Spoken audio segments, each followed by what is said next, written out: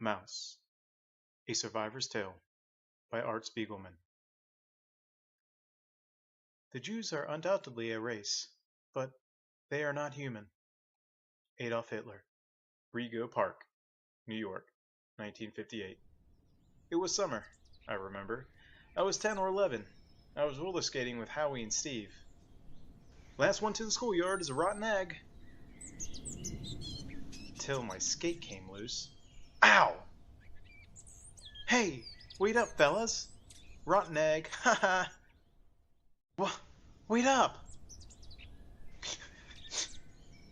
My father was in the front, fixing something. Artie, come hold this a minute, while I saw. Why do you cry, Artie? Hold better on the wood. I fell, and my friends skated away without me. He stopped sawing. Friends? Your friends? If you lock them together in a room with no food for a week, then you could see what it is. Friends.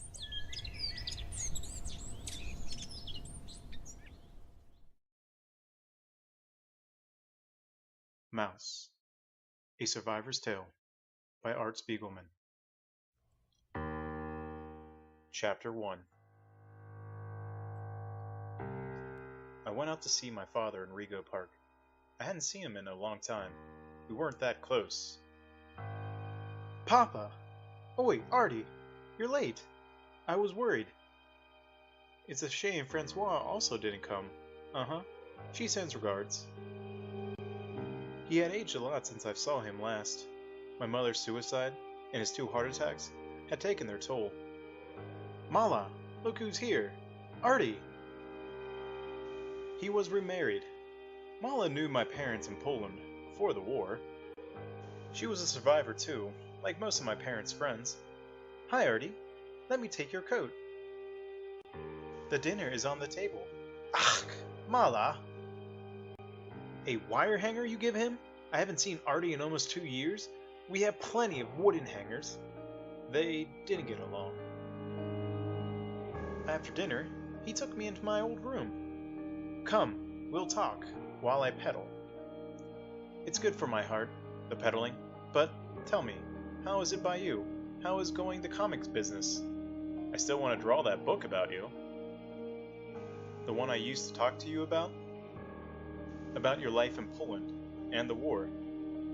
It would take many books, my life, and no one wants anyway to hear such stories. I want to hear it. Start with Mom. Tell me how you met. Better you should spend your time to make drawings. What will bring you some money? But, if you want, I can tell you. I lived then in Czestochowa, a small city, not far from the border of Germany. I was in textiles, buying and selling. I didn't make much, but always I could make a living.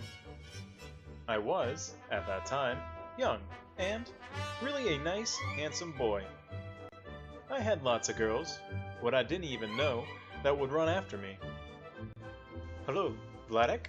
This is Ulik. A friend of mine, Lucia Greenberg, would like to be introduced to you. People always told me I looked just like Rudolph Valentino.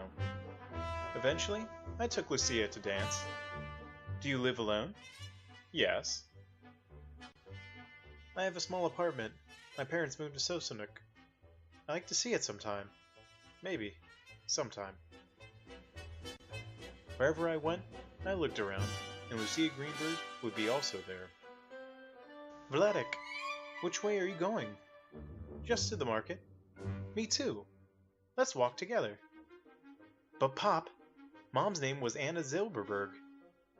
All this was before I met Anna. Just listen, yes? Why don't you ever invite me to your home? Are you ashamed of me? She kept insisting me to show her my apartment. So, finally, I invited her. Everything's so neat and clean. I like to keep things in order.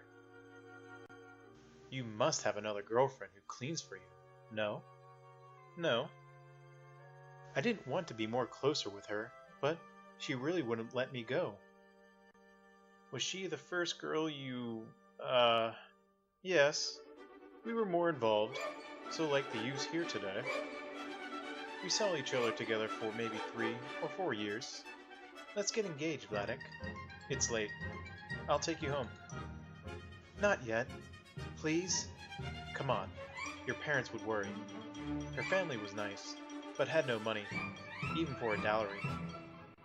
Well, every holiday I went to visit my family. It was maybe a journey of 35 or 40 miles. Cousin Vladek! It's good to see you again. Listen. There's a girl in my class. I want you to meet us tomorrow. Her name is Anna. She's incredibly clever. From a rich family. A very good girl. The next morning, we all met together. My cousin and Anna spoke sometimes in English. How you like him? He is a handsome boy, and seems very nice. They couldn't know I understood.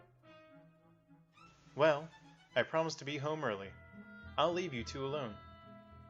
You know, you should be careful speaking English. A stranger could understand. You know English? Did you study it in school?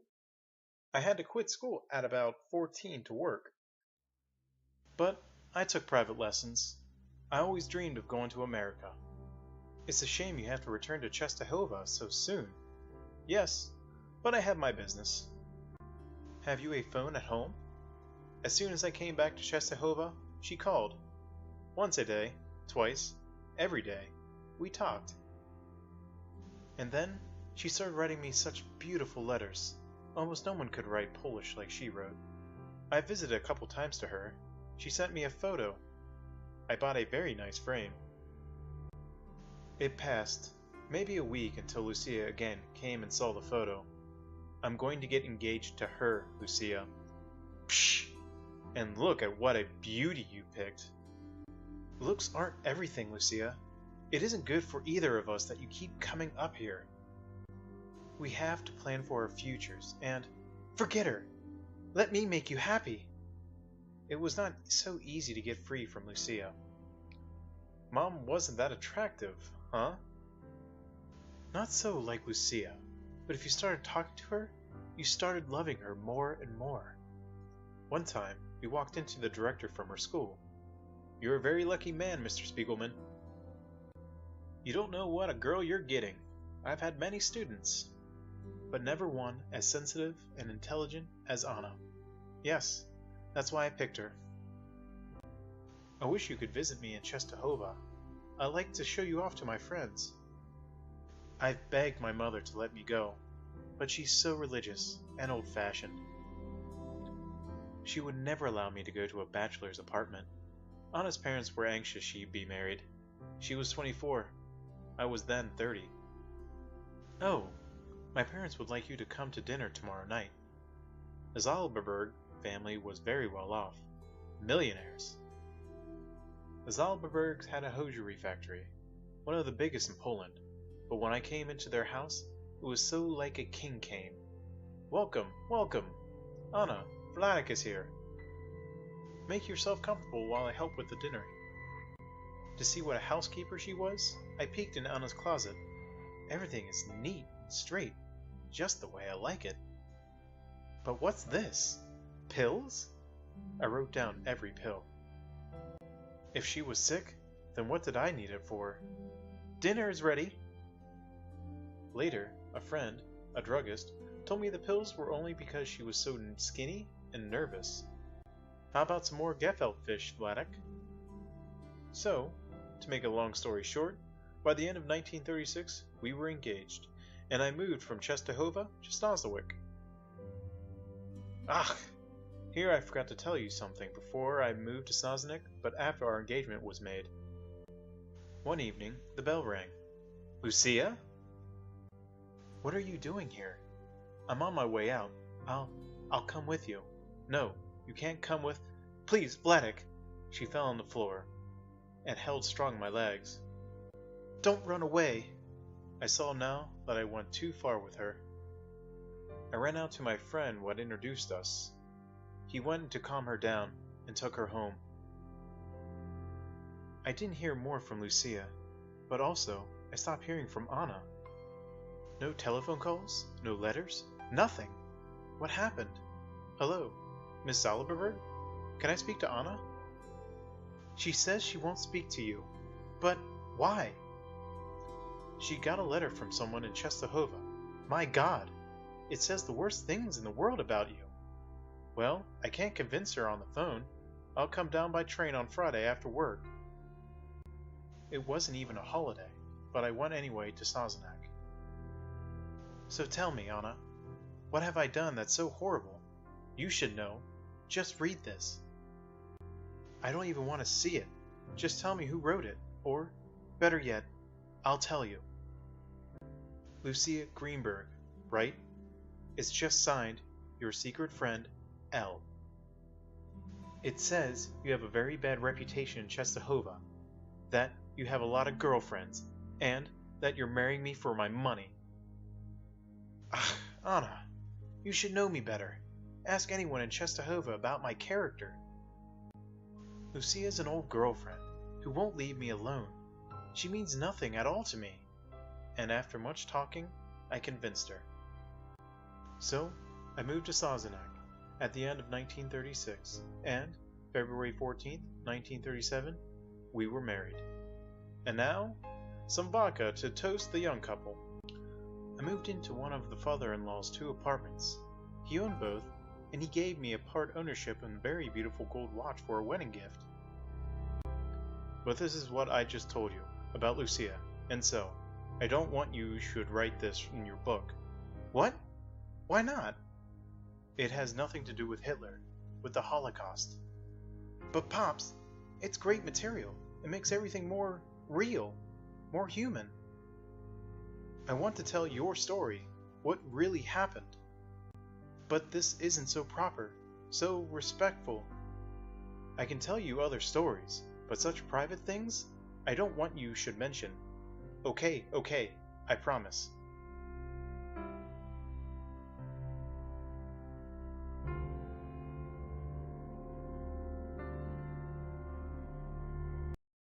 Mouse, A Survivor's Tale by Art Spiegelman. Chapter 2, The Honeymoon. For the next few months, I went back to visit my father quite regularly to hear his story about Mom. 11, 12, 13. What are you doing, Bob? I'm making into daily portions, my pills. 14, 15, 16, 17, 18. So many? It's 6 pills for the heart, 1 for diabetes, and maybe 25 or 30 vitamins?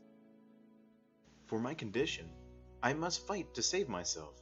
Doctors, they only give me junk food. That's how I call prescription drugs now. I study this in my prevention magazines. Maybe you want to read? No thanks. About Mom. Did she have any boyfriends before she met you? Not romantic, but one tall boy from Warsaw. He was a communist. Even after the marriage, when this fellow came to Sazerac, Anna always ran to see him.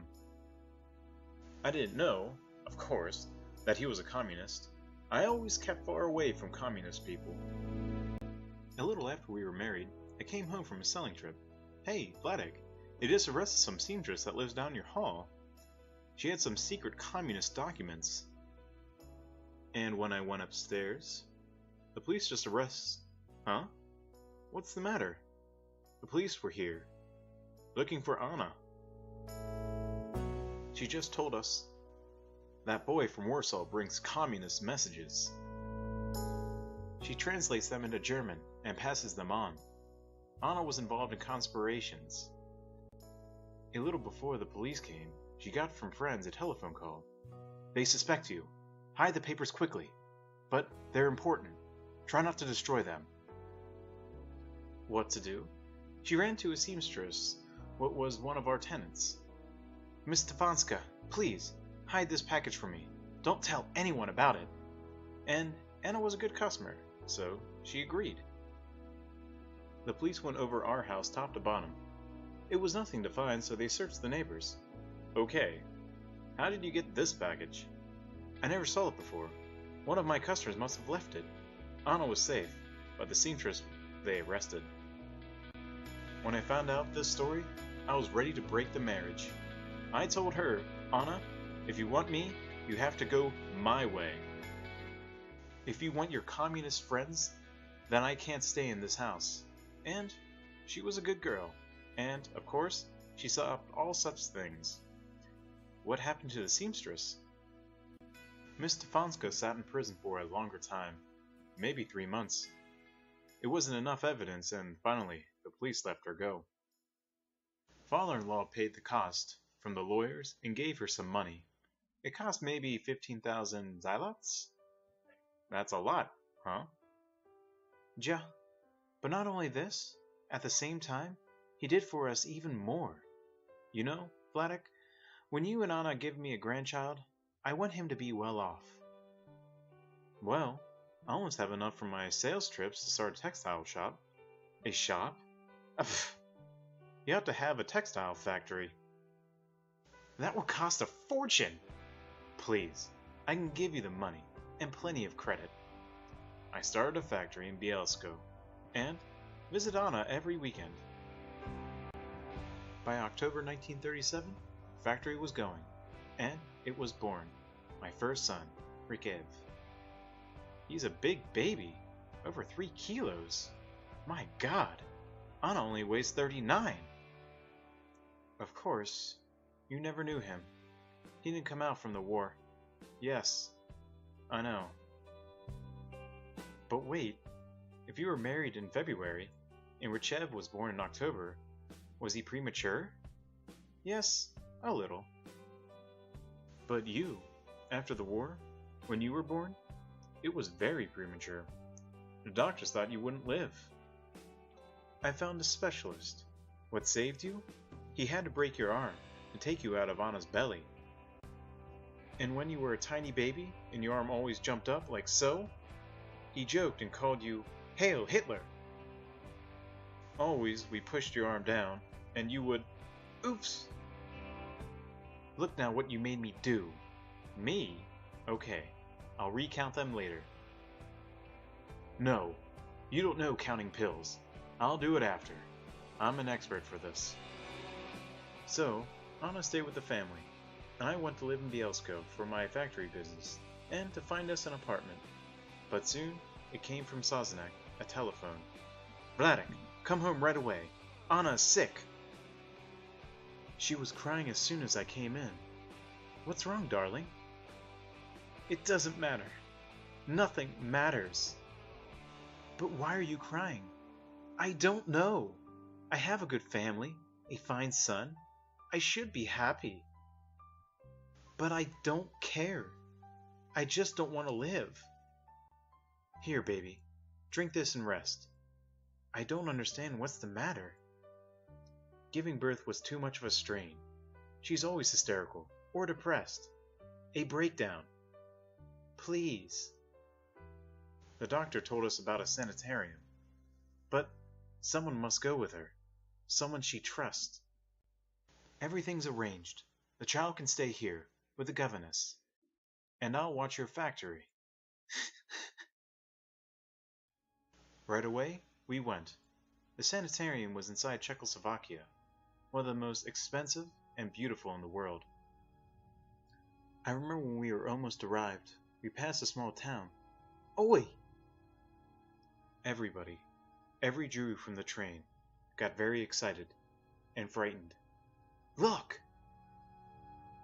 It was the beginning of 1938, before the war. Hanging high at the center of town, it was the Nazi flag. Here was the first time I saw, with my own eyes, the swastika.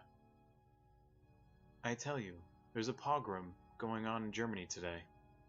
One fellow told us his cousin was living in Germany. He had to sell his business to a German and run out from the country without even the money. It was very hard there for the Jews. Terrible. Another fellow told us of a relative in Brandenburg. The police came to his house, and no one had heard again from him. It was many such stories. Synagogues burned, Jews beaten with no reason, whole towns pushing out all Jews, each story worse than the other. Let's hope those Nazi gangsters get thrown out of power. Just pray they don't start a war. The sanitarium was far away from everything. So peaceful, so quiet. Look how beautiful these gardens are, Anna. Uh-huh. People came from all over the world with different sicknesses. There was even shops here, a theater. Really beautiful. Our room is like a luxury hotel. Look at this view. Uh-huh. Each morning, nurses would visit to Anna. And each few days I talked to the big specialist at the clinic. Well, what did the doctor say? He told me you're doing fine. Fine. Just relax. I understood much of such sicknesses, so I helped always to calm her down. Look, we got a letter from home today. With a photo of Richev. Let me see. He's a handsome boy. Just like his father, yes? Yes. In the evenings, we went either to the theater or dance in the cafe. Did I tell you the tragedy about the pillow my family lost at the start of 1914 war? I was 7. We lived too close to the border. It wasn't safe. I told her many jokes and stories to keep her busy. So, we took what we could on a wagon pulled by 4 horses and went to my grandfather's home in Radansko. Someone rode past us and told us that we dropped a pillow a few miles back. A guy traveling to Amstel picked it up. Imagine, my father never rode a horse before, but he unhitched one from the wagon and rode towards Amstel. We waited and waited. Mother started crying. Surely he fell and got killed. She had begged him to let the pillow go and take all the troubles with it. The horse was bony and didn't have a saddle. Finally, late that night, Father rode back with a pillow under his bloody tuchus. So, Father got his pillow back, but he couldn't sit down for the rest of the war. I love you, Vladek. And she was so laughing and so happy, that she approached each time and kissed me. So happy she was. We stayed maybe 3 months, and when we came back, Anna was completely different from when she left. Yoo-hoo, Papa! Anna, you look like a million. Listen, Vladek, I didn't want you to worry while you were at the sanitarium, but... Brace yourself. The Biesco factory has been robbed. What? It happened last month. They took everything. Ay, ay, ay. I didn't even have time to insure it before we left. Well, at least I can help you build it up again. Were you looted as part of some anti-Semitic activity? I don't think this was it. Just a robbery. Like when they robbed us in Rigo Park here, last year. Well, in Biesco, father-in-law helped us again to establish ourselves. In a couple of months, we were well off. Quite well off. A working factory, a 2-bedroom apartment, a Polish governess, and even a maid. Look, Richev, Papa's home. You look upset, Vladek. There was another riot downtown today. Everyone yelling, Jews out! Jews out! Even 2 people killed. The police just watched. It's those Nazis stirring everybody up. When it comes to Jews, the Poles don't need much stirring up. Mrs. Spiegelman, how can you say such a thing? I think of you as part of my own family. I'm sorry, Anita. I didn't mean you. I'm just worried. Maybe we should move away, like some others have. If things get really bad, we'll run back to Sazerac. Why would Sazerac be safer than Biesco? We thought then that Hitler wanted only the parts from Poland, like Bielsko, what used to be parts from Germany before the First World War. We were very happy, still, for over a year, until August 24th, 1939. A letter from the government. A draft notice. I was in the Polish Reserves Army, and so I had to go right away. It was a big confusion. Everyone knew it would be now a war. Quick, pack everything. Your father will take you to Sazerac. Vladek, I'm afraid. Grab your knickknacks and the doll collection. They're not important. You'll see. You may enjoy them, I was right. When things went worse later, she was able to sell such things. So Anna and Richev and the governess went in one way to Sazerac. And I went then a different direction, to the frontier against Germany. And on September 1st, 1939, the war came. I was on the front, one of the first to... So, twice I spilled my drugstore. It's my eyes. Ever since I got in my left eye, the hemorrhaging and the glaucoma, it had been taken out from me, and now I don't see so well. And now I have cataracts inside my one good eye. You see how I have to suffer? I told you about the big shot specialist, what was going to operate me? Uh-huh. He last year put me into the hospital for an immediate operation. And then he just left me.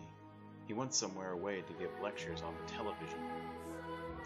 My eye started so bleeding, I had to run out to find a doctor in a different hospital. There, another specialist operated right away. Otherwise, I could have died. So now, it's a glass eye. He did a good job, no? One time, even a young doctor came into my bed there in the hospital. He looked with the light a long time in my eyes and told, "Mr. Spiegelman, your left eye is perfect. But in your right eye is cataracts." He didn't know, of course, that the left eye is glass.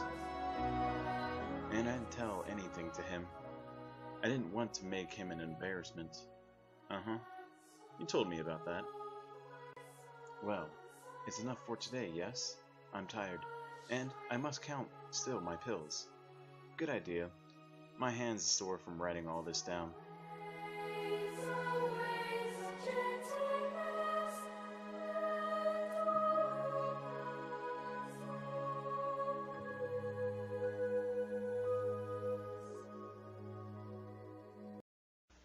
Mouse, A Survivor's Tale by Art Spiegelman. Chapter 3 Prisoner of War. I visited my father more often in order to get more information about his past. Have some more green beans, Artie? Yes, look, you don't eat anything. No thanks, I've had enough. So finish at least what's on your plate. Okay, okay. You know, Mala, when I was little, if I didn't eat everything Mom served, Pop and I would argue till I ran to my room crying. You should know it's impossible to argue with your father. Mom would offer to cook something I liked better, but Pop just wanted to leave the leftovers food around till I ate it. Sometimes he'd even save it to serve again and again, until I eat it or starve. Yes, so it has to be. Always you must eat all what is on your plate. Ah, Vladek! Fortunately for me, Mom would eventually feed me something I liked, and throw away the old food while you weren't looking. Yes, Anna was too easy with you, always. Thanks for dinner, Mala. It was delicious. Pfft. The chicken was, I thought, too dry. Come, we'll talk better in the living room. Okay, I'll get my notebook. I tell you, with Mala, I don't know what to do. Please, Pop, I'd rather not hear all that again. Tell me about 1939, when you were drafted. 1939? Yes. We were given army trainings for a few days, and then, by the start of September, we were on the frontier. We were all digged into trenches near a river. On the other side, it was Germans. It was everything quiet until near morning. Wait a minute. They only trained you for a few days before sending you into combat? Well, the first time I went into the army for 18 months, when I was 21. Then, every 4 years, I went to Lublin for a month to train. You know, my father tried to keep all his children out from the army. Because when he was young, he had then go into the Russian army, and there they took you for 25 years, to Siberia. My father pulled out 14 of his teeth to escape. If you missed 12 teeth, they have left you go. So, when my brother Marcus got 21 years, my father put him on a starvation diet. Always, Marcus was sickly, so thin. And when he went to the army examination, they didn't take him. A year later, when it came my turn, Father wanted to make me the same thing. It was something terrible. 3 months before the examination, he started with me. "Wake up, Vladek! You're sleeping too much. Only 3 hours a night? Stop, Vladek! You mustn't eat so much." "But I'm hungry." "Okay, have one more herring." For 3 months I ate only salted herring, and no water to lose weight. And a few days before the exam, no sleep and no food. Good boy. Just a little more coffee. Only a gallon of coffee a day for my heart. And when finally I went for my medical examination, "Here's a healthy one." No, there seems to be something wrong with him. Build yourself up for a year, young man, and we'll review your case again. The next year, Father wanted I would again do the same thing. But I begged him and went to 1922 to the army. But let's get back to 1939. Yes, you see how you mix me up? In 1939, we were on the frontier, digged in trenches by a river. It was quiet until near morning. Then I heard shooting on both sides.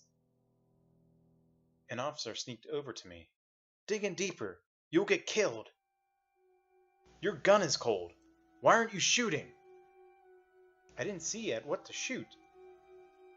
But I digged deeper and started to shoot. Then bullets came in my direction. I dug deeper in my trench, but I stopped to shoot. Why should I kill anyone? But when I looked in my gun, I saw a tree. And the tree was actually moving. I must be seeing things. How can a tree run? Well, if it moved, I had to shoot. Ack! It held up a hand to show it was hurt, to surrender. But I kept shooting and shooting, until finally the tree stopped moving. Who knows? Otherwise, he could have shot me. After 2 hours of fighting, the Nazis overcame our side of the river. "Get up! Give me your gun! It's hot! You were shooting at us!" My commander made me shoot. I only fired in the air. I answered in German, and his partner stopped him from beating me. They marched me to where it was more like me, war prisoners. And all from us that weren't injured, they marched over to their side of the river to look for dead soldiers. "Attention! All prisoners will carry over dead and wounded to the waiting Red Cross trucks." "You! Where do you think you're going?" I thought I saw a body over by the river. I knew where the one I shot should be laying. "Yes, here." "Er blutete. His blood ran out. Carry him back to the truck with the others." His name was Jan, and I knew I killed him. And I said to myself, well, at least I did something. They took us to a place near Nuremberg, where was many war prisoners. The Jews they made to stand separate.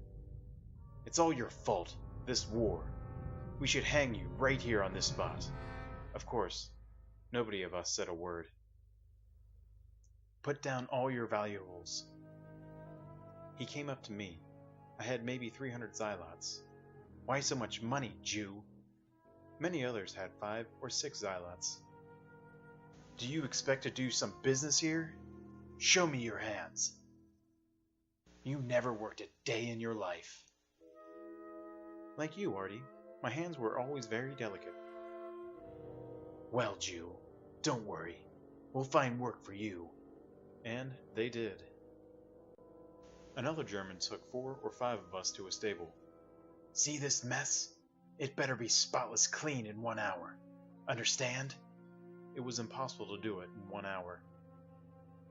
We really worked very hard, but an hour later, "So! Not finished yet. This will cost you your soup, you lazy bastards." And somehow, we did make the job in only an hour and a half. "But look what you do, Artie!" "Huh?" "You're dropping on the carpet cigarette ashes. You want it should be like a stable here? Oops. Sorry.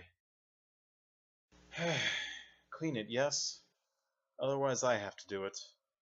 Mala could let it sit here like this for a week and never touch it. And she knows how with my sicknesses, it's hard now for me to do such things. Okay, it's clean. So we lived and worked a few weeks in the stable until they took us to an even bigger prisoner of war camp.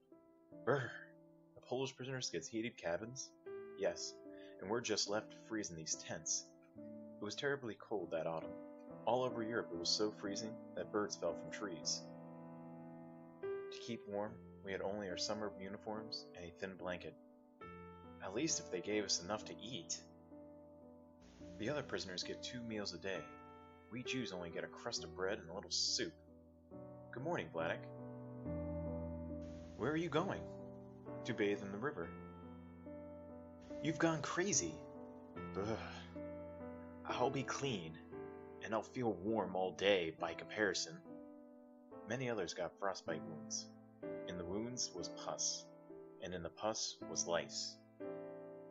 Every day I bathed, and did gymnastics to keep strong, and every day we prayed.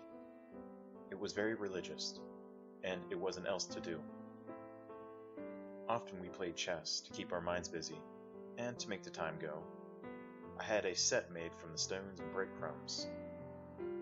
And one time a week, we could write letters through the International Red Cross. Dear Anna, I'm fine. I miss you. Only in German, and very careful. And through this, it came a package. Chocolate bars, cigarettes, jam! It was so treasuring for me, this package. I had a sign my family was safe, and, because I never smoked, I had cigarettes to trade for food. And so things went for maybe 6 weeks. Then, look, there's an announcement outside. Workers needed. War prisoners may volunteer for labor assignments to replace German workers called to the front. Housing and abundant food will be supplied. It's a trick! Never volunteer. If we have to die, let's die here. No! I didn't agree. I'm not going to die, and I won't die here. I want to be treated like a human being. When my comrades saw that I was going, they too registered. We were right away sent to a big German company. We were taken to nice wooden houses. We got soup, and we got bread. Look, a stove, and real beds, with sheets and pillows. And for the whole day, we only rested, and got back our strength. It seems like years since I felt warm, or been in a bed. Yes, funny, isn't it? It's only a little over 2 months since we were drafted. I'm worried though, Vladek. Who knows what kind of work they'll give us? It doesn't matter. Anything is better than rotting in those tents, I suppose. The next day, we were given shovels and picks, things what we never held in our hands before. And the work was really very hard. We had to move mountains. The hills were maybe 3 or 4 yards high. We had to make it level. Some complained. Those were too old or weak for such work. I can't take it anymore. Worthless Jew. If you're unhappy, go back to the POW camp. It's okay. We'll help you when no one is looking. We tried to help, but what do you think? Some went back to the tents to freeze and to starve. But what happened to them? I don't know. Still, 80% stayed. There was enough to eat, a warm bed. It was better to stay. Always I went to sleep exhausted, and one night I had a dream. Don't worry. A voice was talking to me. It was, I think, my dead grandfather. Don't worry, my child. It was so real, this voice. You will come out of this place, free, on the day of Parashas Truma. I woke up right away, and when I went to sleep, again it was, Parashas Truma, Parashas Truma. So what's Parashas Truma? Each week, on Saturday, we read a section from the Torah. This is so called a parasha, and 1 week each year it is Parashas Truma. Before work, a few from us prayed. It was a rabbi there with us. One moment, Rabbi. When will we read Parashas Truma? Parashas Truma? In the middle of February, almost 3 months from now. Why? 3 months. And every day was for us a year. I told him my dream. Let's hope it's true. I'm afraid we'll never get out of here. So we worked, day after day. We survived, week after week, the same. Until one time, look, soldiers! It came, very many Gestapo and Wehrmacht. Attention! Line up on the road in 2 rows, immediately! We were not at ease. We didn't know what they could do with us. I stood always in the second line. I didn't want they should see me much. Psst! Vladek! Someone sneaked next to me. Rabbi, do you know what day it is? Saturday, of course. But do you know what a Saturday? It's Parashas Truma. They marched us to the main courtyard and lined us by alphabet at tables. Name and rank. Spiegelman, Vladek, Corporal. Destination upon release. Sazerac. This the Germans did very good. To my wife and child. Always, they did everything very systematic.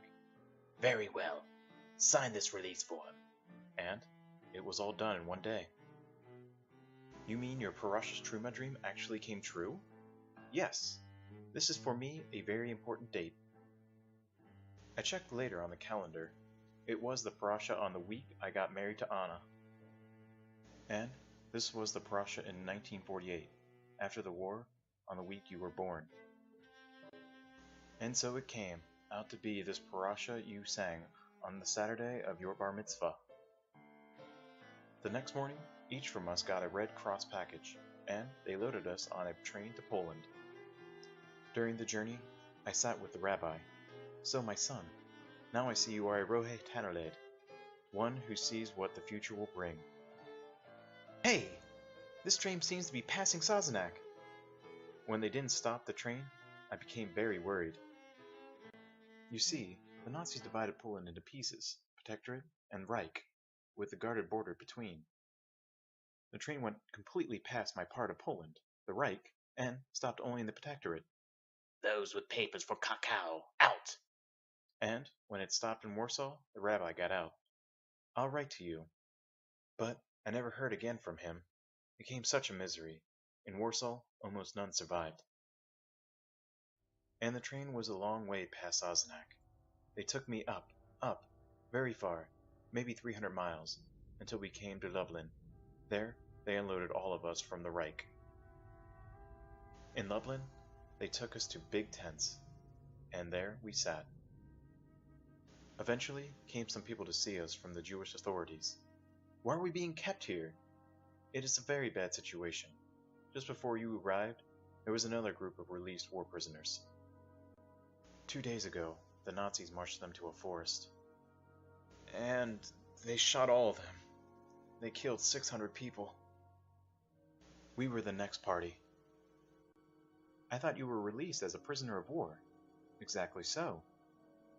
International laws protected us a little as Polish war prisoners, but a Jew of the Reich, anyone could kill in the streets. I was very frightened. Then we heard something to give us a little hope. We bribed the Germans to release the prisoners into homes of local Jews, who will claim you as relatives. My name's Spiegelman. There's a friend of my family named Obrock in Lublin. I met him when I was here for the army training. Fine. We'll try to register you as his cousin. That night, I went out from the tent. I had to urinate. And a guard began shooting at me. I ran quick inside, and thought all night different things what could happen to us. As soon as it was light, Spiegelman! Spiegelman! Vladek! Obrock! I'm glad to see you! And, in 10 minutes, I was free. Obrock was a friend of my uncle. He had 2 beautiful daughters near to my age. I'm sorry we can't offer you a better meal, Vladek, but the Jews in Lublin get very few food coupons. One moment, girls. I have a gift for each of you. Oh my god! Chocolate! These I saved from the Red Cross package. Always I saved. just in case. Eventually, when I came again to Sazerac, we sent them food packages. We were, for a while, a little better off, and they wrote back, very happy, how it helped survive them. Then, they wrote that the Germans were keeping the packages, and then they stopped to write. Finished. With Orbach, I stayed a few days, recuperating, but I was restless. How could I manage to sneak across the border to my family? Trains were still going to the Protectorate to Reich, only one needed legal papers. Of course, this I didn't have. But anyway, I got on the train in the direction I wanted. I approached the train man, a Pole. May I talk to you for a moment? Sure, soldier. I still had my army uniform, and I didn't let know I was a Jew. You're a Pole like me, so I can trust you. The stinking Nazis had me in a war prison. I just escaped. The Poles are very bitter on the Germans, so it was good to speak bad of them. I'm trying to get to Sazerac, back to my family. Don't worry, when we get you to the border, hide in here. And so the train man helped me come back to my side of Poland. I walked first over to my parents' house. What I thought I might never see again. Oi, Gewalt, it's Vladek! My son, thank God you're safe. And in spite of everything, you look healthy. I'm strong, Mother, but you look sick. It's because I was worried about you. But it wasn't only this. She was sick of cancer. And, a month or two later, she died. She never knew how terrible everything would soon be. And Father, your beard, what happened? You shaved it off? It's growing back now. He was very religious, so like a rabbi, and, of course, he always had a big beard. In September, the German soldiers grabbed many Jews in the street. They made us sing prayers while they laughed and beat us. And before letting us go, they cut off our beards. And now, the demons have taken away my seltzer factory. Enough! I must bring Vladek home to Anna before curfew. At 7, it was a roll. All Jews had to be in their home, and all lights out. From my parents to Sazerac was only a short ride. Go in and say you just got a letter from me, saying I'd be home in a week. I stood at the door listening. Don't joke. If Vladek was coming home, he'd have written to us too. Surprise! Oh my God! Vladek! I grabbed my son, who's 2.5 years. Richev! Bwah! He started screaming. Why do you cry, my boy? I'm your father. The buttons. Your metal buttons, Daddy. They're cold. And I don't need to tell you how big the joy was in our house. Even though everything was very tough, and it was really very tough, we were happy only to be together. Not so like it is now with me and Mala. I tell you, if Anna could be alive now, it would be everything different with me. Mala makes me crazy. Only she talks about money. Always about my will. Please, Pop. You always tell me the same things. There's nothing I can do. But I haven't with whom else to talk. And it's you I watch out my money. Jeez. Let's talk about it next time. I'll call you. Besides, it's getting late. I ought to get home before curfew. Hey, where's my coat? I know I put it in here. Mala, did you put my coat someplace? No. Are you going now? I'll make you some coffee. No thanks. I'm not thirsty. And you make the worst coffee I've ever tasted. But I still have that bag of espresso you once left here. But that was over 6 months ago. That coffee's completely stale. So, maybe some tea? No thanks. Just my coat. Oh, Dad, have you seen my coat anywhere? Yes. I threw it out. What? You're kidding. Give it back. It's too late. When you were sitting first down to dinner, I threw it outside. By now, the garbage man took it away. Such a shabby coat. It's a shame my son would wear such a coat. But I like it. I have for you a warmer one. I got at Alexander's a new jacket, and I can give to you my old one. It's still like new. Here, just try it on a minute. Oh, great. A Naga hide windbreaker. And it's too big. Ah, it looks on you like $1 million. Look, Dad, you can't do this to me. I'm over 30 years old. I choose my own clothes. After you wear it a little, you'll see how good it looks. Come, I'll walk you downstairs. So, don't forget, Artie. You'll call me this week and we can talk. You really threw out my coat. I can't believe it. I just can't believe it.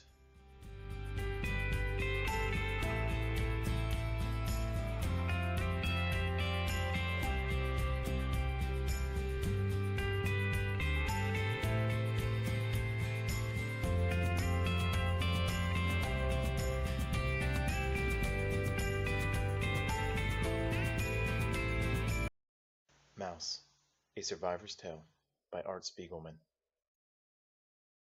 Chapter 4. The Noose Tightens. You were late. No, I'm not. I said I'd be by after dinner.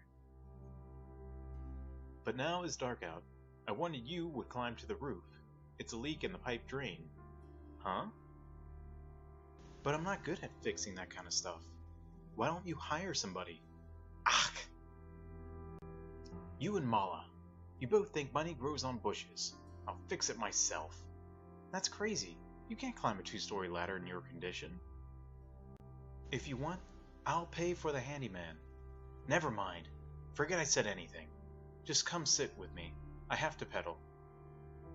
Otherwise, I get at night a leg cramp. What are you holding? A new tape recorder. Writing things down is just too hard. So, how much you pay? Only $75. It was on a sale. Psh! At Corvette's, you could find it for maximum $35. But skip it. Tell me about when you got back from the POW camp in 1940. When I first came home, it looked exactly so as before I went away. It was still very luxurious. The Germans couldn't destroy everything at one time. It was 12 of us living in father-in-law's household. It was Anna and me, and our boy, Richev. Anna's older sister, Tasha, her husband, Wolfe, and their little girl, Bibi. And it was Anna's grandparents. They had maybe 90 years, but very alert. And, of course, it was my father-in-law and my mother-in-law. And also 2 kids from your Uncle Herman and Aunt Helen, Lilik and Lalnia. Herman and Helen were lucky. They were visiting the New York World's Fair when the war came. This saved them. Ah, grandmother, your stew is even tastier than I remembered. No, it's not like before the war, Vladek. I can't get the foods I need.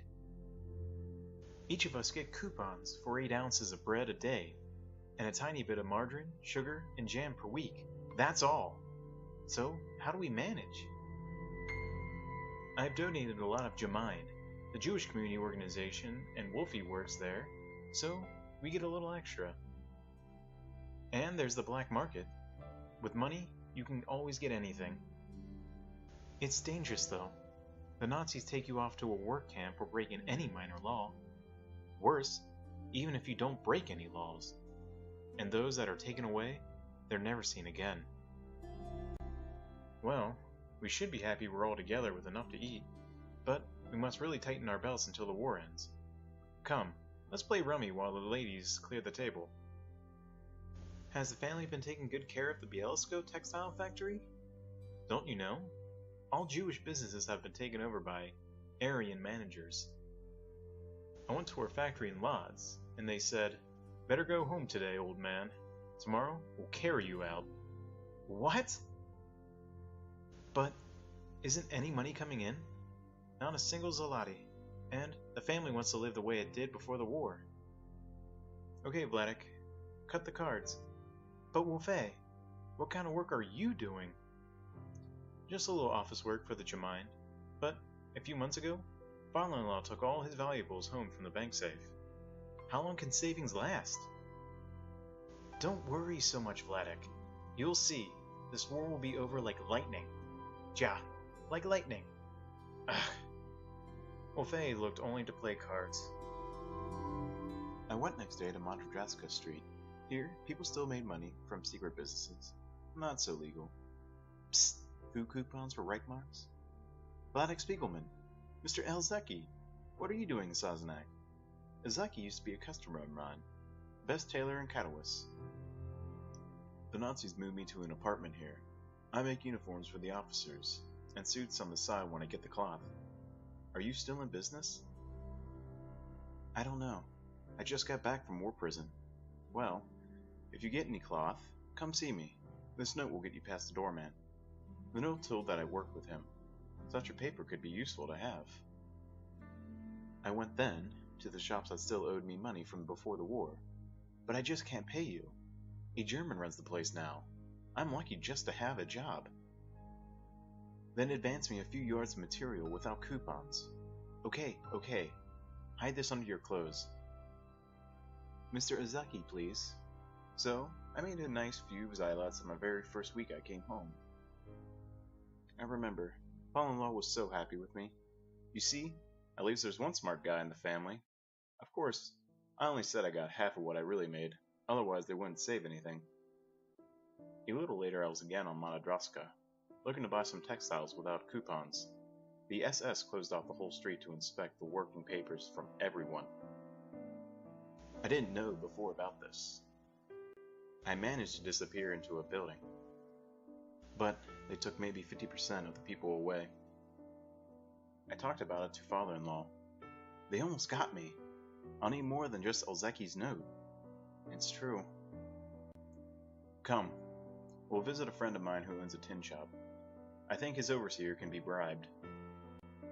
And so it went. Okay, Vladek, since we make things for Germany, we can get you a priority work card. Remember, if there's a roundup, run in here and pretend you're working. I learned here to do things that were useful to me when I came to Auschwitz. And so we lived for more than a year, but always things came a little worse. A little worse. Father-in-law had a nice bedroom set.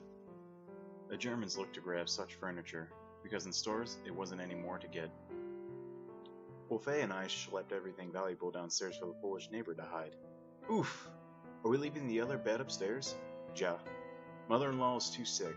She needs a good bed. Anna's mother had gallstones. The day the Germans came, she lay in bed. Please don't take her bed. Look how sick she is. The doctor is here every day. Father-in-law had an old friend who came always over to play cards. And they left without taking anything. You know, I met a German official who would pay well for a bedroom set. Hidden, we had no use from the furniture, so we schlepped it again upstairs to sell. You have excellent taste in furniture, Herr Ziegelberg. Thank you. My men will be right back to get your wife's bed, too. You cheated us for the last time, Jew. Wait, I haven't been paid yet. Please, if you want to stay alive, go back inside. He was so unhappy after. So unhappy. One time, I was going to see Elzecki. This was late in 1941, I think. His house was very near to the train station, and it was going on there something terrible. I had to pass near, and they were grabbing Jews, if they had papers or no. What had I to do? Will I walk slowly? They will take me. Will I run? They can shoot me. Then, from far, I saw Elzecki walking, so I went hasty over to him. Allo! Mr. Spiegelman, what are you doing here? Don't you see what's going on? Quick! Come upstairs with me until the trains leave. Elzecki lived in a very fancy house. He was the only Jew there. So, I sat with him and his wife a good few hours. We heard shooting and screams. He survived me my life that time. Elzecki had a son the same age like Rechev. If only you could see how those children played together. Listen, Vladek. We can't know what's going to happen to us, but we must keep our children safe.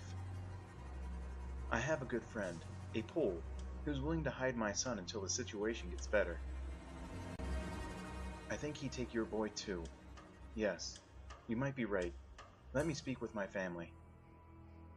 But, I'm telling you, It was something terrible going on in our house when I even mentioned it. What? Have you gone crazy? How could you even think of giving up Richev to complete strangers? I'll never give up my baby. Never! Ilzeki and his wife didn't come out from the war, but his son remained alive. Ours did not. And, anyway, we had to give Richev to Hyde a year later. When we were in the ghetto, in 1943, Tasha took all the children to... Wait, please, Dad. If you don't keep your story chronological, I'll never get it straight. Tell me more about 1941 and 1942. So, okay, I'll make it so how you want it. 1941. At the end of 1941, the Germans came up with something new. Wolfe ran from the German. Look, they're putting these up all over town. Order. All Jews from Soswinak must be relocated into the Strata Soswinak quarter by January 1st, 1942. Non-Jews will be moved in the vacated premises.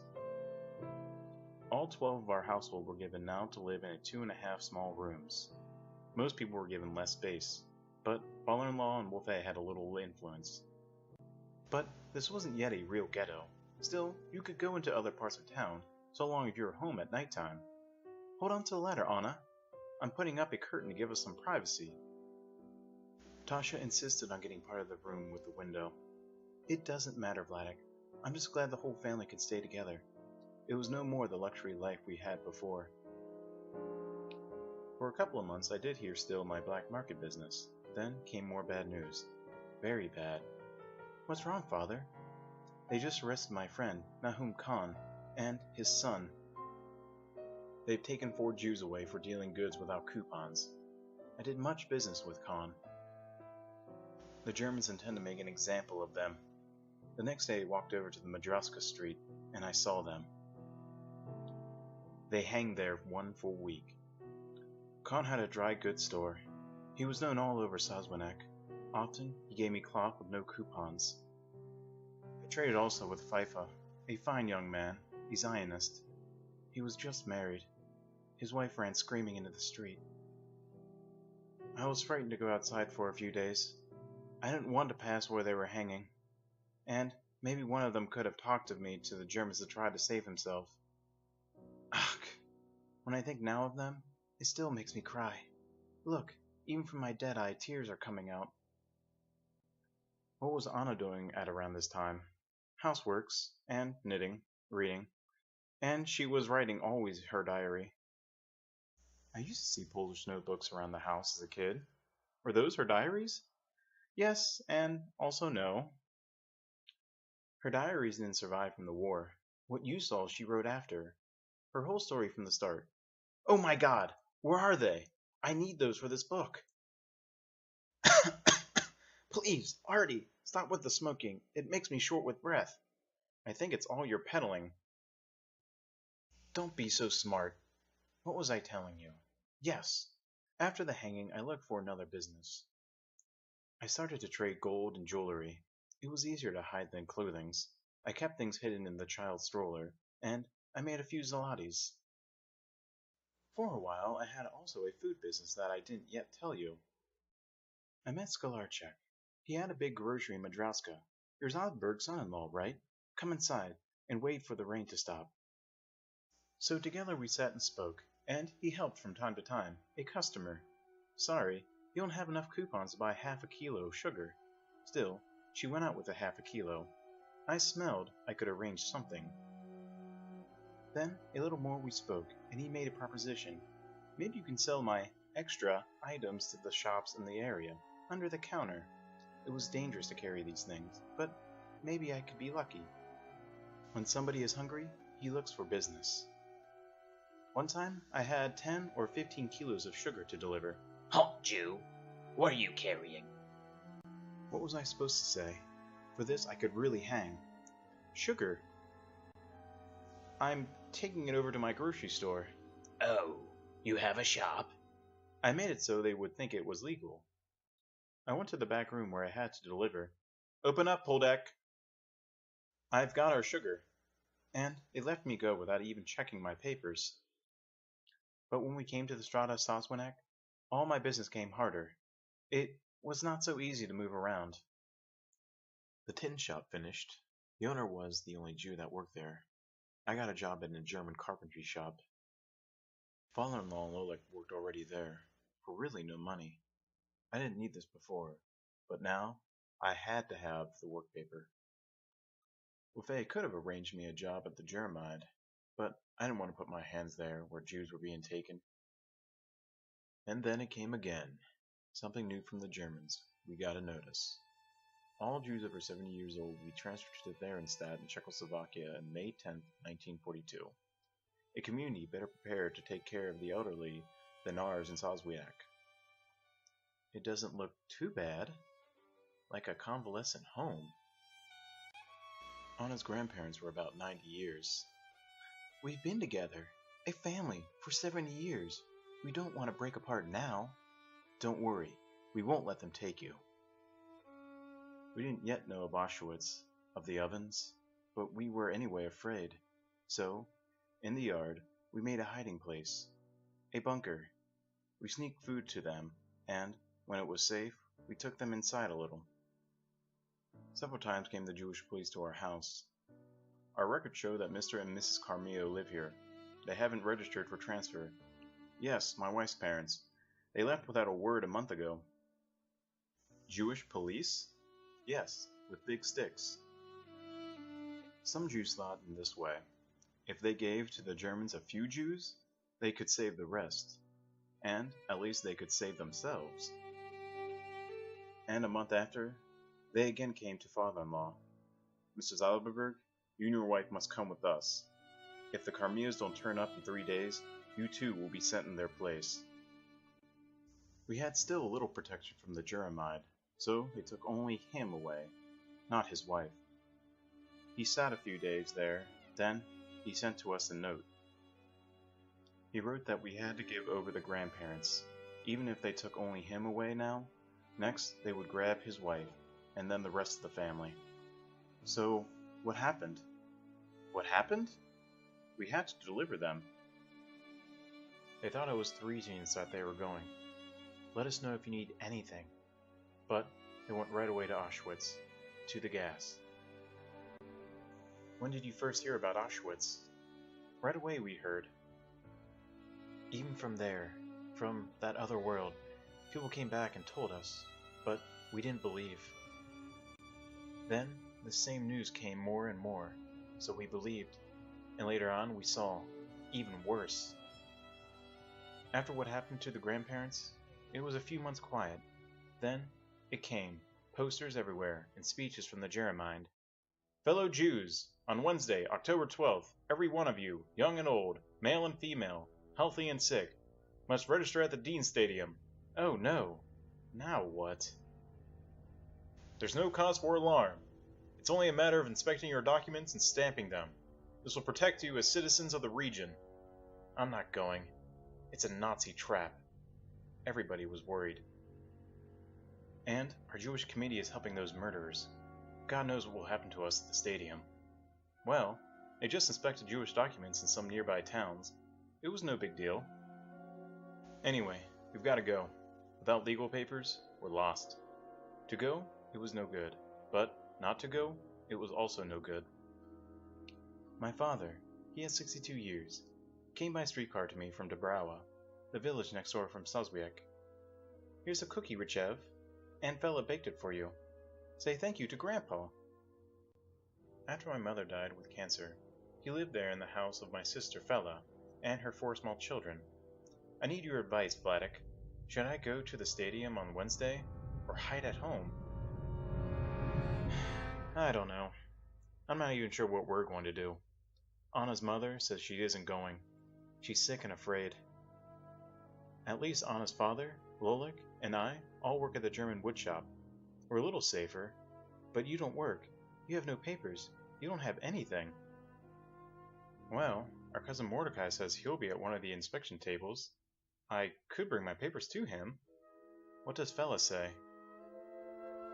She's not sure. But if Fella decides to go, of course I'll go with her. Can I have another cookie? Richev! Really? I didn't know how to advise him. But finally, He did go. People were afraid not to show up. So it came to the stadium, almost all the Jews of Salzburg, and from the other villages near, maybe 25 or 30,000 people. Everyone came very nice dressed. They tried so that they would look young and able to work, in order to get a good stamp on their passport. When we were everybody inside, Gestapo with machine guns surrounded the stadium. Line up by family at the tables to register. Quickly! Then was a selection, with people sent either to the left, either to the right. Old people, families, with lots of kids, and people without working cards are all going to the left. We understood this must be very bad. Me and Anna came to the table, where my cousin was sitting. Ah, you work at the carpentry shop. Go to the right.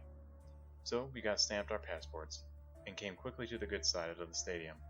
Those sent to the left, they didn't get any stamp. We were so happy we came through, but we worried now. Were our families safe? Look, there's Papa, with Lolik and Lunia. We saw Wolfe and Tasha. Our family seems to be okay. Did you see my father? I couldn't see anywhere my father. But later, someone who saw him told me.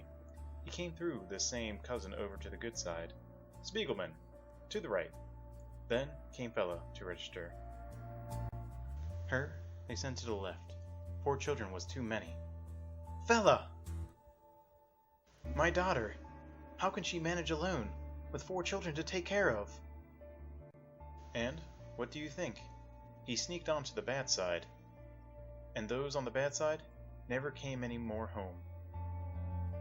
Those with the stamp were let to go home, but there were very few Jews now left in Salzburg. 1 from 3 they kept at the stadium, maybe 10,000 people, and with them, my father. Well, it's enough for today. Yes, Artie? Oof, I overdid it a little. I'm feeling dizzy. Maybe you should lie down a while. Are you finished? Uh-huh. My father's worn out. He's taking a nap.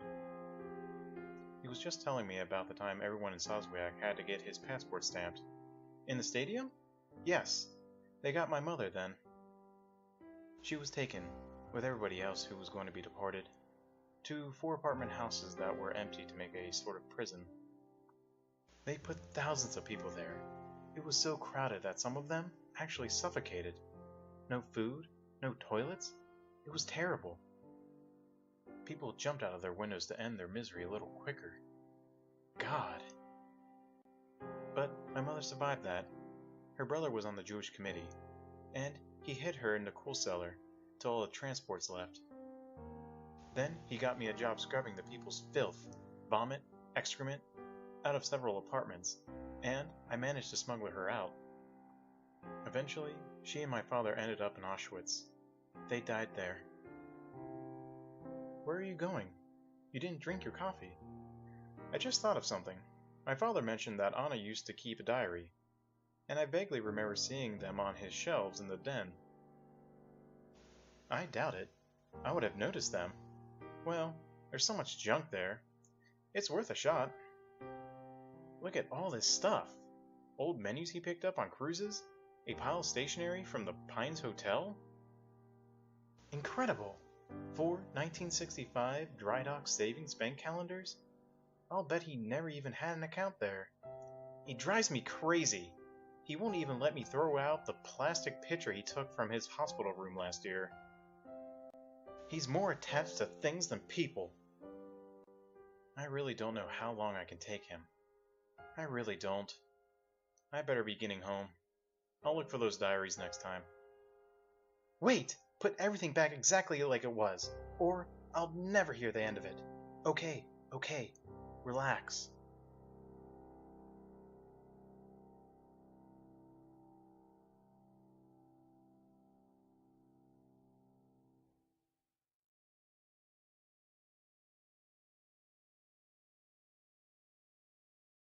Mouse, A Survivor's Tale by Art Spiegelman. Chapter 5. Hello, Artie? I'm telling you, I don't know what to do with your father. He just climbed onto the roof. Mala? He insisted on fixing the drain pipe and got dizzy. I don't know how I ever got him down. What time is it? Now he wants to climb back up. What am I supposed to do? Please don't shout. Why don't you call a handyman? Geez, Mala, it's only 7:30. Francois and I were up till 4. You know we don't get up till... Hello, Artie? It's Papa here. I'm telling you, Mala makes me Meshuggah. I want that maybe you could come now to Queens to help me. What? You've got to be kidding. When I was young, I could do by myself these things. But now, darling, I needed your help for the drain pipe. Look, Pop, I'll call you back after I've had some coffee. Oof, maybe I was dreaming. What was it? Your father again? Uh-huh. He wants me to go help him fix his roof or something. Shit. Even as a kid, I hated helping him around the house.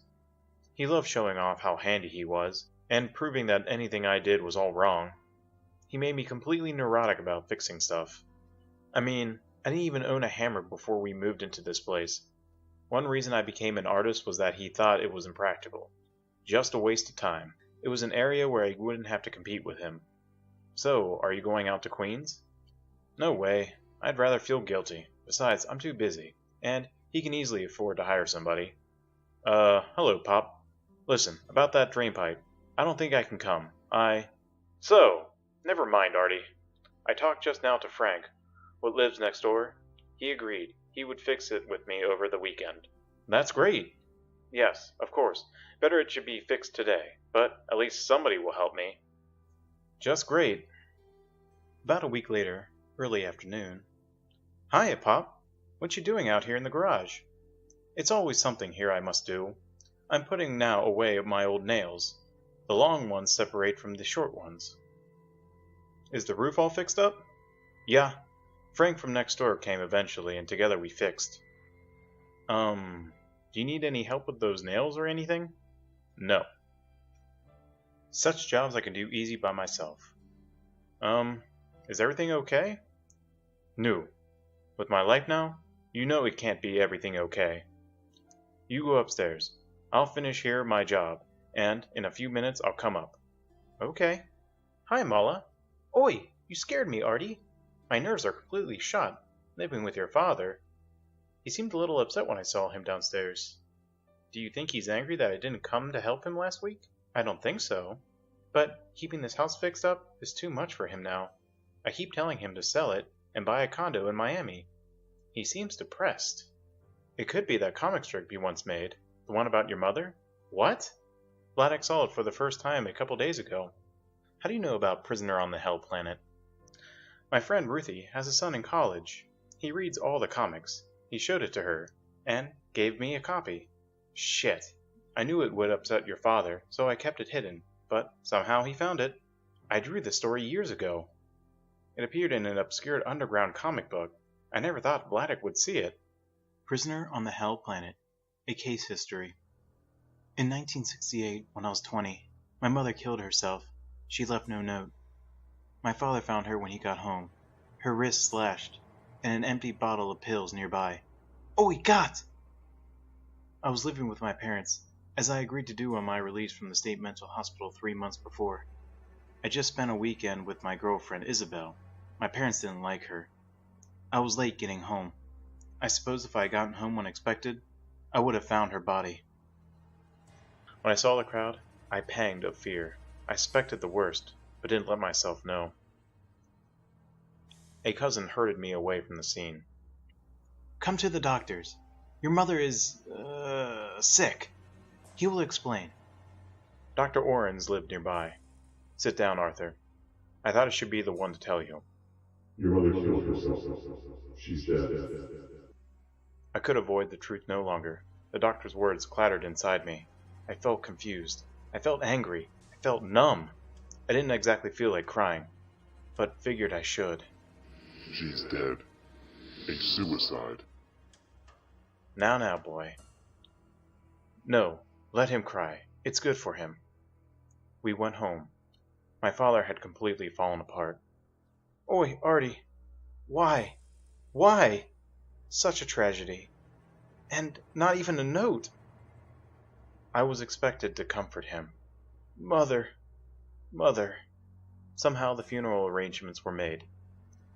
And, for $950, we have a bronze casket with bronze-colored velvet.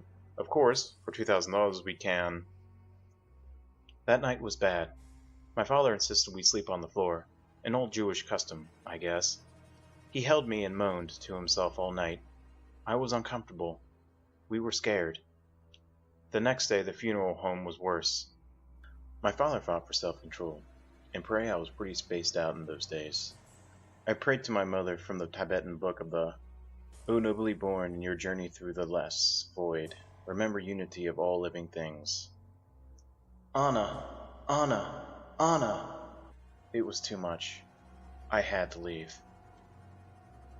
A friend of the family found me out in the hall. Now you cry? Better you cry when your mother was still alive. I felt nauseous. The guilt was overwhelming.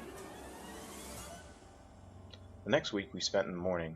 My father's friend all offered me hostility mixed in with their condolences. Arthur, we're so sorry. It's his fault, the punk. They think it's my fault. But, for the most part, I was left alone with my thoughts.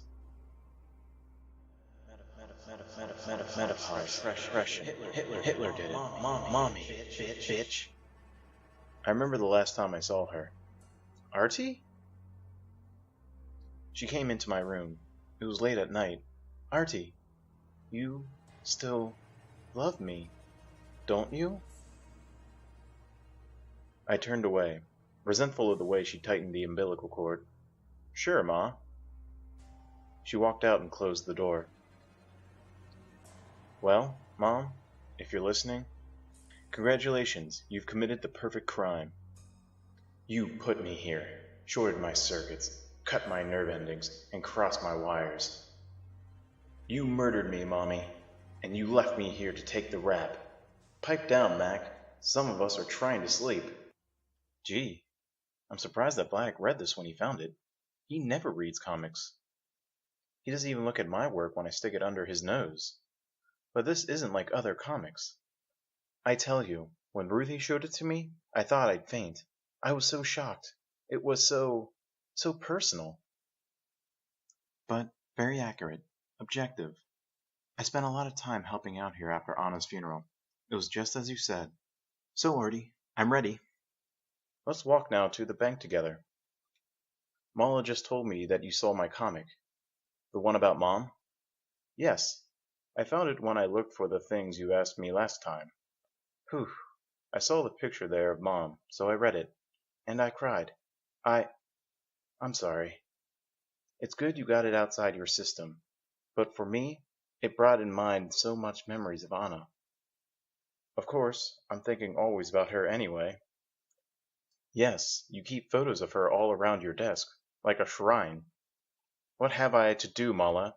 In the garbage put them? Of you also I have a photo on the desk. Ach, don't do me any favors. You see what I have with her?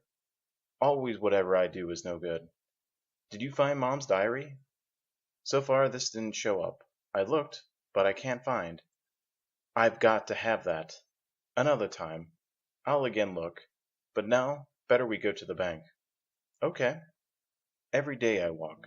Otherwise, in my legs, the circulations make me cramp. It's something terrible and I can't sleep. But, for my heart, I must walk slow. What happened to you and Anna after the big selection at the stadium? Well, for a time, it was everything quiet. Then, in 1943, came an order. All Jews who are left in Soswiak must go and live in the old village nearby called Sodrila. And the Poles in Sodrila, we Jews had to pay to move them to our houses in Soswiak. And here in Sodrila would be our ghetto to live ever after. Our family got a cottage, less space than before, but we had at least where to live. Many lived only in the street.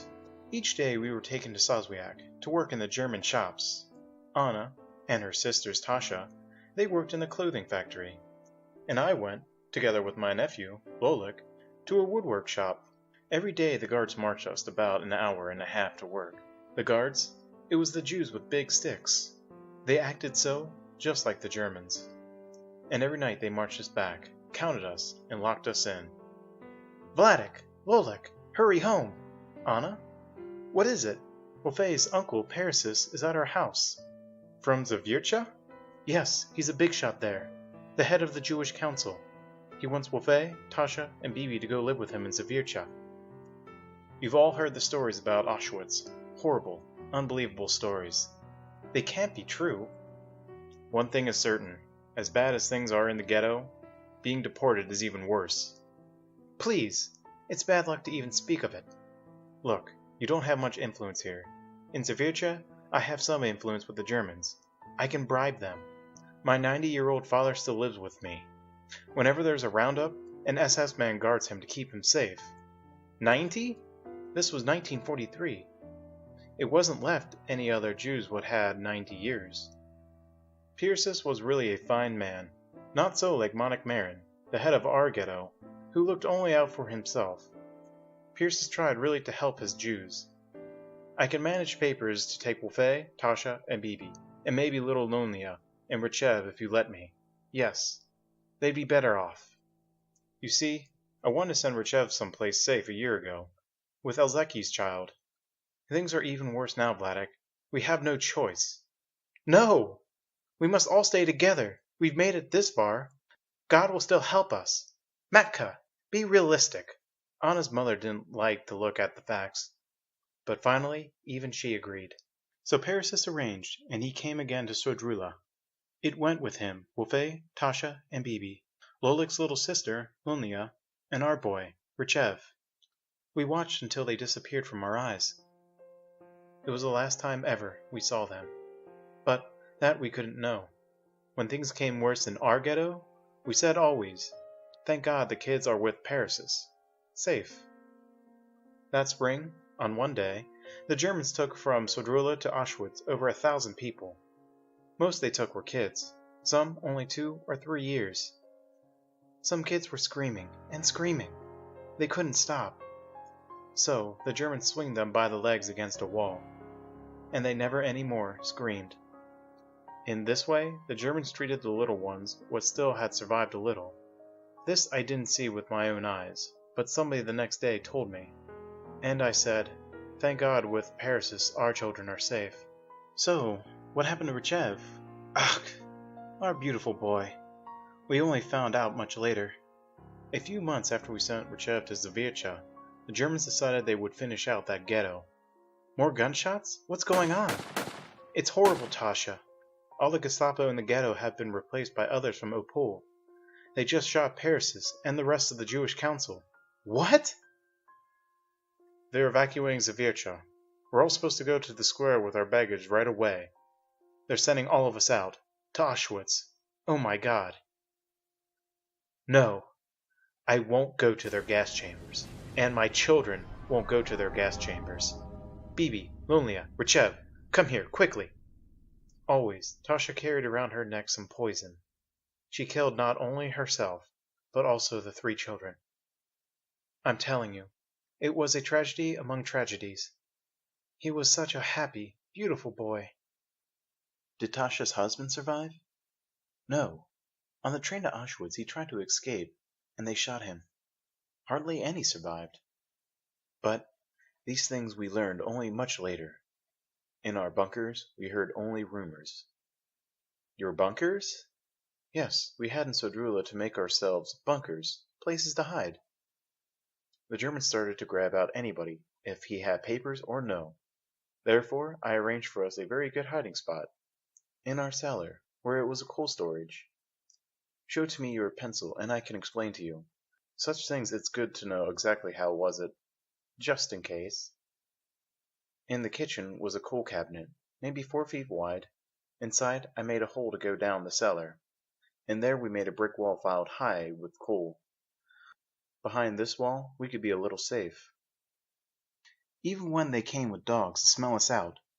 And they knew that Jews are laying here, but still they couldn't find.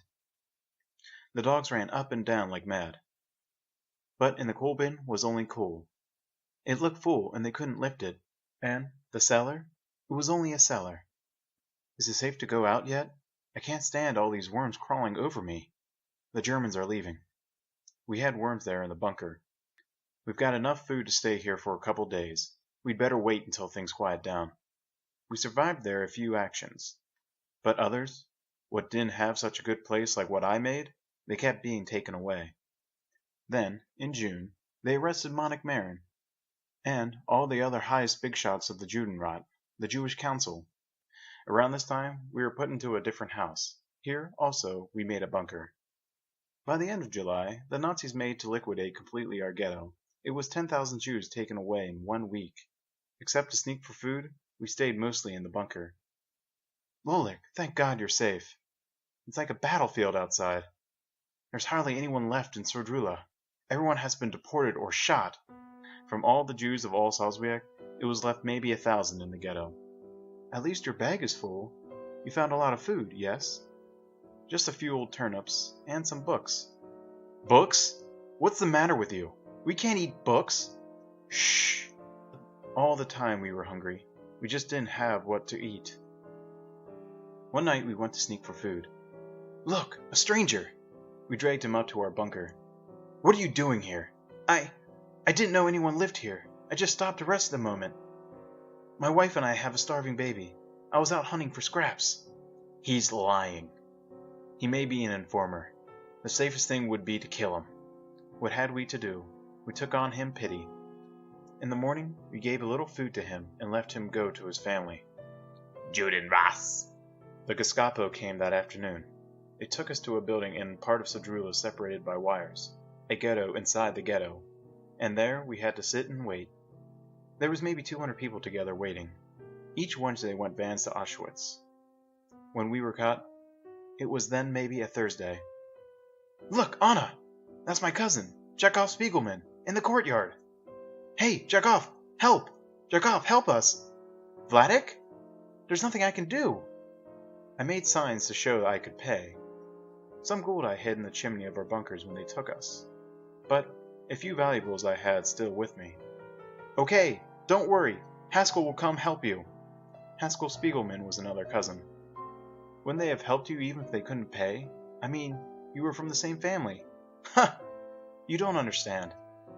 At that time, it wasn't any more families. It was everybody to take care for himself. The next day came 2 girls carrying food. With them came Haskell, a chief of the Jewish police. Look, Vladek, I can get you and your wife out, even your nephew, but your in-laws are too old. They'll never get past the guards. Please, we'll make it worth your while. The 2 girls he sent back to the kitchen. Quick, boy. Grab this empty pail and carry it out with me. From the window we saw Lolik go. My God, Vladek. You must get Matka and me out too. Give your cousin this gold watch, this diamond, anything. Of course, I'll do everything I can. The day after, Anna and I carried past the guards the empty pails. Haskell took from me my father's in-laws' jewels. But finally, he didn't help them. On Wednesday, the vans came.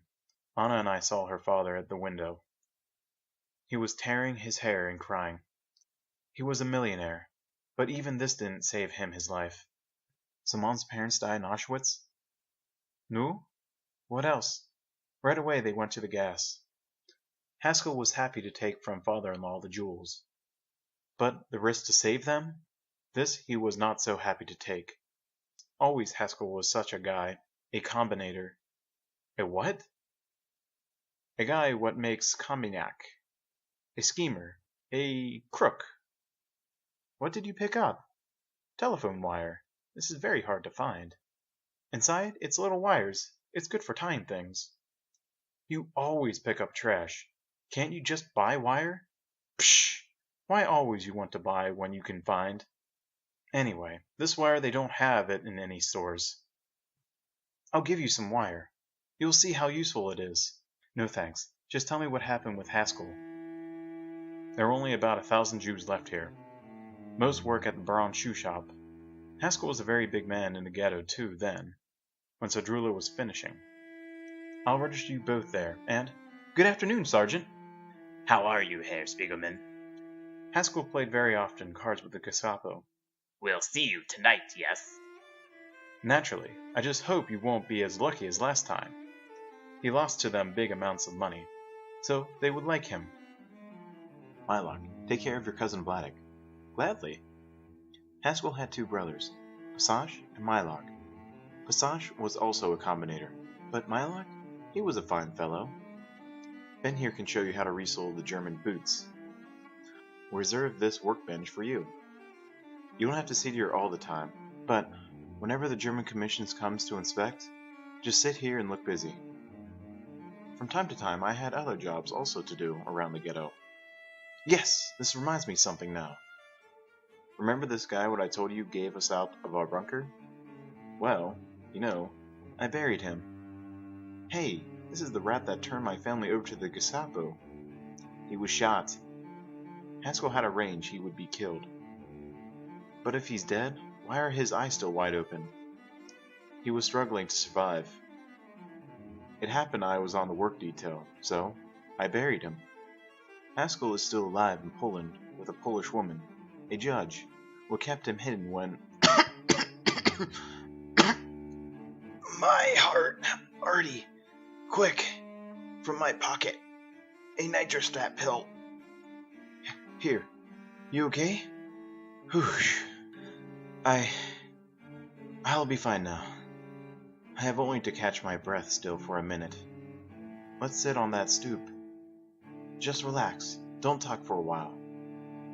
Whew, I made too fast of our walking.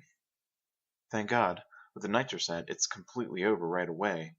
What was I telling you? You sure you're okay? Well, you were saying that Haskell survived the war. Yes, even a few years ago I sent him packages. Gifts? Why? He sounds like a rotten guy. Yes, I don't know why. I know only that I sent. You know, one time I was in the ghetto walking around. Halt, Jew! Give me your ID papers. I'm going to blow your brains out. Ah, I see you're a member of the illustrious Spiegelman family. Go on your way then, and give Haskell my regards.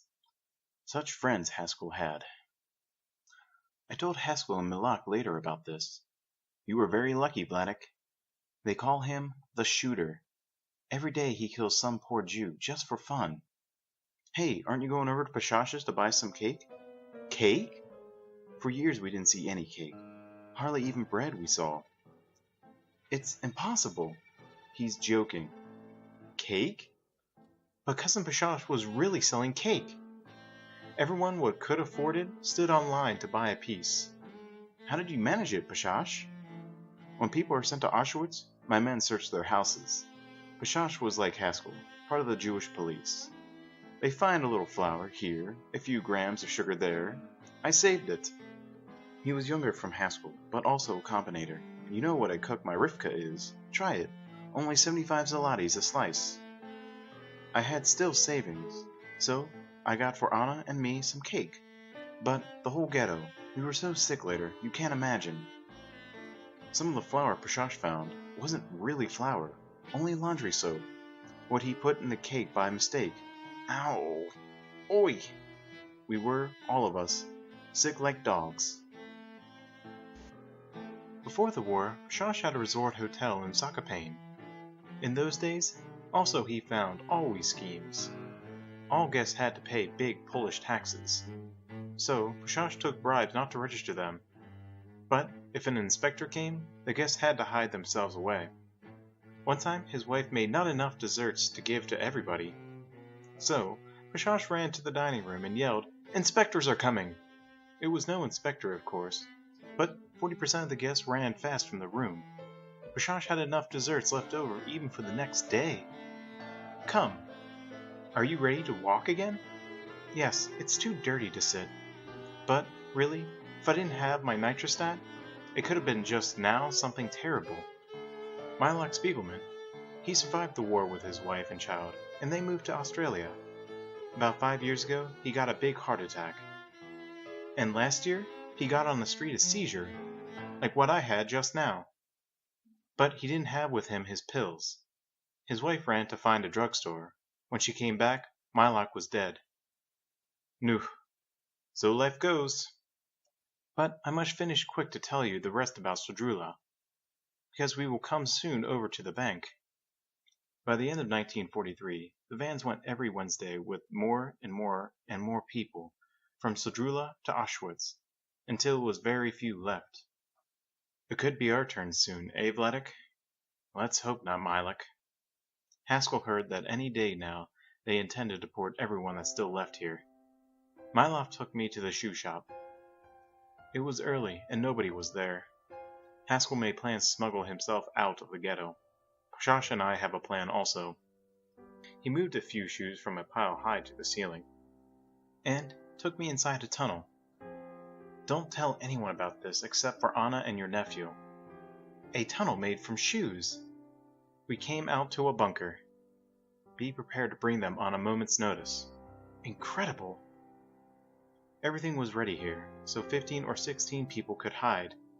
But when Anna and I approached to discuss this bunker with Lolik, no thanks, forget it! But Mylok organized everything. I'm sick of hiding. Our nephew was then only 15. He was working as an electrician. Always, Lolik was a little meshkua. I'm a skilled worker. Wherever they take me, I'll be okay. You're crazy! You're going straight to the ovens! And he did get put into one of those next transports to Auschwitz. Anna became completely hysterical. The whole family is gone. Grandma and Grandpa, Papa, Mama, Tasha, Bibi, my Richev. Now they'll take Lolik. It was also around this time that we heard the first of the bad news from Zaviercha about Tasha and Richev. Oh God! Let me die too! Come, Anna, get up.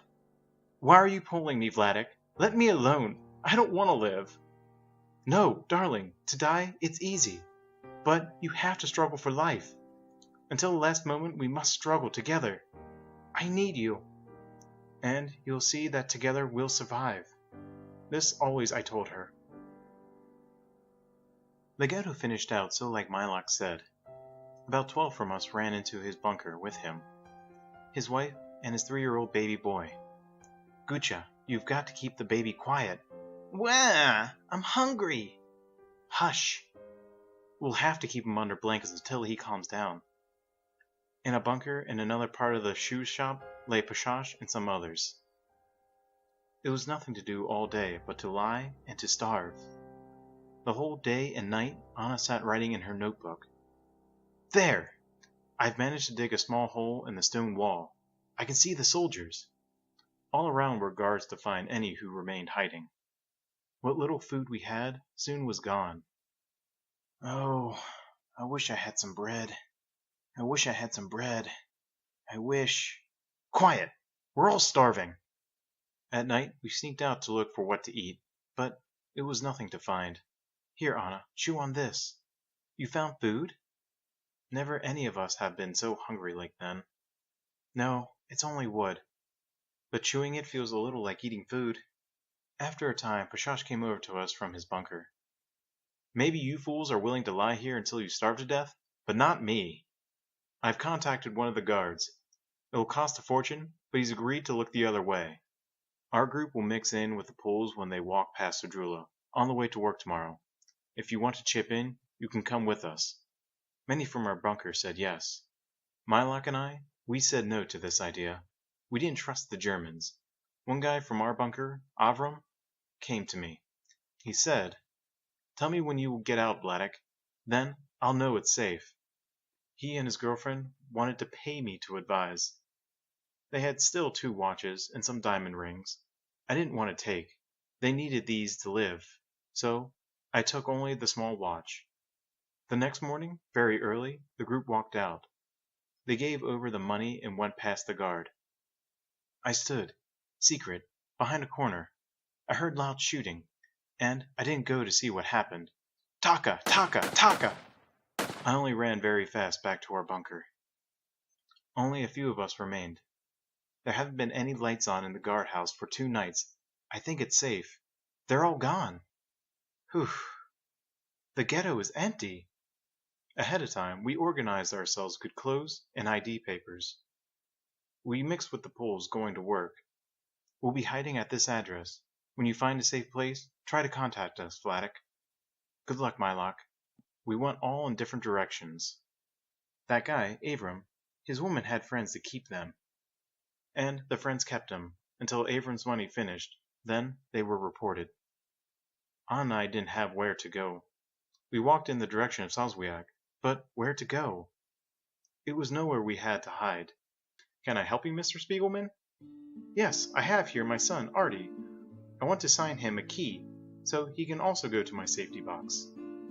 In case something bad happens to me, you must run right away over here. Therefore, I arranged for you this key. Take everything out from the safe, otherwise it can go only to taxes. Or Mala will grab it. Please, Pop. Talking about your estates makes me feel uncomfortable. You're now old enough, so we must think of these things. Why don't you just enjoy your savings while you still can? I'll keep in my desk your copy of the key. You only would lose it. Look, you see what I have here? The cigarette case and the lady's powder case? It's 14 carats gold. Uh-huh. These things I had with me then, in Zodrula, in the chandelier bunker. Really? How can you possibly still have them? When the Gestapo found us, I dropped quickly a few things into the chimney. If they found the rest of my jewels, at least these might remain. After I came out from the camps in 1945, I sneaked back to Zodrula, and, at night, while the people inside slept, I dig these things out from the bottom of the chimney. Gosh! You see this diamond? This I gave to Anna when we first came to the US. Even when you were a little boy, Anna wanted this ring should be for your wife. But if I give it to you, Mala will drive me crazy. She wants everything only for her. She wants that I give nothing for my brother in Israel, and nothing for you. 3 times already she made me change over my will. Come on, Mala's okay. You only can't know. Even right after my last heart attack, when still I was in bed, she started again about changing the will. I said, Mala, you see how sick I am? Let me a little bit have some peace. What you want from me? She screamed, I want the money! The money! The money! Why, Artie? Why I ever remarried? Oi, Anna. Anna. Anna. Easy, Pop. Let's go home.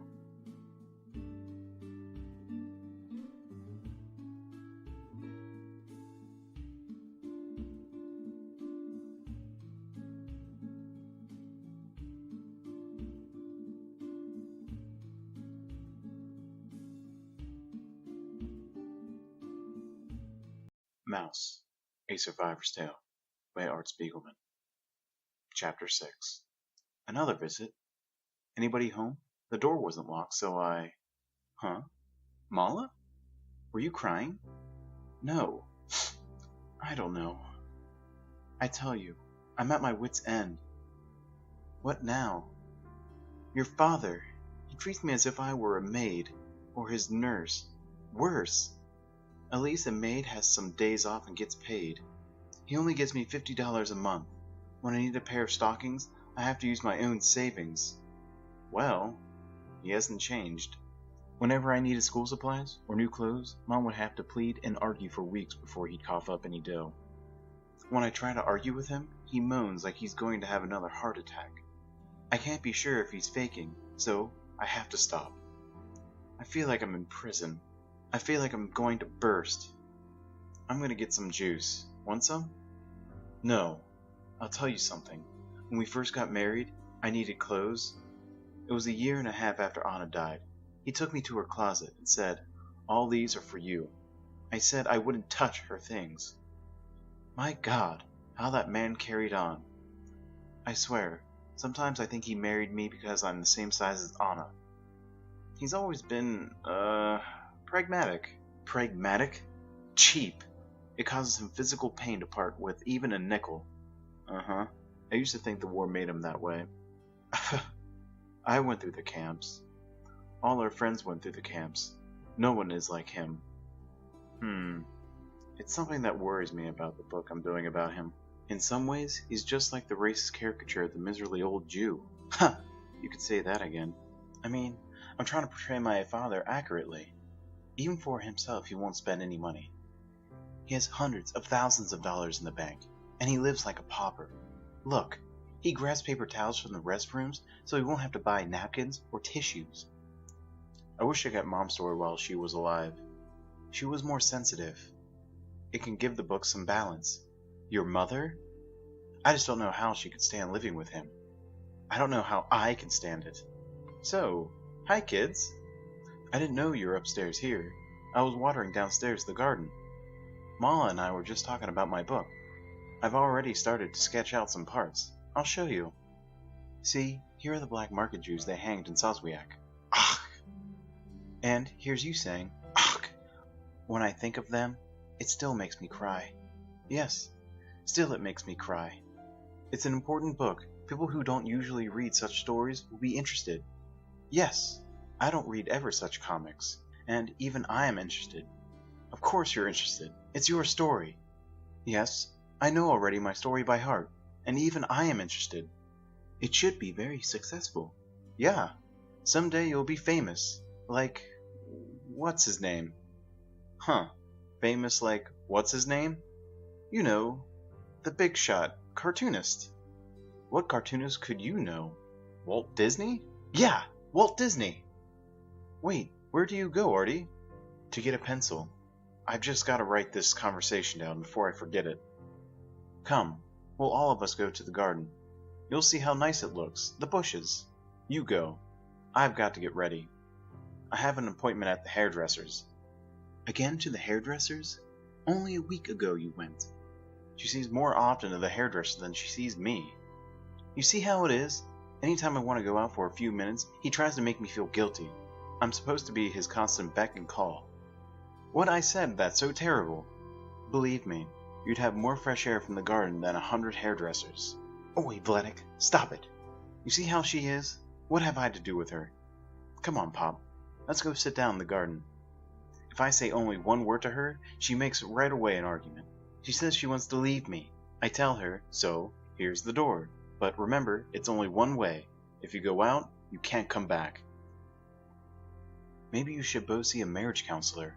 Ach! I don't want that a stranger should mix into our private stories. To a lawyer I talked years ago, and right away he warned me, Vladek, watch out. I see that this woman is money conscious. And once Mala and I sat with Aunt Helen to help agree us for a new will. But a month after, Mala wanted again to change it. Don't see a therapist about your will. Talk about how to get along better. With Mala, it's not to get along, only it's the money. I give up. I don't know what to say. You see, I also don't know what to say. Look, I can't stay long. I need to know more about you and Anna. It's chilly. Take also here a blanket. No thanks. What happened in 1944, after you left Sudrula? We sneaked towards Soswiak. It was still dark outside. We didn't know where to hide ourselves. Yanita lives out here. Richev's governess always offered she would help us. We came to her house near town. Open up, Yanita, quick! Who's there? My God, it's the Spiegelmans. You'll bring trouble. Go away, quickly! I'm frightened, Vladek. Maybe we should try my father's old house. The janitor has known our family for years. Let's try. We've got to get off the streets before dawn. I was a little safe. I had a coat and boots, so like the Gestapo wore when he was not in service. But Anna, her appearance, you could see more easy she was Jewish. I was afraid for her. Wake up, Mr. Lukowski. Let us in, please. Huh? Who is it? Anna? Anna Zalberberg? What are you doing here, child? It isn't safe. Wait, I'll unlock the gate. Go through the courtyard to the shed in the back. I'll bring you some food. Thank God there's still some kind people left. I thought, a Jewess! There's a Jewess in the courtyard! Police! Hurry! An old witch recognized Anna from the window. We ran fast in the shed and hid in the straw. It's okay for now. I don't think anyone hurt her. She's a little senile anyway. But you must look for a better place to stay. Someone here is bound to recognize you. It's almost morning. Wait here. I'm going out to scout around. Be careful. I walked, but I didn't know where to go. And I heard soon it was somebody following behind me. I walked slow. Behind me also walked slow. If I walked fast, behind me also walked fast. We were alone. He spoke. Amcha? In Hebrew, he said to me, our nation? Had I to answer him? Or no? Amcha. I thought you were a Jew. I'm Jewish too. There are very few of us left. My wife and I have been hiding in Soswiak for over a year. I'm with my wife too. We're hungry, and we need a place to hide. Go to the black market on Dakota Street, number 8. So I left him, and went right away to Dakota 8. There was a big courtyard. All around I looked, but it was nobody. Psst! You want to buy some food without coupons, mister? She showed me sausages, eggs, cheese, things I only was able to dream about. I bought and went quick back to Anna. Good morning. Vladek, you were gone so long. I had to get breakfast. Want some sausages? Or eggs? Or would you prefer chocolate? What? It's a miracle. How did you manage it? I'm a magician. Have some milk. I went again back to Dakota. There I can change jewelry for marks, and marks for food, or a place to stay. This time it was more people. There, even, I saw some Jewish boys I knew from before the war. Art Spiegelman? I hardly recognized you. So, you're alive, eh? Leo, yes. I'm with Anna. We need a hiding place. How about Mrs. Kafka? She has a small farm on the outskirts of town. She might take you in, if you can pay. It was not far to go to Kafka's farm. All right then, Mr. Spiegelman. You and your wife can stay in my barn. We'll come late tonight. But remember, if you're found there, I don't know you. You must say that the barn door was open and you just sneaked in. Don't worry, we won't betray you. And so we came there to live with Kafka's cow. It's almost dawn. When Mrs. Kafka comes to milk her cow, she'll bring you some coffee. Where are you going? To Dakota. Don't leave me alone again. I'm terrified while you're gone. Don't worry, Anna. I'll be safe. If I didn't go out, we wouldn't have food. We wouldn't have this place. And we've got to find a warmer place for the winter. Away from Soswiak if possible. I'll be okay. Come back quickly. I traveled often with the streetcar to town. It was 2 cars. One was only Germans and officials. The second, it was only the Poles. Always, I went straight in the official car. Hail Hitler! The Germans paid no attention to me. In the Polish car, they could smell if a Polish Jew came in. At the black market, I saw several times a nice woman, but I made a little friends with her. Good morning, Mr. Spiegelman. How do you do, Mrs. Modanawa? What do you have in your basket today? How about a loaf of fresh bread? Fine, fine. Oh, I'm sorry. I don't have any change. It's okay. Keep it for your little boy. Are you and your wife still living in the barn? We haven't found anything better.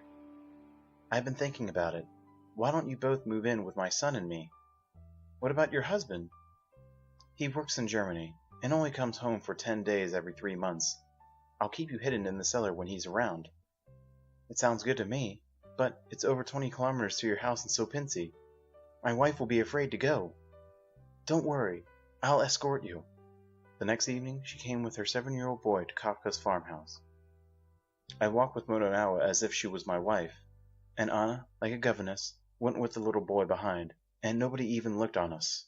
We had here a little comfortable. We had where to sit. Remember, little one, never tell anybody there are Jews here.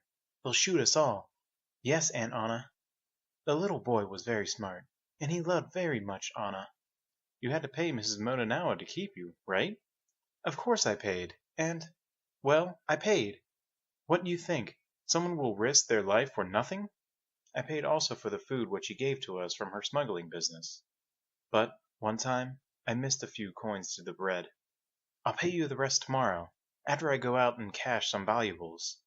Sorry, I wasn't able to find any bread today. Always she got bread, so I didn't believe. But, still, she was a good woman.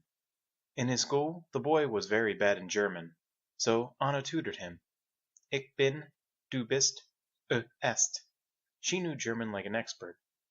And soon he came out with very good grades. My teacher asked me how I improved so much, so I told him my mother was helping me. Whew! He was really a clever boy. But it was a few things here not so good. Her home was very small, and it was on the ground floor. Be sure to keep away from the window. You might be seen. 1 minute! Quick, get in the closet. If somebody came, we had fast to hide. A letter from your husband, Mrs. Modanawa. Thanks. But I had something allergic in the closet. Or maybe it was a cold. I can't remember. But always I had to sneeze. Still, everything was fine. Until one Saturday, Motonawa ran very early back from her black market work. This is terrible. The Gestapo just searched me. They took my goods. They may come search here any minute. You've got to leave. What? But where will we go? I don't know. But you must get out, now! Oh my God. This is the end. Anna started to cry. But we had not a choice. We'll walk towards Oswiak. At least we'll know our way around. Anna was so afraid. She was shaking. Stay calm. Walk as if we were just strolling. And speak German. For hours we walked. Bevuken wie auf Daken Fala, Kaka. Gute Idee. Vladek, we're being followed. Relax. But if we turned a corner, they also turned. Es et kalt, ja, ja. Of course, I was right. They didn't mean anything on us. Whoosh. They just were walking. Staying on the street all night is too dangerous. Maybe we can hide in that construction site.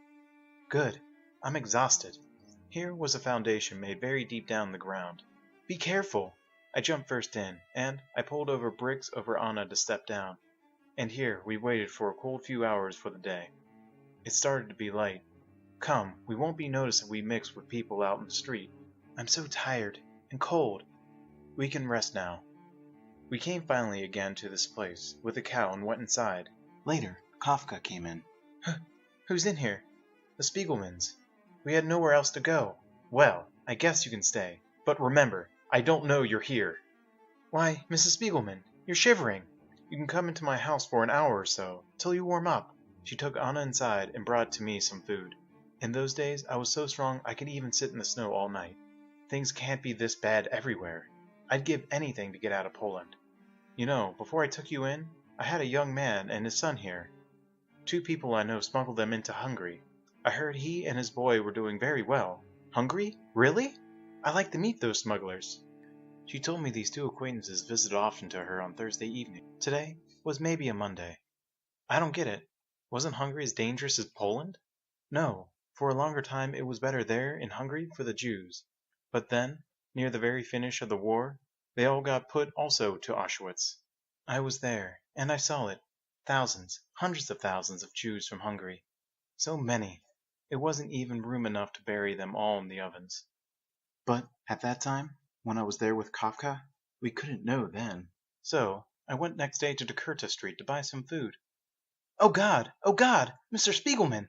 You're alive! I'm so glad to see you! Mrs. Motonawa? I wanted to find a new connection to hide us. But really, I didn't think to find again her. Praise Mary, you're safe!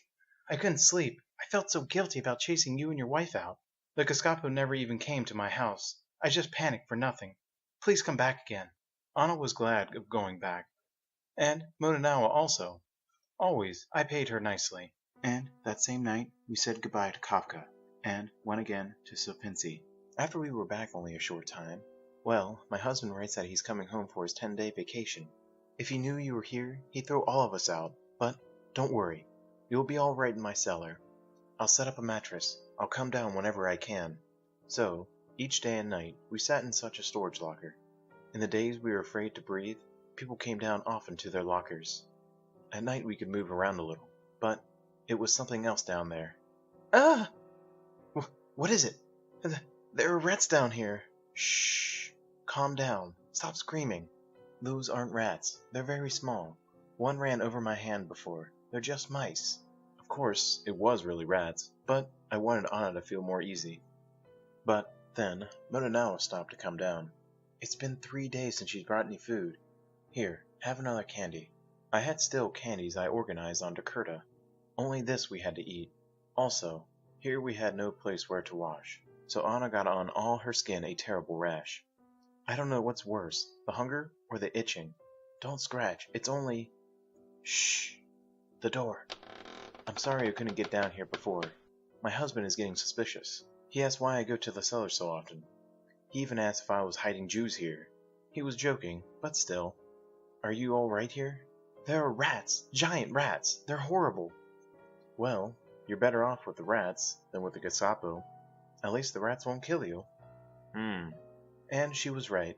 We were happy even to have these conditions. After the 10 days, her husband left, and she took us back. It's good to be home, eh, Vladik? It's a lot nicer than that cellar. But I didn't feel safe here. It was too many ways somebody could find us out. I wanted to go better to Hungary. So, when it came Thursday, I went in the direction to take the streetcar to see Kafka and Soswiak. Look! I had to pass where some children were playing. A Jew! A Jew! They ran screaming home. Help, Mommy! A Jew! A Jew! Quick, the mothers came outside to see what was. The mothers always told so. Be careful, a Jew will catch you to a bag and eat you. So they taught to their children. I approached over to them. Hail Hitler! If I ran away, they would see, yes, it is a Jew here. Don't be afraid, little ones. I'm not a Jew. I won't hurt you. Sorry, mister. You know how kids are. Hail Hitler!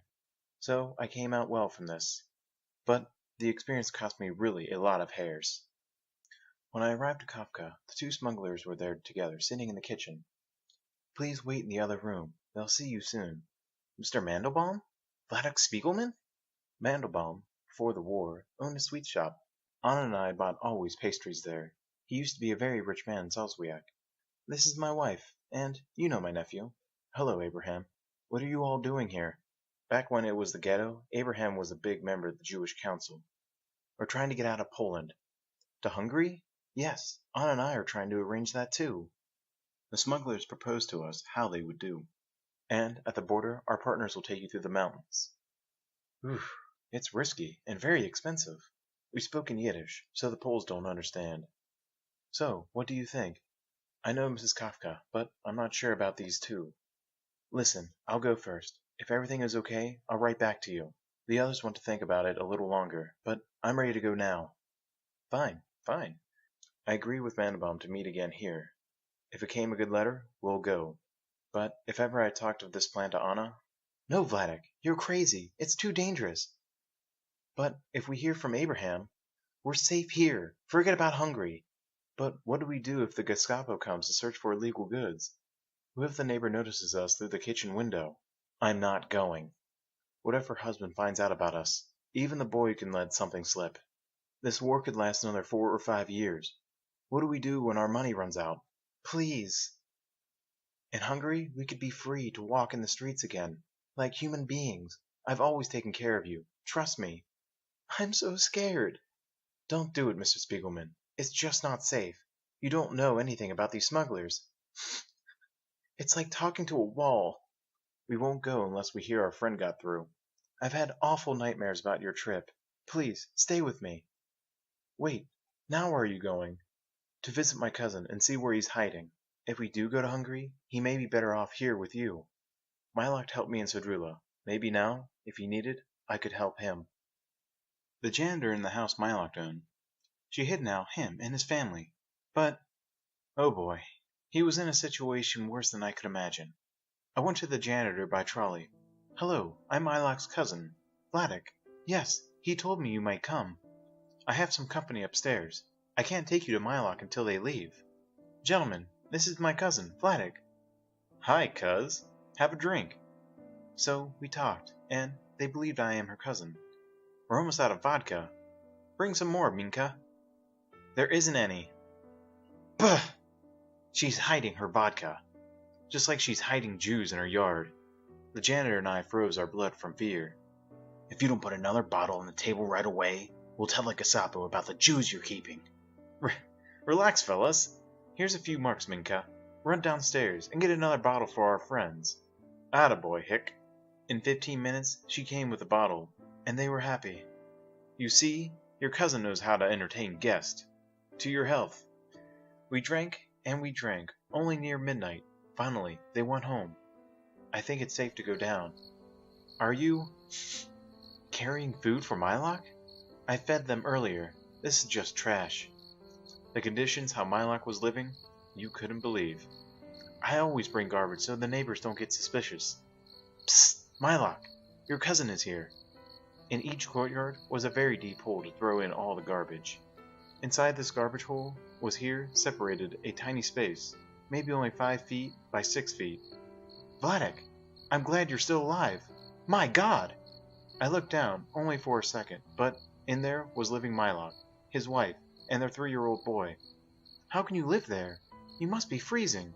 We have no choice. At least our bunker is underground, and the decomposing garbage gives some heat. But people know you're in there. I told him the stories with these poles upstairs. What can we do? Listen, Anna and I may be going to Hungary. I explained our hiding place was not perfect, but better than his. I'll come again when I have more news, but it is very late now. I must get back home. And I was lucky. Nobody made me any questions going back to Silpinsi. A few days after, I came again to the smugglers, and Mandelbaum was also there. Look, Vladek, my nephew is safe. They brought me a letter from him. It was in Yiddish, and it was signed really by Abraham, so we agreed right away to go ahead. But Anna just didn't want we would go. Please, Vladek, call it off. But it's all arranged. I even given them half their money. No, no, no! This is some kind of trick. Be reasonable. I saw Abraham's letter with my own eyes. What did it say? Dear Aunt and Uncle, everything is wonderful here. I arrived safely. I am free and happy. Don't lose a minute. Join me as soon as you can. Your loving nephew, Abraham. I don't know. We leave a day after tomorrow from the Katowice train station. And, finally, I convinced her. So, I went one more time over to Mylok in his garbage bunker and directed him how he must go to Sazapins and hide.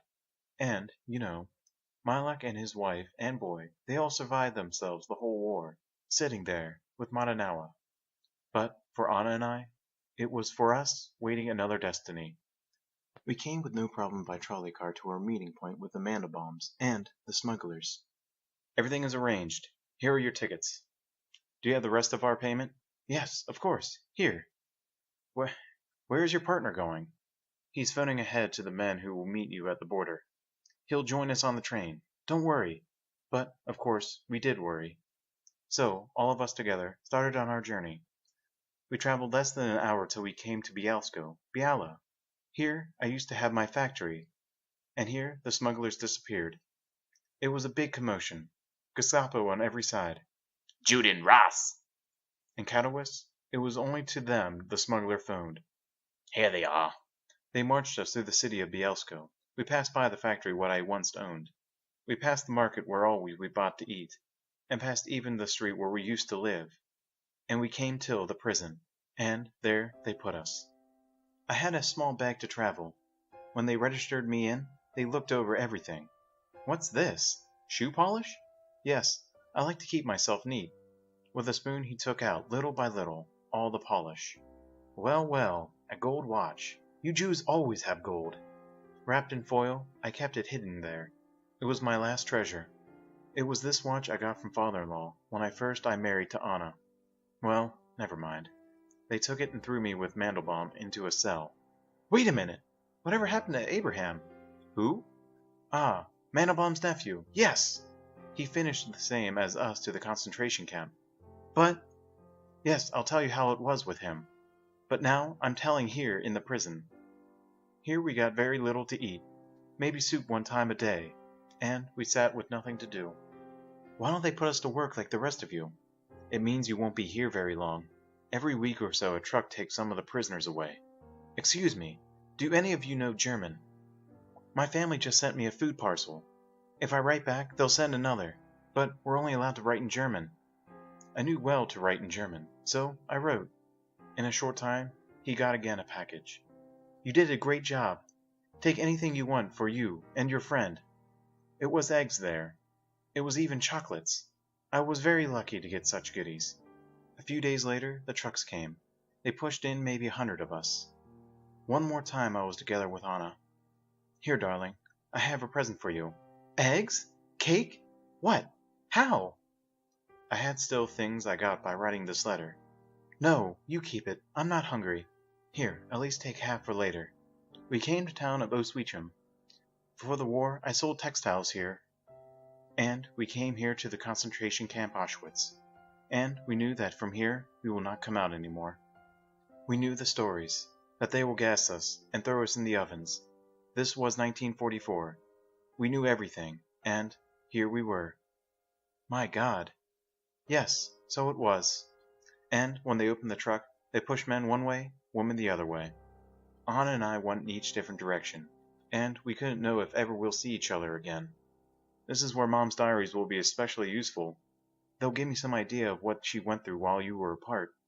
I can tell you, she went through the same what me. Terrible.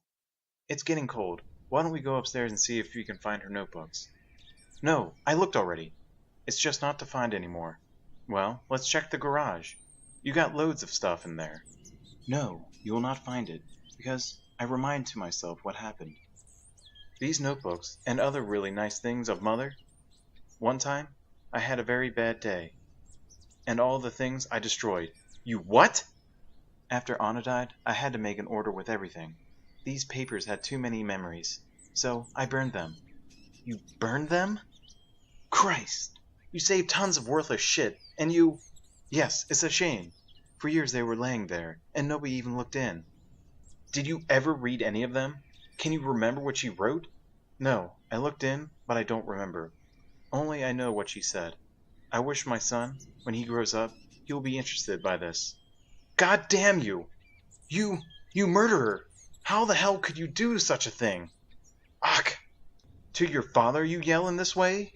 Even to your friends you should never yell this way. But I'm telling you, after the tragedy with Mother, I was so depressed then. I didn't know if I'm coming or I'm going. I'm sorry. Look, Pop, it's getting late. I'd better get home. Come first upstairs, for a little coffee. No, really, I'd better get going right away. So, telephone to me. You should visit here more often. Don't be such a stranger. Sure. You bet. So long. Murderer.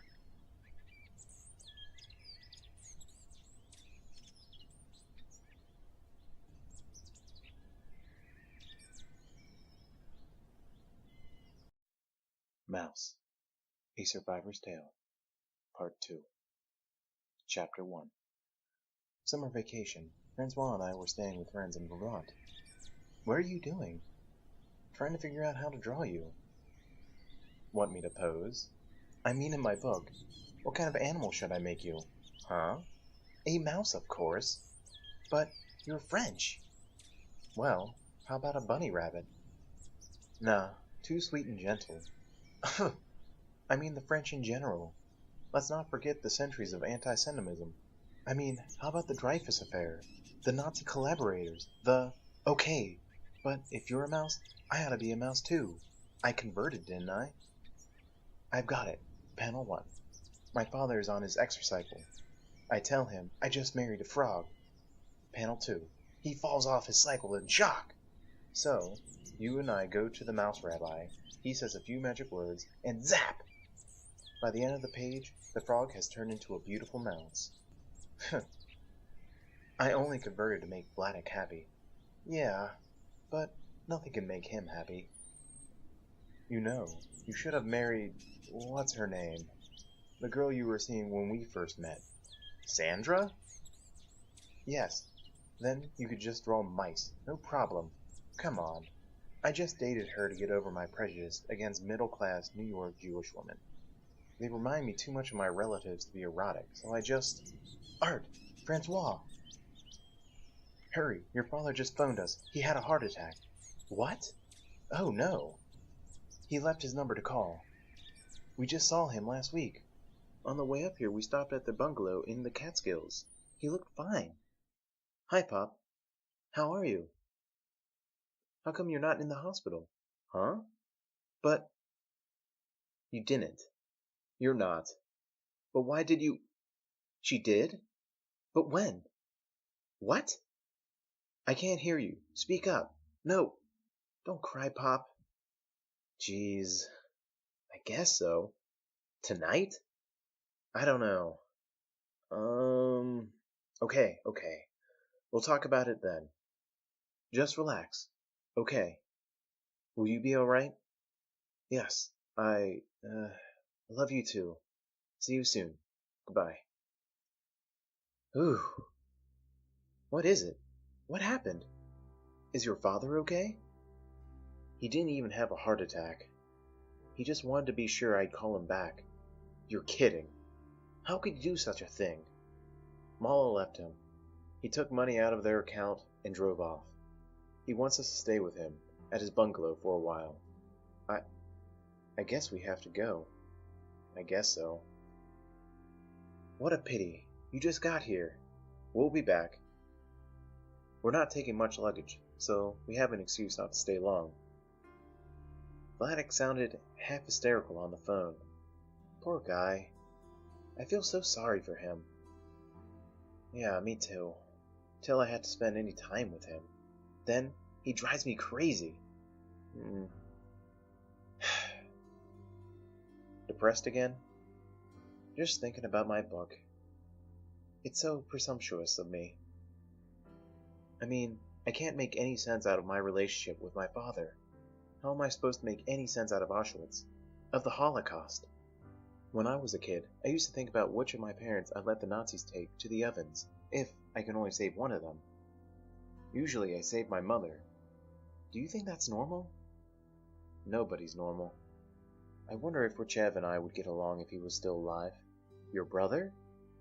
My ghost brother, since he was killed before I was born. He was only 5 or 6. After the war, my parents traced down the vaguest rumors, and went to orphanage all over Europe. They couldn't believe he was dead. I didn't think about him much when I was growing up. He was mainly a large, blurry photograph hanging in my parents' bedroom. Uh-huh. I thought that was a picture of you, though it didn't look like you. That's the point. They didn't need photos of me in their room. I was alive. The photo never threw tantrums or got into any kind of trouble. It was an ideal kid, and I was a pain in the ass. I couldn't compete. They didn't talk about Richev, but that photo was kind of a reproach. He would have become a doctor and married a wealthy Jewish girl. The creep. But at least we could have made him deal with Vladek. It's spooky, having a sibling rivalry with a snapshot. I never felt guilty about Richev, but I did have nightmares about SS men coming into my class and dragging all of us Jewish kids away. Don't get me wrong, I wasn't obsessed with this stuff. It's just that sometimes I'd fantasize Zyklon B coming out of our shower instead of water.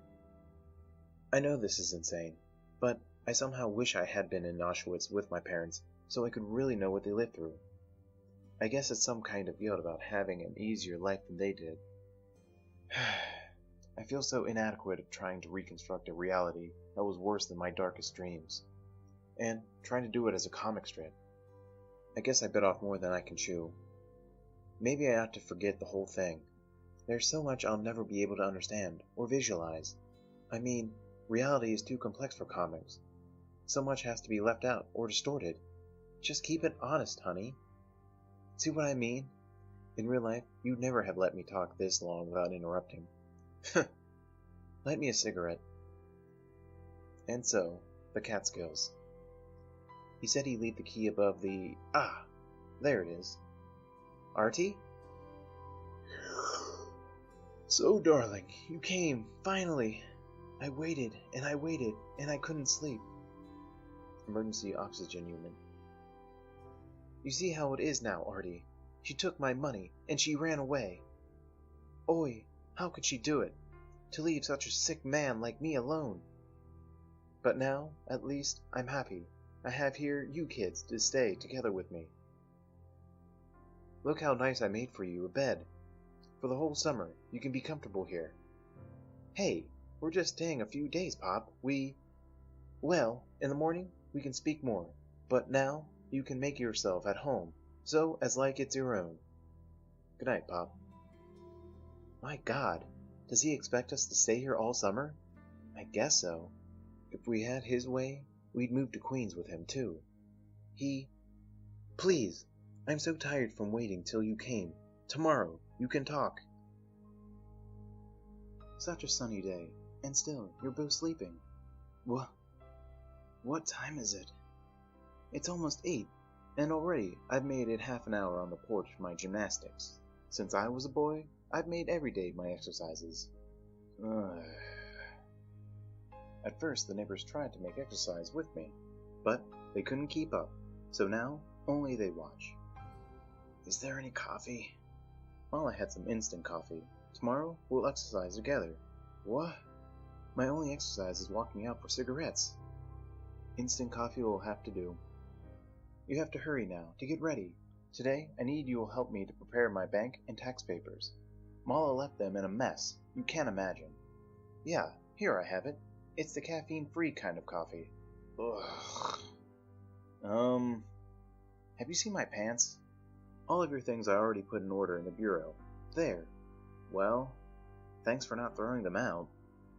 Wake up, honey. I've got some bad news. The only coffee here is Sanka. Oof. I brought our coffee. And our pot. Look at my bag. Ach! Now what? I'm making for you breakfast, and I see here the salt. Just look what Mala did. The salt here, it's half full, and she opened anyway a new one. I can't eat on my new diet any sodium. I don't need even one container salt. And here, it's 2 open salts. So, what happened? Why did Mala leave? She wants that all my money, what I worked so hard all my life? It will only be for her. I had a doctor's appointment in Rego Park, and we went after to the bank to renew some bonds. One I wanted in trust of Mala, one for my brother in Israel, and one I wanted for you. But she didn't like I'll put for you and Panek anything. She screamed like a crazy person. She drove away and left me by the bank, and when I walked home, she was gone already. The lawyers say I must make drastic steps. She stole away the jewelry, the car, and the cash out from our joint account. I can make charges. Oh, come on. Where's Mala now? To Florida she drove. We are buying there a condo. She wants to sell and grab out the deposit money. But this she can't do. She needs my Artie, what do you do? Huh? I'm just lighting my cigarette. Better you shouldn't smoke.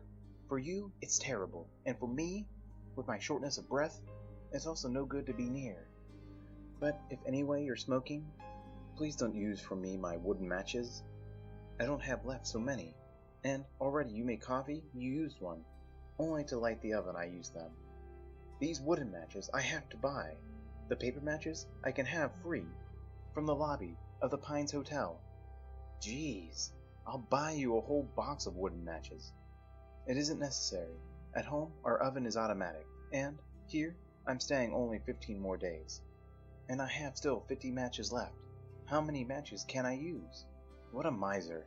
I can't take any more. I'm going out for air. Always Artie is nervous, so like his mother. She was always nervous. Bah! Psst! You must be Artie. I'm Mrs. Carp. We're neighbors. Yes. My dad mentioned that you've looked after him while Mala's gone. He said that? Well, Edgar did give him a ride back here a few days ago. Mala has their car now. But, come, visit a minute. Huh? I can't, Look, Eddie. Look what I found. Vladek's boy, Artie. So, you came to take your father to live by you. What? No, we're just helping him get his bearings for a few days. He'll stay up here till Labor Day. What? Alone? How can he manage? He can get by, but it'd be nice if you gave him rides to town. Look in on him sometimes. Maybe, sometimes, but he's a sick old man. He can't be all alone. And after the summer, then he'll go live by you? Or what? No, I don't know what he'll do. Maybe he'll need a nurse or something. A nurse? It costs money. You think your father spends money so easy? Poor Mala. One time, I went to the supermarket with her, and she had to erase a hairbrush from the bill because he wouldn't pay for her personal items. How could a couple live like that? Art? Hello? Where are you, honey? My wife is calling me. Your wife? She's Jewish? Hush, Edgar. Invite her in for lemonade. Maybe some other time. I'd better go now. Ooh. So there you are. Where were you? A couple of Vladek's friends, the Carps, just hijacked me. You know, even they can't stand him. It's so claustrophobic being around Vladek. He straightens everything you touch. He's so anxious. He never learned how to relax. Maybe Auschwitz made him like that. Maybe. But lots of people up here are survivors, like those carps. If they're whacked up, it's in a different way from Vladek. Oh, about Vladek's matches? It's even crazier than you thought. Since gas is included in the rent, he leaves the burner lit all day to save on matches. God, if it wasn't so pathetic, it'd be kind of funny. So, you've been enjoying yourself, kids. Come, we'll sit together, and you can help me prepare my bank papers. A few tense hours later. Ugh, Artie, again, we made the wrong addition. But look, we've checked it twice. It's correct. Puff. It doesn't come out so as on the statement. We'll have now everything to do again. What? That will take 2 or 3 hours. It's off by less than $1. Let's just forget it. Always, you're so lazy. Every job we should do, make so as to do it the right way. Lazy? Damn it, you're driving me nuts. Wait, why don't you take a break? I'll find the mistake. Yes, Francois and I can do it. I can handle it alone. Why don't you both go out for a walk? Thanks a lot. Well, don't mix together for me any of the papers. I'll review with you when I come back. But for my legs, I could use now that we walk a little. Okay. I'll get my tape recorder, so today isn't a total loss. What are your plans now, Pop? We'll walk over to the Pines Hotel, and then back. I mean, in general. Now that Mala is gone, maybe we'll together stay to the end of the summer here. It's so beautiful. I told you, Francois and I can only stay through the weekend.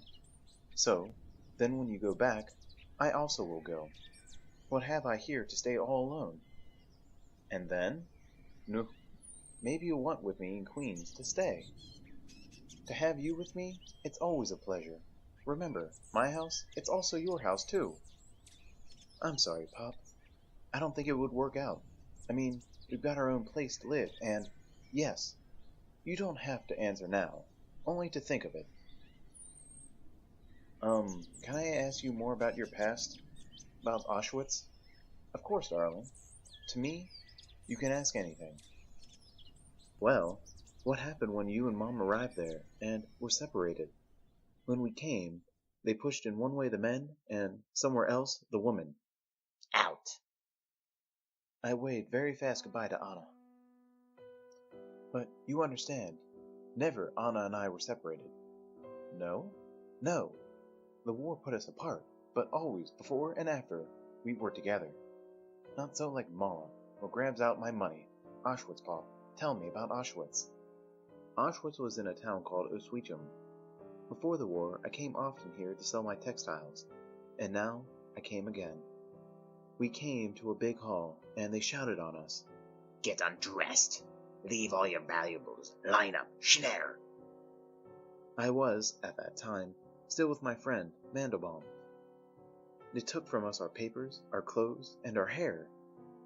Psst, what's going to happen to us? Don't worry. We were cold, and we were afraid. If they brought you here, they'll put you to work. They're not ready to kill you, yet. What about our wives, and our... Shut up, Yids. To the bathhouse. Quick. Everywhere we had to run. So like joggers, and they ran us to the sauna.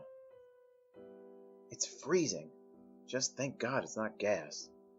Here it was the live showers. Not the dead gas showers, what we heard sometimes rumors.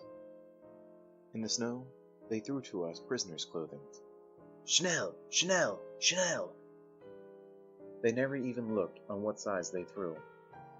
One guy tried to exchange. Excuse me.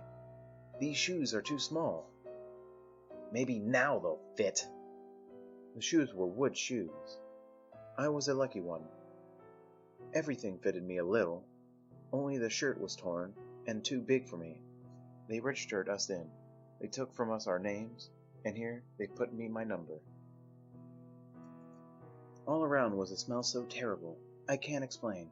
Sweetish, so like rubber burning, and fat. Uncle! Uncle! When we came inside the gates, someone ran to us from far away. Here was Abraham, Mandelbaum's nephew. So, Uncle, you've ended up here too. You told us to come. You wrote to us how happy you were in Hungary, that we should join you right away. Well, here we are. Hungary? The Poles who arranged our escape understood Yiddish, so they knew you were waiting to hear if I was safe. In Bielsko, the Poles dictated that letter, while the Gestapo held a pistol up to my head. What could I do? They could have shot me, then and there. Well, so here's our Hungary. And there's only one way out of here for all of us, through those chimneys. Abraham I didn't see again. I think he came out of the chimney. But I saw again once the Poles who betrayed us. The Germans didn't need them, so they finished also at Auschwitz. We newcomers were put inside a room. Old-timers passed and said all the time, "You see those chimneys?" Okay, so it was more sad. I was worn and shivering and crying a little. Nobody even looked. But from another room, someone approached over. "Why are you crying, my son?" "Should I be happy? Am I at a carnival?" "Let me see your arm." He was a priest. Your numbers start with 17. In Hebrew, that's Kaminyan Tov. 17's a very good omen.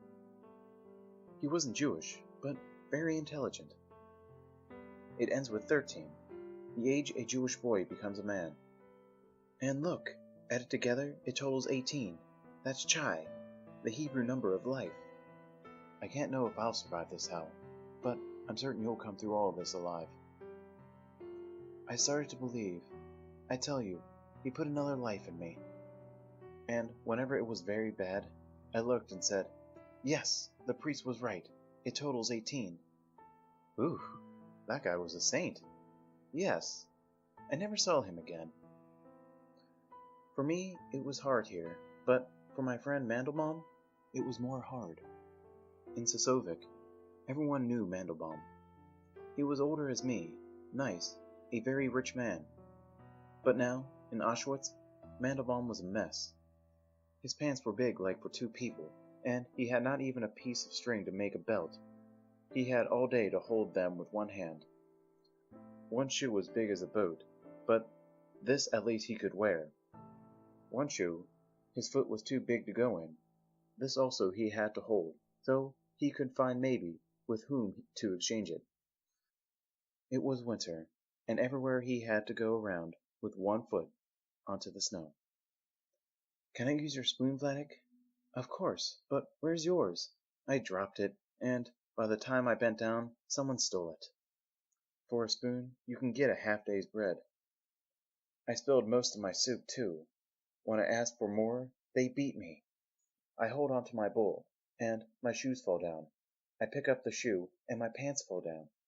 But what can I do? I only have 2 hands.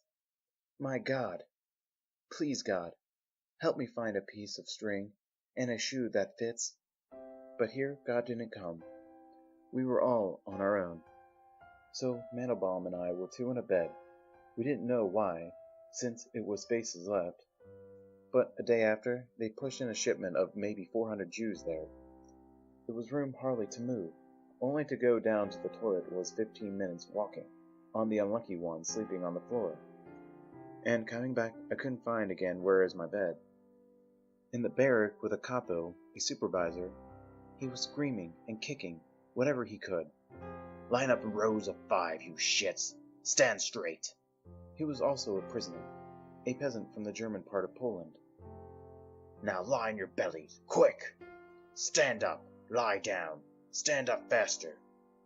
Lie down!" He did such sport all day, kicking, hitting, yelling, till some dropped dead, then more. One time, this block supervisor started screaming on us. "Who knows English? Raise your hand!" "You should raise your hand, Vladek." "No. I don't want to get too close to his stick. Besides, look at all the hands up already." Many French Jews here knew to speak English.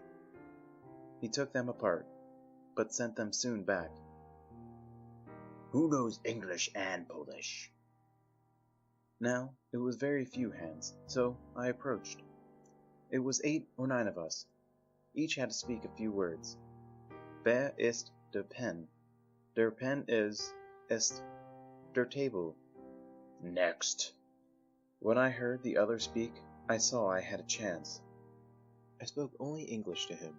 For Polish, I had a good English. Yes, I gave private lessons of English when I lived then in Czestochowa. He wanted to learn here English. You managed to get the Berlitz books here. You studied already the conjugate verbs. And he kept me aside the rest. Listen, there are too many prisoners here. The SS will line you all up tomorrow. Be sure to stand on the far left. In the morning, the SS chose who to take for the day to work. Weak ones they put on the side, to take away forever. Before they came to me, they took enough. I kept close to me, Mandelbaum, and we went back safe inside. The capo pushed those remaining to clean up in the block. Wait, Spiegelman, you come with me. Everyone they called by number, but me they called by name. Sit here. I'll be back soon. Here I saw rolls. I saw eggs, meat, coffee, all the table full. You know what it was to see such things? It must be it's his breakfast. See how happy he was at here. I was afraid to look. I was so hungry. I can grab all of it. What are you waiting for? Sit down and eat. This food, it was for me. I ate, as he watched. Then I taught him a couple hours, and we spoke a little. But why are you studying English? I speak German as well as Polish. That's why I'm a capo. Otherwise, I'd be a nothing like you. Now, the Allies are bombing the Reich. If they win this war, it will be worth something to know English. Well, that's enough for today. Come with me. Take off your clothes. Choose things that fit. So I took myself clothes, like tailored. I got also a pair of real shoes.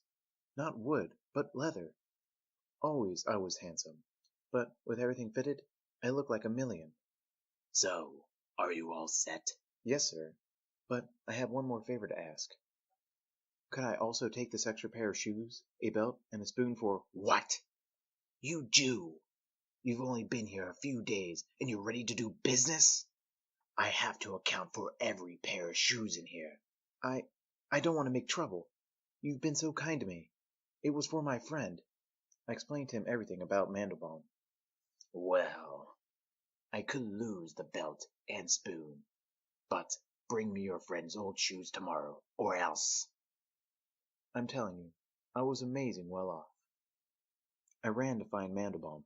Vladik, you look like a general.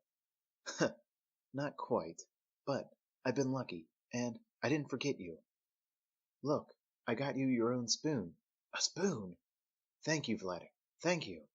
And here's a belt. Not just a string, a real belt. Oh my God. And one more thing. A pair of wooden shoes. That will fit you. My God. My God. My God. It's a miracle, Vladik. God sent shoes through you. He was so happy. He was crying. And I started also crying with him. He was so happy with this. And the capo knew Mandelbaum was my friend, so he left him also alone. How long I could, I kept him, but a few days later the Germans chose him to take away to work. Nobody could help this. So it was finished with Mandelbaum. I never saw him more again.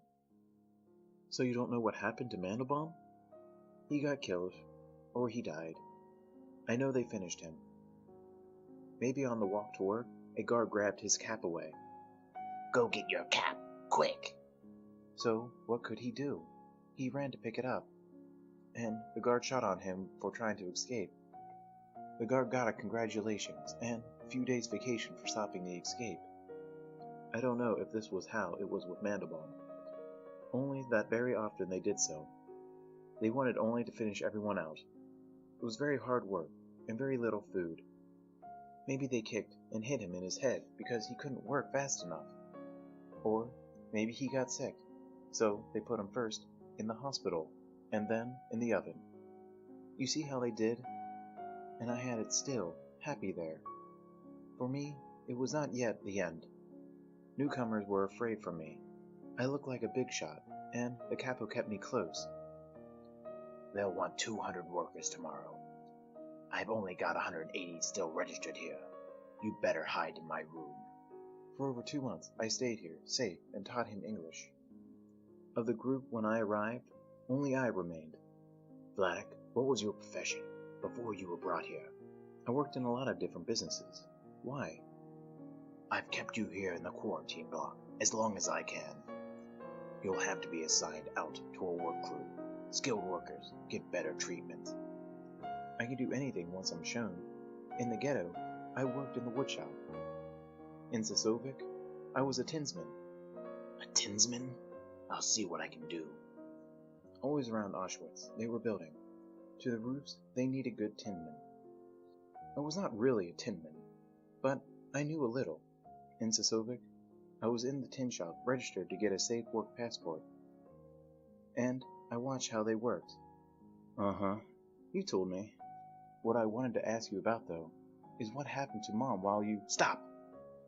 We must turn quick and go by this road to come to the Pines. Huh? In this way, the hotel guard can't see us, and we can sit on their patio.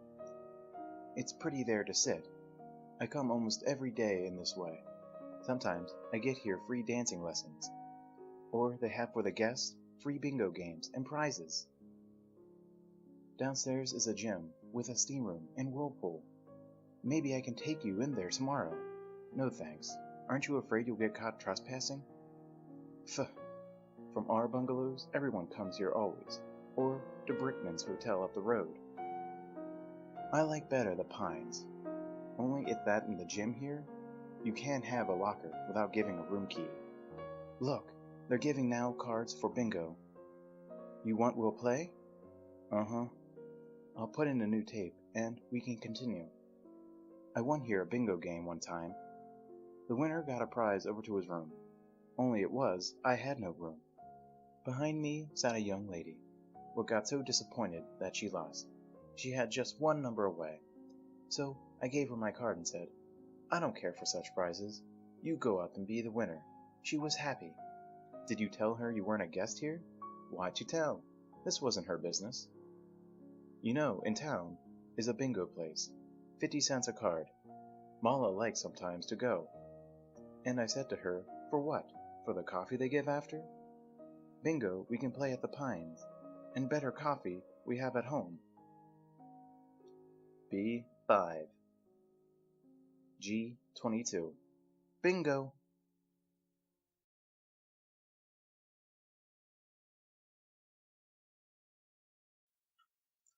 Mouse, A Survivor's Tale, Part 2, Chapter 2. Time flies. Vladik died of congestive heart failure in August 1982.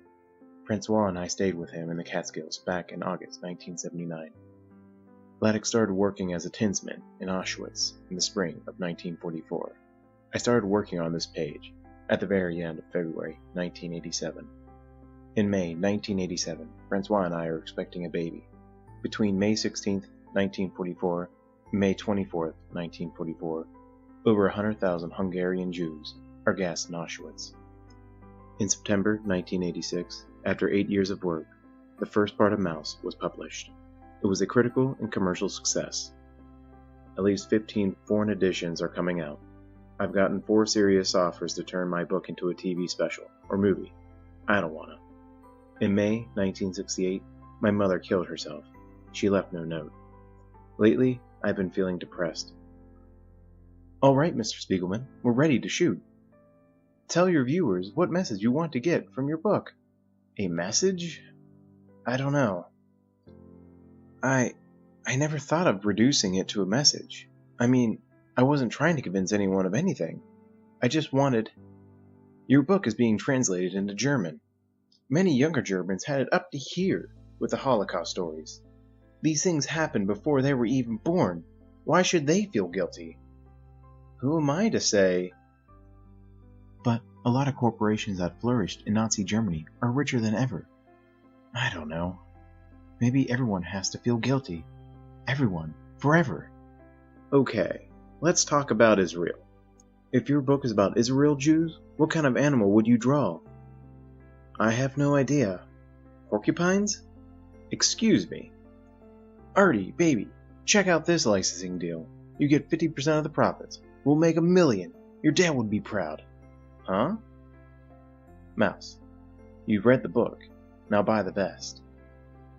So, what do you want? A bigger percentage? Hey, we can talk. I want absolution. No, I want my mommy. Could you tell your audience if drawing Mouse is cathartic? Do you feel better now? Wah! Ooh, they're gone. Sometimes I just don't feel like a functioning adult. I can't believe I'm going to be a father in a couple months. My father's ghost still hangs over me. It's 9:30 p.m. I've got to head uptown with my appointment with Pavel. Pavel is my shrink. He sees patients at night. He's a Czech Jew. A survivor of the Terezin and Auschwitz. I see him once a week. His place is overrun with stray dogs and cats. Hi, Art. Come on in. Can I mention this, or does it completely louse up my metaphor? So, how are you feeling? Completely messed up. I mean, things couldn't be going better with my career or at home, but mostly I feel like crying. I can't work. My time is being sucked up by interviews and business propositions I can't deal with. But even when I'm left alone, I'm totally blocked. Instead of working on my book, I just lie on my couch for hours and stare at a small grease spot on the upholstery. Framed photo of a pet cat. Really. Somehow, my arguments with my father have lost a little of their urgency. And Auschwitz just seems too scary to think about. So I just lie there. It sounds like you're feeling remorse. Maybe you believe you exposed your father to ridicule. Maybe, but I tried to be fair and still show how angry I felt. Even so, every boy when he's little looks up to his father. That sounds true, but it's hard for me to remember. Mainly, I remember arguing with him and being told that I couldn't do anything as well as he could. And now that you're becoming successful, you feel bad about proving your father wrong. No matter what I accomplish, it doesn't seem like much compared to surviving Auschwitz. But you weren't in Auschwitz. You were in Rico Park. Maybe your father needed to show that he was always right. That he can always survive. Because he felt guilty about surviving. Maybe. And he took his guilt out on you, where it was safe, on a real survivor. Tell me, do you feel guilt about surviving the camps? No, just sadness. So, do you admire your father for surviving? Well, sure. I know there was a lot of luck involved, but he was amazingly present-minded and resourceful. Then you think it's admirable to survive. Does that mean it's not admirable to not survive? Oosh. I think I see what you mean. It's as if life equals winning, so death equals losing. Yes, life always takes the side of life. And somehow the victims are blamed. But it wasn't the best people who survived, nor did the best ones die. It was random. I'm not talking about your book now. But look at how many books have already been written about the Holocaust. What's the point? People haven't changed. Maybe they need a newer, bigger Holocaust. Anyway, the victims who died can never tell their side of the story, so maybe it's better not to have any more stories. Uh-huh. Samuel Beckett once said, "Every word is like an unnecessary stain on silence and nothingness." Yes. On the other hand, he said it. He was right. Maybe you can include that in your book. My book? What book? Some part of me doesn't want to draw or think about Auschwitz. I can't visualize it clearly, and I can't begin to imagine what it felt like. What Auschwitz felt like? How can I explain? Boo! Yee! It felt a little like that. But always. But from the moment you got to the gate until the very end. So, what part of your book are you trying to visualize? My father worked in the tin shop, near the camp. I have no idea what kind of tools and stuff to draw. There's no documentation. Let's see. there would be a cutter, like a giant paper cutter, and maybe an electric drill press, or two. How do you know that? Oh, I worked in a tool and die shop in Czechoslovakia when I was a kid. But it's getting kinda late now, and I still have to walk my dogs. Okay, I'll see you in a week. Gee, I don't understand exactly why, but sessions with Pavel somehow make me feel better. Maybe I could show the tin shop and not draw the drill press. I hate to draw machinery. And so, then, when I came out of the hospital, right away she started again that I changed my will. Please, Pop, the tape's on. Let's continue. I was still so sick and tired, and to have peace only, I agreed. To make it legal, she brought right away to my bed a notary. Let's get back to Auschwitz. $15 he charged to come. If she waited only a week until I was stronger, I'd go to the bank and take a notary for only a quarter. Enough! Tell me about Auschwitz. You're telling me how your capo tried to get you to work as a tinsmith. Yeah. Every day I worked there, right outside from the camp. The chief of the tinmen was a Russian Jew named Yidel. Bah! You're not a tinsmith. You can't even cut it right. But this is how I've always done it. I've only been a tinsmith for a few years. If you show me how you want it cut, I can learn quickly. Huh. You never did an honest day's of work in your whole life, Spiegelman. I know all about you. I don't know where from. He heard stories about me. You owned big factories and exploited your workers, you dirty capitalist. He was a communist, this Yidel. Puff. They send direct like you here, while they send real tinsmen up in the chimney. Watch out. I got my eye on you. I was afraid he could really do me something. With the other boys there, I got along fine. Don't worry. You just have to know how to handle Yidel. Bring him a few eggs, some butter, or cheese. You'll see. He'll sing a different tune. Huh, and where do you get all this food? Just keep your eyes open. You can organize things with the Poles here. Poles from nearby, they hire to work also here. Not prisoners, but specialist building workers. Psst! I can get you a fine gold watch for a pound of sausage and 6 eggs. Agreed. They had nothing. Only food from their farms. They were happy to make exchanges. The head guy from the Auschwitz laundry was a fine fellow what knew well my family before the war. From him I got civilian clothing to smuggle out below my uniform. I was so thin the guards didn't see if I wore an extra. Here, Yidel, I've got a big piece of cheese for you. A gift? Very nice, Spiegelman. And what else do you have there? A loaf of bread? You're a rich man. Wait, I need that to pay off the guy who helped me organize the cheese. He was so greedy, Yidel. He wanted I risk only for him, everything. I too had to eat. Everybody was so hungry always. We didn't know even what we are doing. In the morning, for breakfast, we got only a bitter drink made from roots. I woke before everybody to have time to the toilet and find still some tea left. One time, a day they gave a soup from turnips. To stand near the first of the line was no good. You only got water. Mix it, mix it. Near the end was better. Solid things from the bottom floated. But too far to the end, it was also no good, because many times it could be no soup anymore. And one time each day, they gave to us a small bread, crunchy, like glass. The flour they mixed with sawdust together. We got one little brick of this, what had to last the full day. Most gobbled it right away, but always I saved a half for later.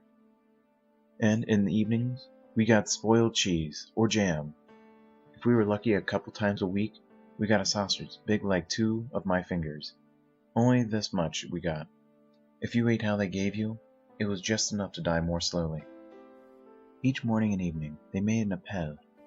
They counted the live ones and dead ones to see it wasn't any missing. We stood sometimes the whole night while they counted again and again. On our appels, there was one old guy there, always. He was complaining. I don't belong here with these Yids and Polacks. I'm German, like you. I have medals from the Kaiser. My son is a German soldier. Only they hit him, and they laughed. Was he really a German? Who knows? It was German prisoners also, but for Germans, this guy was Jewish. On one appel, he didn't stand straight, and a guard dragged him away. I heard he pushed him down and jumped hard on his neck. Or they sent him to the gas. I don't remember, but they finished him, and he never any more complained. Tell me about Mom. Were you in touch with her in Auschwitz? Yeah. In the beginning, I knew only her number, and that she was there, in Birkenau. This I found out by workers from Birkenau, what passed where I was teaching English. Where was Birkenau? The camp was apart from Auschwitz. It was maybe 2 miles to go from Auschwitz to Birkenau. There it was much more big. In Auschwitz, we had, say, 20,000 prisoners, and Birkenau was at least 5 times so many. Auschwitz, it was a camp where they gave you to work, so they didn't finish you so fast. Birkenau was even more bad. It was 800 people, in a building made for 50 horses. There it was just a death place, with Jews waiting for gas. And there it was Anna. Come, it's time now. We'll hurry for lunch home to the bungalow. So, you were actually in touch with Anna in Birkenau? Yeah. For Mancy, I had a real contact with Mother. Until later, I could bring Anna to... Wait, who's Mancy? She was a Hungarian, Mancy, who worked sometimes there. Beautiful, a tall, blonde girl, and clever. Rest behind that stack of wood. I'll warn you if a guard comes close. She had a lover. I heard later an SS man. He got for her a good position over 10 or 12 other girls from Birkenau. Psst, miss, up here. I see how kind you are. Help me, please. Huh? What do you want? Nothing for me, but I'm afraid for my wife in Birkenau. Can you find out if she's still alive? I told her Anna's name and number. I saved some food. I can pay you for your help. Keep your food. We'll be working here again. In a few days, I'll see what I can find out. Each day I looked. 4 days after, I saw her. I met a woman named Anna from Sosviak. She's very frail. She spoke over to one of her workers. I spoke only to my tin, so nobody will notice. Someone told her that her husband is still alive, and she started sobbing with joy. I heard this, and I started also crying a little. And Mancy? She too started crying. A few days after, Mancy again came there. I put some garbage under a rock near the doorway. She brought to me a letter, a real letter, from Anna. I miss you, she wrote to me. Each day I think to run into the electric wires and finish everything. But to know you are alive, it gives me still to hope. She told me her kappa was very mean on her, and gave work Anna really couldn't do, like to run from the kitchen with big cans of soup. Even for me, such cans were heavy, and for Anna, she was so small, it was impossible. She couldn't hold well her end. Always she spilled. The capo beat Anna very hard, but kept her to this job. If Anna spilled over all from the soup, then no one got what to eat. Especially Anna. I wrote to her, I think of you always, and sent with Mancy 2 pieces of bread. If the SS would see if she was taking food into the camp, right away they would kill her. But always she took. So she said, if a couple is loving each other so much, I must help however I can. Each day I marched to work, and hoped again I'll see Mancy. She could have more news of Anna. I just read about the camp orchestra that played as you marched out the gate. An orchestra? No. I remember only marching. Not any orchestras. From the gate guards took us over to the workshop. How could it be there, an orchestra? I don't know, but it was very well documented. No. At the gate, I heard only guards shouting. Did you ever talk with any of the guards? Ugh. We were below their dignity. We were not even men. But it was one guy. If he spoke, of course, I answered. He had even a little heart. Ah, guten Morgen. The spring air reminds me of home, of Nuremberg. Yes, I was there once. It's a beautiful city. And if he liked me, maybe someday he won't shoot me. One time he was missing a few days. You look pale. Were you sick, Hazeldet? No, I was working in Birkenau. Yes, I've heard about what goes on there. Shut up. And he was afraid any more to speak. When I visited Anna there, I saw with my own eyes how it was. You saw Anna? Yeah. Every few days it came an SS commission to the tin shop. You have more workers than you need here. Give us 10 prisoners to take back to the main camp for other work. Well, take that one, and that one. And wait, don't take him. He's one of my best roofers. Take that one, and that one. The unlucky ones went over for the bad jobs, but me, Yiddle kept protected. Send a crew to Sector BIP in Birkenau. Some of the roofs in the women's camp have collapsed. Let me go to Birkenau. I've never seen it. Go, Spiegelman, and don't come back for all I care. Bah! I give up my best tinmen. And you I save? Why? So I marched with a few tinmen over in Birkenau. I came the first time in the summer of 1944. Thousands, hundreds of thousands of Hungarians were arriving there at this time. Inside the camp, we called out. Maybe somebody knew if our loved ones are here alive. Ava Goldberg from Lodz. Anna Zalaberberg from Sosviak. My God, that's Vladek. I'll go find Anna. I was so happy. Someone brought somehow Anna over. Don't look up, darling. A guard may spot us. She looks so like a skeleton. Did Mancy bring you my letters? Yes, and when she can, she gets me jobs in the kitchen. My friends wait outside, and I bring them scraps. No! Save your scraps. What if you lose that job? What if something happens to Mancy? Don't worry about your friends. Believe me. They don't worry about you. They just worry about getting a bigger share of your food. But my friends are always hungry, and I don't have much of an appetite. I beg you, Anna, keep yourself strong, for my sake. Just seeing you again gives me strength. I have to go before anyone notices I'm missing.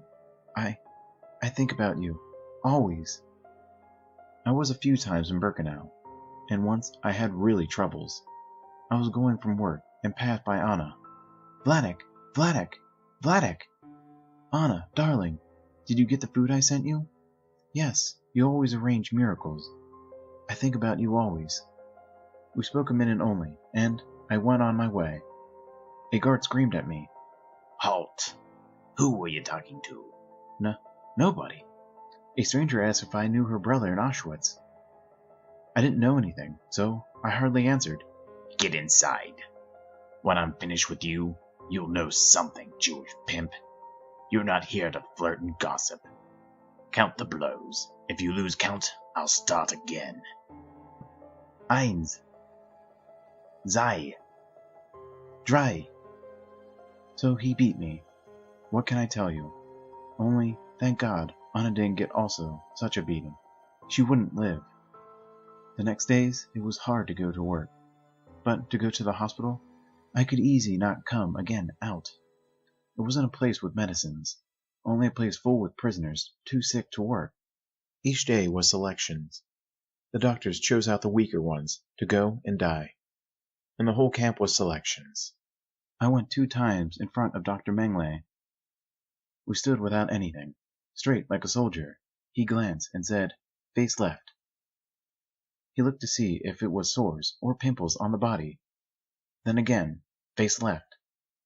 They looked to see if eating no food made you too skinny.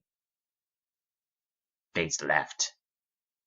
If you still had a healthy body to work, they passed you through and gave you another uniform until it came the next selection.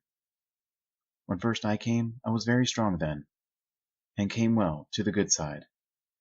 The ones that had not so lucky, the SS wrote down their number and sent to the other side. In the second selection, I was in the barrack. In the bed up from me was a fine boy, a Belgian. I dreamed my wife was alive. She was cooking a giant roast with thick gravy and fried. Stop, Felix. Don't think about food. We were expecting dinner guests. We waited and waited. Then the gong rang. I woke up without even tasting the Blocksberg. A Blocksberg This meant that you must not step out from the room. They took then the Jews to a selection. I came again to the good side. But this Belgian, he had maybe a rash, and they wrote his number. Any time they could take him, all night he cried and screamed. Here, Felix, have a piece of bread. Look, they're going to kill all of us here eventually. You this week, me the next. None of us can escape it. You must be brave. And, who knows, maybe it's not even your turn yet. So he calmed a little. But later he again started. What could I do? I couldn't tell to the Germans they won't take him, and the next day they took. So, in the tin shop, I had still the same story with Edel. Only one apple for me today? Is business bad, Mr. Capitalist? What happened to the shoemaker who worked in there? A lot of the Polish prisoners were sent to the camps inside the Reich.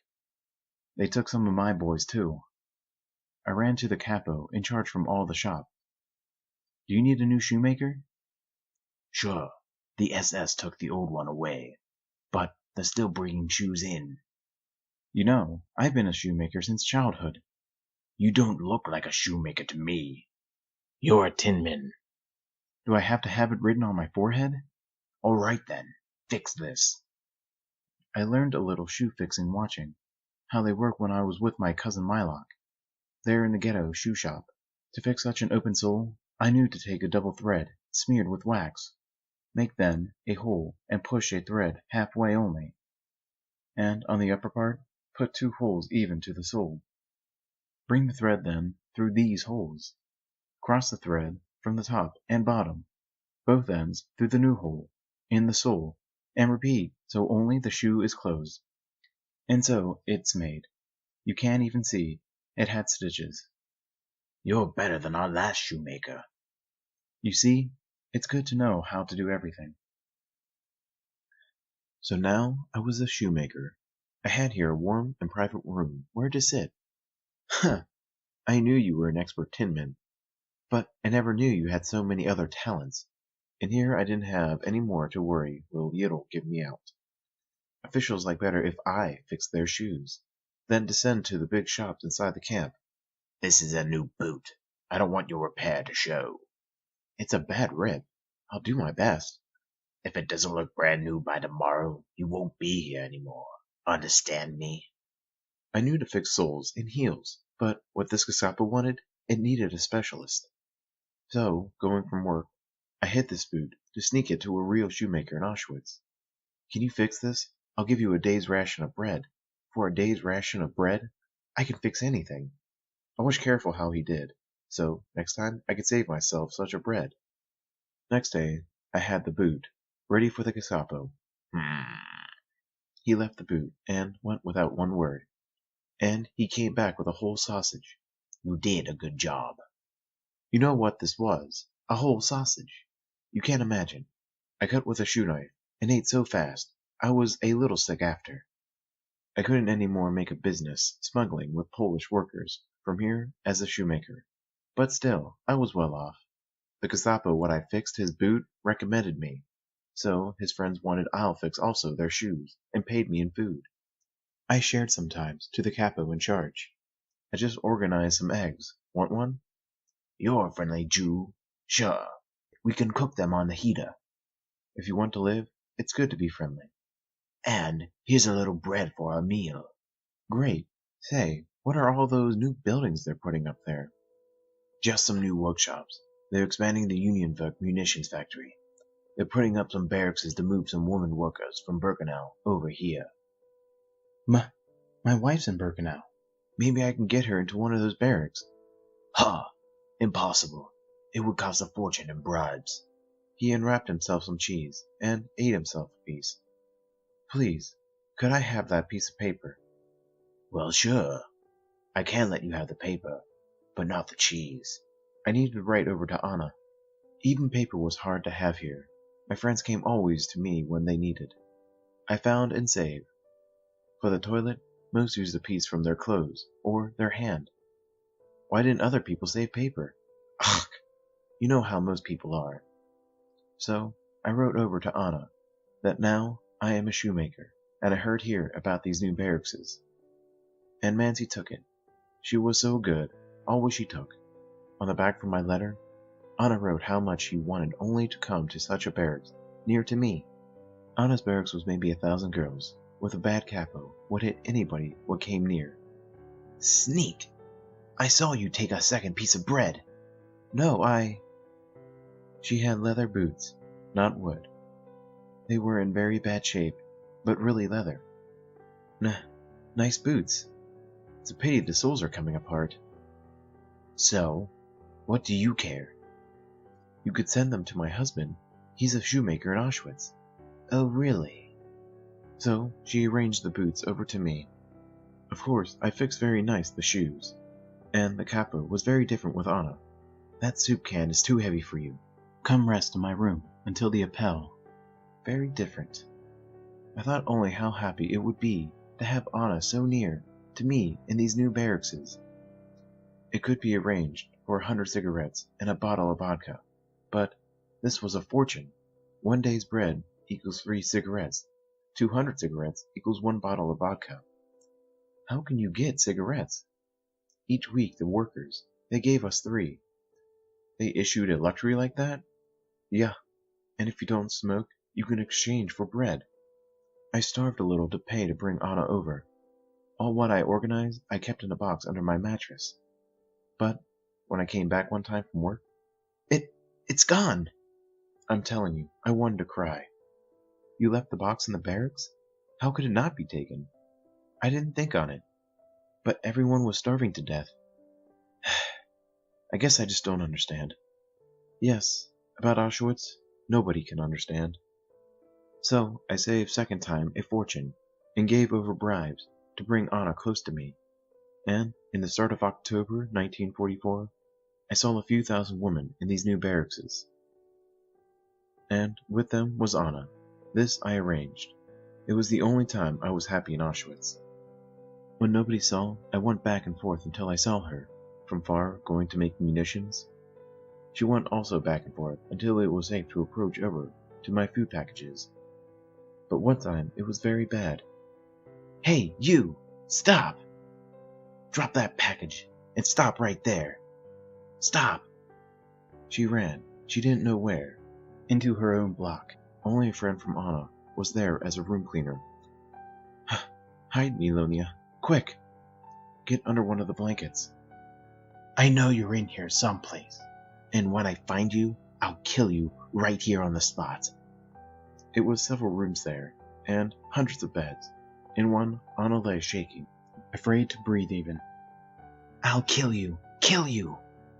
For maybe an hour, like crazy she ran from room to room, throwing upside down the beds. Bah! Get all the beds in order before the appel. Okay, Anna. It's safe to come out now. But this wasn't yet over. On the evening appel, she came again, this capo. The prisoner I chased this afternoon will now step forward. But Mother didn't step out. It will be better for you if you step out than if I find you. She came back and forth, looking in each face. But with the stripes, everyone looked all the same. If you know who she is, push her forward, or you'll all suffer. She made them to run, to jump, to bend, until they couldn't any more. Then more, the same. For a few appels, it went so. But nobody of Anna's friends gave her out. You can imagine what she went through. I had to stop sending over such packages more to Anna. I lost anyway my job near to her soon after. My whole workshop they closed out. They put us back to the main cab, and took me for black work. Black work? Carrying back and forth big stones, digging out of holes, each day different, but always the same, very hard. And God forbid, if you stopped only a minute to breathe, you got hit to the head, or worse. For me, they never hit, because I worked all my muscles away. I like better indoors work. I sometimes was a Beknoxia, a bed after puller. After everybody fixed their bed, we came to fix better, so the straw looked square. What a crazy job. No, they wanted everything neat and in good order. But these days I got too skinny, and it came again, a selection. Blocksberger! Now it could be my turn. Right away I ran inside the toilets. And if someone looked, I'll tell I had a bad stomach. What had I to lose? Nobody looked, so I sat, lucky, the whole selection. So, did you do black work the rest of the time you were there? I had not again a new chance for a better job. In Auschwitz, together, I was 10 months. How long were you in quarantine teaching English? Maybe 2 months. There, I had it good. You told me about that. How many months were you in the tin shop? In this workshop, tin and shoe work combined, I was about 5 or 6 months. So black work lasted 3 months? Yeah, no, I remind myself. After black work, I came again as a tinman with Yidel for 2 months. But wait, that would be 12 months. You said you were there a total of 10. So, take less time to the black work. In Auschwitz, we didn't wear watches. Yoo-hoo, I was looking for you. I was worried. You were gone for a long time. You finished then my bank papers? Uh-huh. And I made some sandwiches for lunch too. Great, I'm starving. Ach. If you made with white bread, I'm not allowed to eat. Such a good girl. With my special bread, she knew to make. Mala wouldn't have done such a good sandwich. It was the only bread in the house. Want some tea or coffee? I can make. I have a tea bag near the sink, drying from breakfast. How did you become a tinman again? Mala can go for a whole evening out with her friends, and leave for me nothing, cooked, to eat, or drink. You see how it is? I have now, one more time, an unnecessary suffering in my life. How did you get back into the tin shop? When the Russians came near, the Germans made ready to run from Auschwitz. They needed tinmen to pull apart the machineries of the gas chambers. They wanted to pack it all to Germany. There they could take also all of the Jews to finish them in quiet. The Germans didn't want to leave anywhere a sign of all what they did. You heard about the gas, but I'm telling not rumors, but only what really I saw. For this, I was an eyewitness. I came to one of the 4 Cremo buildings. It looked so like a big bakery. From below grounds, in the gas rooms, we tinmen had to take out the pipes and fans for ventilating. This was a factory to make 1, 2, 3 ashes and smoke from all what came here. Underground undressing room. Underground gas chamber. Ovens. Special prisoners worked here separate. They got better bread, but each few months, they also were sent up the chimney. One from them showed me everything how it was. People believed really it was here a place for showers, so they were told. They came to a big room to undress their clothes. What looked so? Yes, here is a place, so like they say. If I saw a couple of months before how it was all arranged here, only one time I could see it. And everyone crowded inside, into the shower room. The door closed hermetic, and the lights turned dark. Zyklon B, a pesticide, dropped into the hollow columns. It was between 3 or 30 minutes. It depended on how much gas they put, but soon was nobody any more alive. The biggest pile of bodies lay right next to the door, where they tried to get out. This guy who worked there, he told me, we pulled the bodies apart with hooks, big piles, with the strongest on top, older ones and babies crushed below. Often the skulls were smashed. Their fingers were broken from trying to climb up the walls, and sometimes their arms were as long as their bodies, pulled from the sockets. Enough! I didn't want more to hear, but anyway he told me. They pulled the bodies with an elevator up to the ovens, many ovens, and each one they burned 2 or 3 at a time. To such a place finished my father, my sisters, my brothers, so many. What are they doing over there? Digging trenches in case the Russians attack? Trenches? Those are giant graves they're filling in. It started in May and went on all summer. They brought Jews from Hungary, too many for their ovens, so they dug those big cremation pits. The holes were big, so like the swimming pool of the Pines Hotel here. And train after train of Hungarians came, and those who had finished in the gas chambers before, they got pushed in these graves. It was the lucky ones. The others had to jump in the graves, while still they were alive. Prisoners would work there, pour gasoline over the live ones and the dead ones, and the fat from the burning bodies they scooped and poured again, so everyone could burn better. Jesus! Ugh! It's 2:30. Look how the time's flying, and it's still so much to do today. It's dishes to clean, dinner to defrost, and my pills I haven't yet counted. I don't get it. Why didn't the Jews at least try to resist? It wasn't so easy like you think. Everyone was so starving, and frightened, and tired, they couldn't believe even what's in front of their eyes. And the Jews lived always with hope. They hoped the Russians can come before the German bullet arrived, from the gun into their head, and... Oops! Oi! You see how my head is. It's my favorite dish, now broken. It's only a dish. But why didn't they just try to take one Nazi with them? In some spots, people did fight. But you can kill maybe one German before they kill fast 100 from you. Then it's everyone dead. And this way it was also everyone dead. No? Don't throw away. I can glue still together that plate. I guess I'll do the dishes now. No, you can defrost out the turkey legs. You only would break me the rest of my plates. That night. Ooh, he's asleep at last. It's amazing how hard it is to spend a whole day with him. He just radiates so much tension. Poor guy. I guess he's worse than usual because of Mala. Nah, he's always that way. It's one of the reasons she did run off. Do you think they'll get back together? I sure hope so. Otherwise, he's our responsibility. And I don't think I can take him for too much longer. What's that noise? Oh, nothing. Just Vladek. He's moaning in his sleep again. When I was a kid, I thought that was the noise all grown-ups made while they slept. It's so peaceful here at night. It's almost impossible to believe Auschwitz ever happened. Uh-huh. Ouch! But these damn bugs are eating me alive. Me too. Come on, let's go inside and read. It's getting kind of chilly out anyway.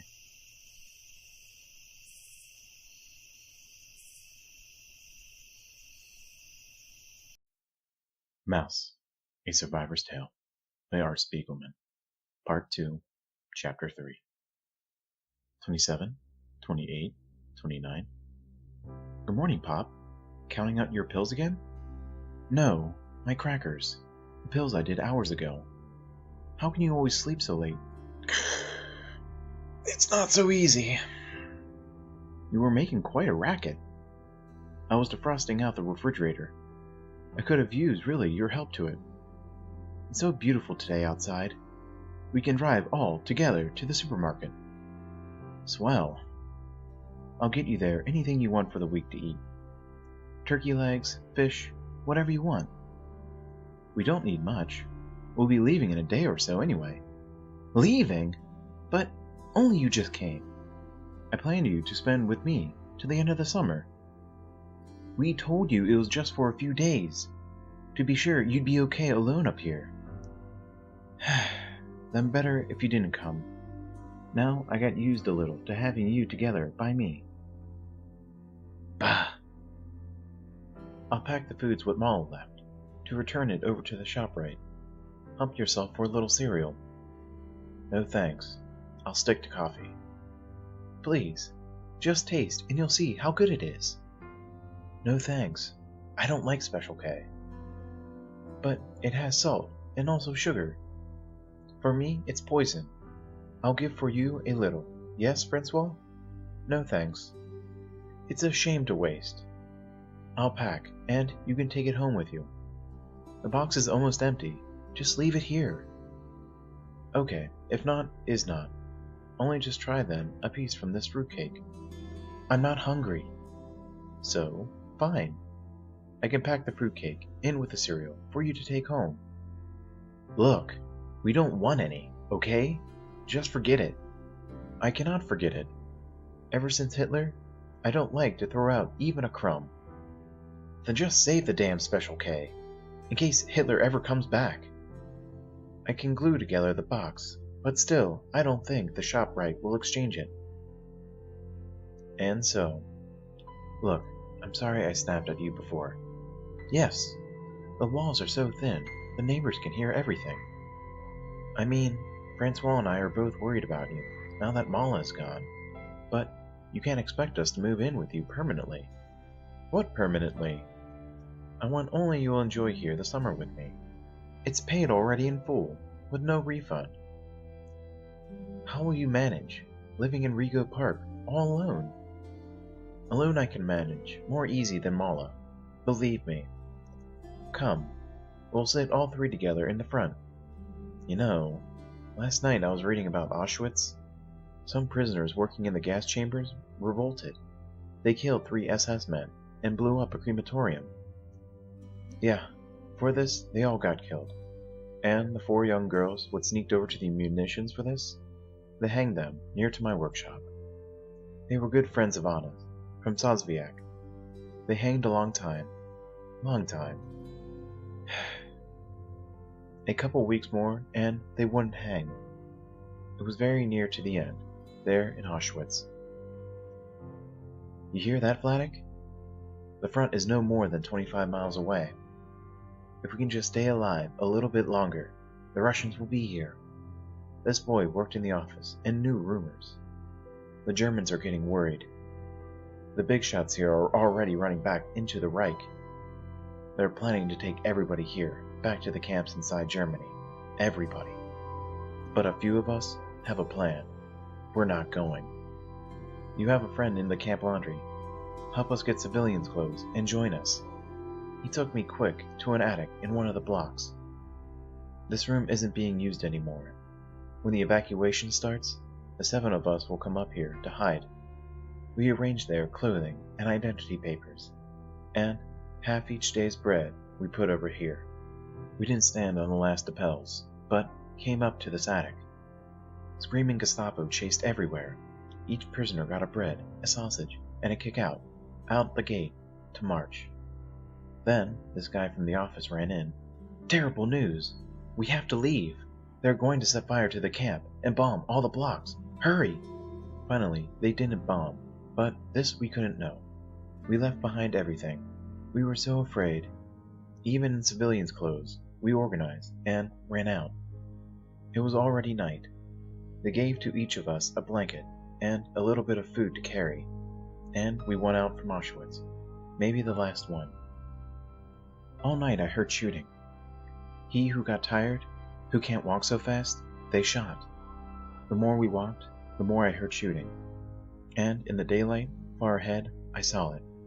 Somebody is jumping, turning, rolling 25 or 30 times around, and stops. Oh, I said. They may be killed there, a dog.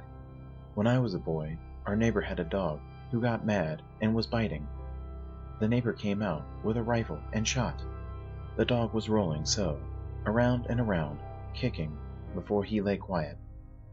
And now I thought, how amazing it is that a human being reacts the same like this neighbor's dog. One of the boys, what we were in the attic together, talked over to the guard. Psst! Look, the war is almost over. Some of us want to escape into the woods. We can pay. Share this gold with the guards, in front and behind. Just don't shoot when we run. We'll give you the signal late tonight, and shoot over your heads. All day long they were arranging. It's all set, Vladik. Help pay off the guards and join us. Ugh! How can you trust the Germans? At night was a commotion. 8 or 9 ran off.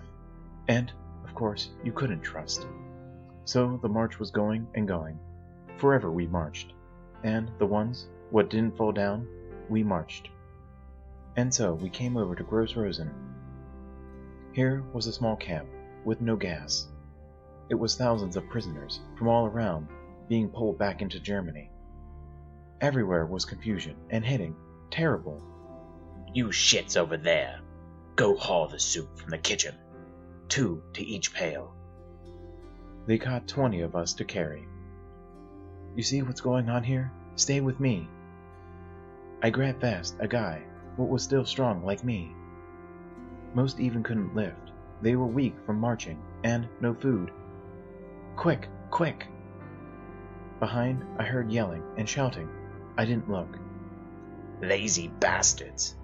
Look at how those two run. We got an extra portion of soup for this. Most were not lucky to be still strong. In the morning, they chased us to march again out. Who knows where? Through the town we were going.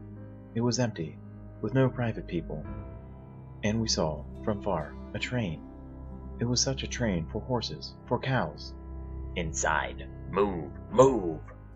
They pushed until it was no room left. We lay one on top of the other, like matches, like herrings. I pushed to a corner, not to get crushed. High up, I saw a few hooks to chain up maybe the animals. I had still the thin blanket they gave me. I climbed to someone's shoulders and hooked it strong. In this way, I can rest and breathe a little. This saved me. Maybe 25 people came out from this car of 200. So the train was going. We didn't know where. And then it stopped. For days and nights, nothing. No food, no water, only screams inside. You see, people began to die, to faint. Aye, my legs! I'm being stabbed! Aye! It wasn't room to fall, and if he fell, they stood on him. So he jabbed to their legs with a knife, but usually he anyway died. If someone had to make a urine or a bowel movement, he did where he stood. If he had still food, he ate it. I ate mostly snow from up on the roof. Some had sugar somehow, but it burned. My throat! I need water! Water! Give me some snow! I can only reach a little for myself. Please! Please! I beg you! Okay, give me some sugar, and I'll give you some snow. So I ate also sugar, and saved their life. The train stayed so, without moving. I don't know how long. Up to a week. Then, one day, they opened. Throw out your dead and clean up your filth. If the dead had bread left, or better shoes, we kept.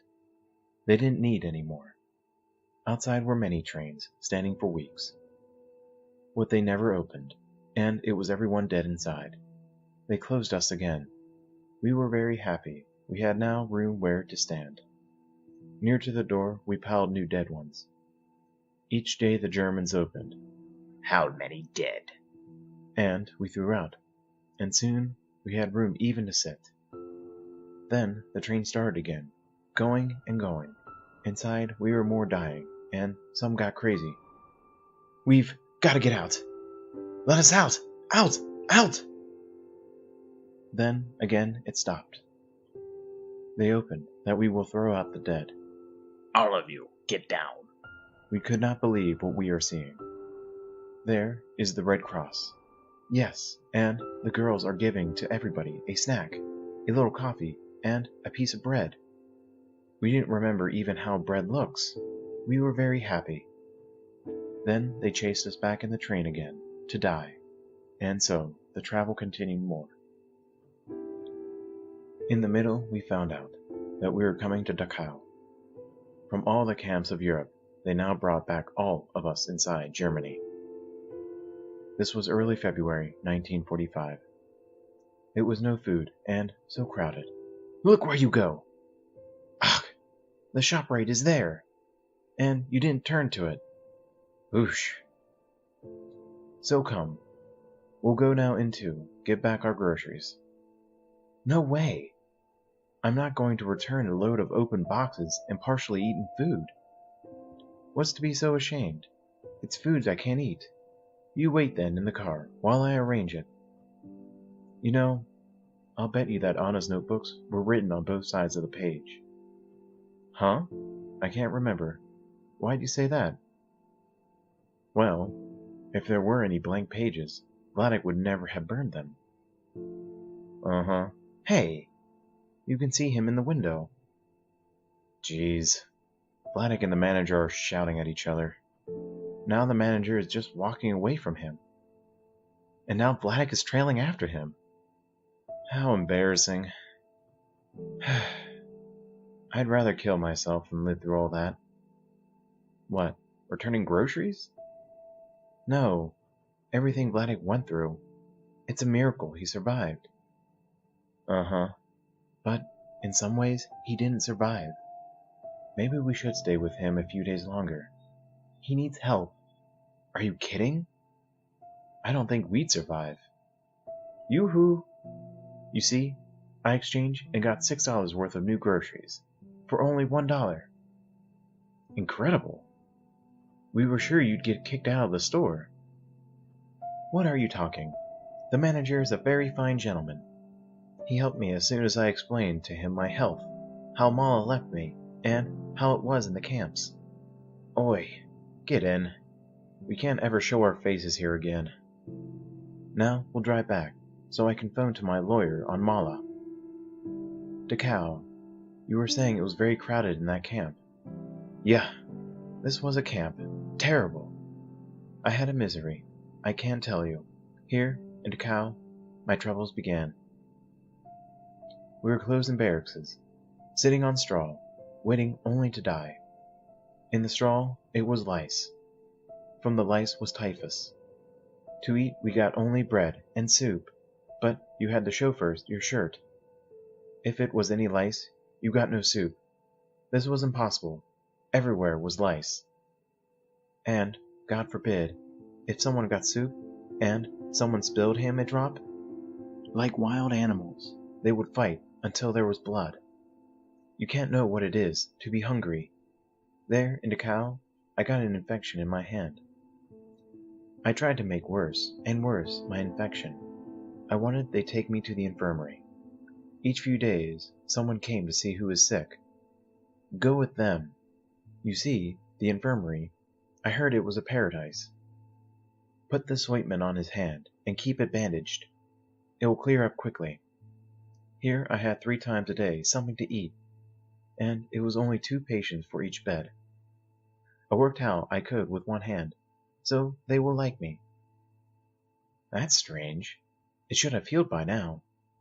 I irritated each day my hand, to stay longer. Ah! There, I opened it up again. This hurt me really, very, very much. I got afraid for my hand and let it heal. I have still today a scar on this place. From the infirmary, I had to go back to a bad barrack, where we were all day standing outside. Parlez-vous français? What? No. It was nothing to eat, and nothing to do, only to wait and to die. I can speak German, Yiddish, Polish, and English. Anglais? Dieu merci. I talk English also a little. I was becoming crazy. There is no other French here, and I do not know to talk German. I had nobody to who to talk. You are a Pole Jew, yes? How you know English? Ach, I dream always to go one day to America. So, we talked, and it made the time lighter. Each day he found me, the Frenchman. Brr. Good morning. It is again very cold today. Look at this, my friend. I have a box. He was not a Jew. So, by the Red Cross, they let packages come to him. My family sends. I want that you also eat something. My God! Sardines? Biscuits? Chocolate? He insisted to share with me, and it saved me my life. With my new food, I came to an idea. Psst! Do you want to buy a bar of chocolate? Chocolate? Do I look like a millionaire? I'll trade it for your shirt. My shirt? You're crazy. I'd freeze. Give me your day's ration of bread, too. In Auschwitz, a shirt was not so expensive, but here no goods came in. I cleaned the shirt very, very careful, and outside I dried it. I was lucky to find a piece of paper, so careful I wrapped it. I unwrapped only when they called to soup. Here was a shirt with really no lice. My old shirt I hid to my pants. I showed the new one. Okay. Right away they gave me to eat. You're a genius, Vladek. A genius. I helped the Frenchman to also organize a shirt, so we both got always soup. But after a few weeks, I got too sick even to eat. Typhus. I got a very hot fever, and I couldn't sleep. Typhus. Every night people died of this. At night I had to go to the toilet down. It was always full. The whole corridor, with the dead people piled there. You couldn't go through. You had to go on their heads. And this was terrible, because it was so slippery, the skin. You thought you were falling. And this was every night. So now I had typhus, and I had to go to the toilet down. And I said, now it's my time. Now I'll be laying like this once, and someone will step on me. I was alive still. The next time, it came a guy from the infirmary. Many didn't live long enough to go to die in the infirmary. There I lay too weak even to move, or to go to the toilet, out from bed. I asked help from the fellows next to me, but in a few hours they were dead, and others came. They gave bread and soup, but I was too weak to eat. So I put my portions below my pillow. Hey, there's still bread all over this one's bed. Well, take it away. He'll never need it. I screamed, but I couldn't scream. I was too weak to scream. So I took my shoe and knocked loud. Stop that racket! Bah! Keep your damn bread! I couldn't eat, but I cut pieces to pay for help to go down to the toilet. So my fever fell down, and something new came. Attention! Everyone strong enough to travel, line up outside. You will be exchanged as war prisoners at the Swiss border. Was I dreaming only? They like to send out the sick ones. But not so sick that we arrived dead. I was very weak, but for my bread, I had 2 friends what helped me. When they left me go for even a second, my legs didn't hold me. But I came somehow outside the gate. A train! Here was a train, not for cows and horses, but a real train to take passengers. A train for people. I thought this train, it must be for the Gestapo, but no! It took us out from Dachau, in the direction of Switzerland. Whatever happened to the French guy who helped you? Yeah, he was a fine fellow. I can't remember even his name, but in Paris he is living. For years we exchanged letters in the English I taught to him. Well, did you save any of his letters? Of course I saved. But all this I threw away, together with Anna's notebooks. All such things of war I tried to put out from my mind once for all, until you rebuild me all this from your questions. Huh! What for do you stop, Francois? We're not yet to the bungalow. There's a hitchhiker. A hitchhiker? And oi! It's a color guy, a Schwarzster. Push quick, on the gas! Hiya! Thanks. It's a hot day for walking. In Polish. Oh my god. What's happened to his wife? She's lost her head. My cousin's place is just up the road. In Polish. Censored. I just can't believe it. There's a Schwarzster sitting in here. You all take good care now, and be good. What happened on you, Francois? You went crazy, or what? I had the whole time to watch out that this Schwarzster doesn't steal us the groceries from the back seat. What? That's outrageous. How can you, of all people, be such a racist? You talk about blacks the way the Nazis talked about the Jews. Ugh! I thought really you were more smart than this, Francois. It's not even to compare. The Schwarzsters and the Jews. But how dare you generalize and say all blacks steal? It's... Just stop, yes? You only don't know them. When I first came to New York, I worked in the garment center. Before this, I didn't see coloreds. But there it was Schwarzsters. Everywhere. And if I put down only for 1 second my valuables, they took. But you... Forget it, honey. He's hopeless. Yeah. Better we'll just forget it. Ah, you see, kids? We're home sweet home already. Now we can make a very happy lunch from all my new groceries. Only thank God that your Shavarster didn't take them.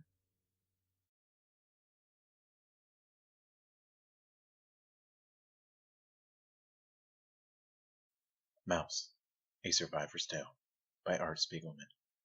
Part 2, Chapter 4. Back in Rego Park, late autumn. Always I saved. I saved only so I could have a little something for my old age. So, now I have my old age, and look what I have. I have a tank with oxygen, and I'm so weak with my heart and my diabetes. I can't live anymore, alone. I have so much room. You and Francois can come, and, for no rent, live here, by me. No, that's totally out of the question. So, how have I to live, Artie? Tell me. To go to a retiring home? It's not for me. Well, why not get a live-in nurse? You can afford it. And what will my neighbors say to it, if they see a woman is living by me? What? So hire a male nurse. Yeah, you and Mala. You don't know to make money, only to make it disappear. If I give Aunt Mala $100,000 over to her name, then she'll live again here. This you advise me? It's up to you.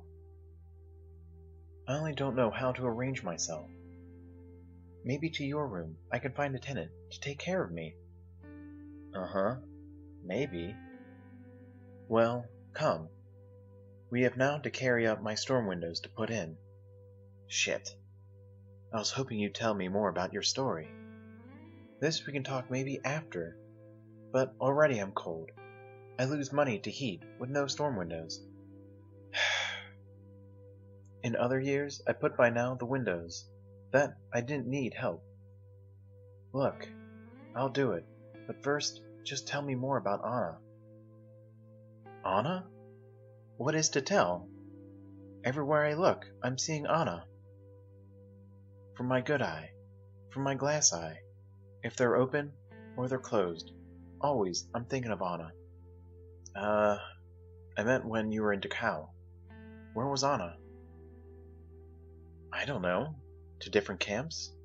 She marched from Auschwitz earlier as me, and came also through Gross Rosen, and then, I don't remember. But how did Anna survive? Mancy, the Hungarian girl, what I knew there in Auschwitz. She kept Anna close by to her. After the war, I looked always for Mancy, to give a nice reward, but I didn't know even her full name, and I never found. Mom used to mention Ravensbrück. Was Mancy with her there? Yeah, maybe it was there. I know only that Anna came out free, by the Russian side, and she came back to Sosviak, before me. My liberation, it took longer. It was the last minutes of the war. I left Dachau.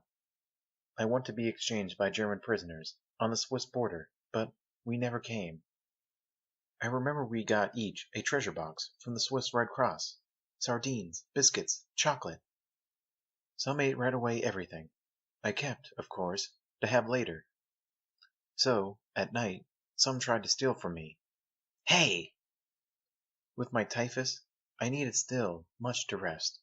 But this treasure was more to me than sleeping. Everybody out. Line up in fives. Here was the end of our ride. We had from here to go by foot to the frontier. And I saw, it's not everywhere, my hell. It's still life, things go on. We march, we stop. For hours we stood. What's going on? They're taking us back to Dachau. No, the Americans are coming. It was a commotion, and rumors, then shouts. The war is over! It was over. March back to the tracks. Schnell! They didn't leave us go, but put us to a freight train. The Americans will be in the next town. They can have you. On this train, no guards came, so really we saw. It is over now. In a half hour, this train stopped. Hey, the Americans aren't here. Why wait, let's go. Some went one way, some another. We didn't know where we went. Halt, or we'll shoot. All of a sudden, it was a work-marked patrol. Little by little, they got all of us what were going to be free, maybe 150 or 200 people, over in the woods by a big lake.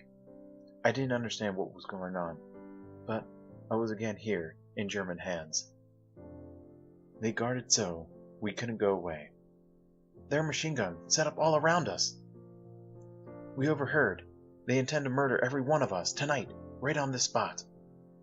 In the later afternoon, I went over close to the edge of the water. Vladek Spiegelman? Is that you? Shivek? You're alive? Shivek was before the war, a friend from Bezin, near Sosviak. We survived everything, just to get shot while the war ends. I still have a little coffee I organized. Let's make a last cup. Look, get him.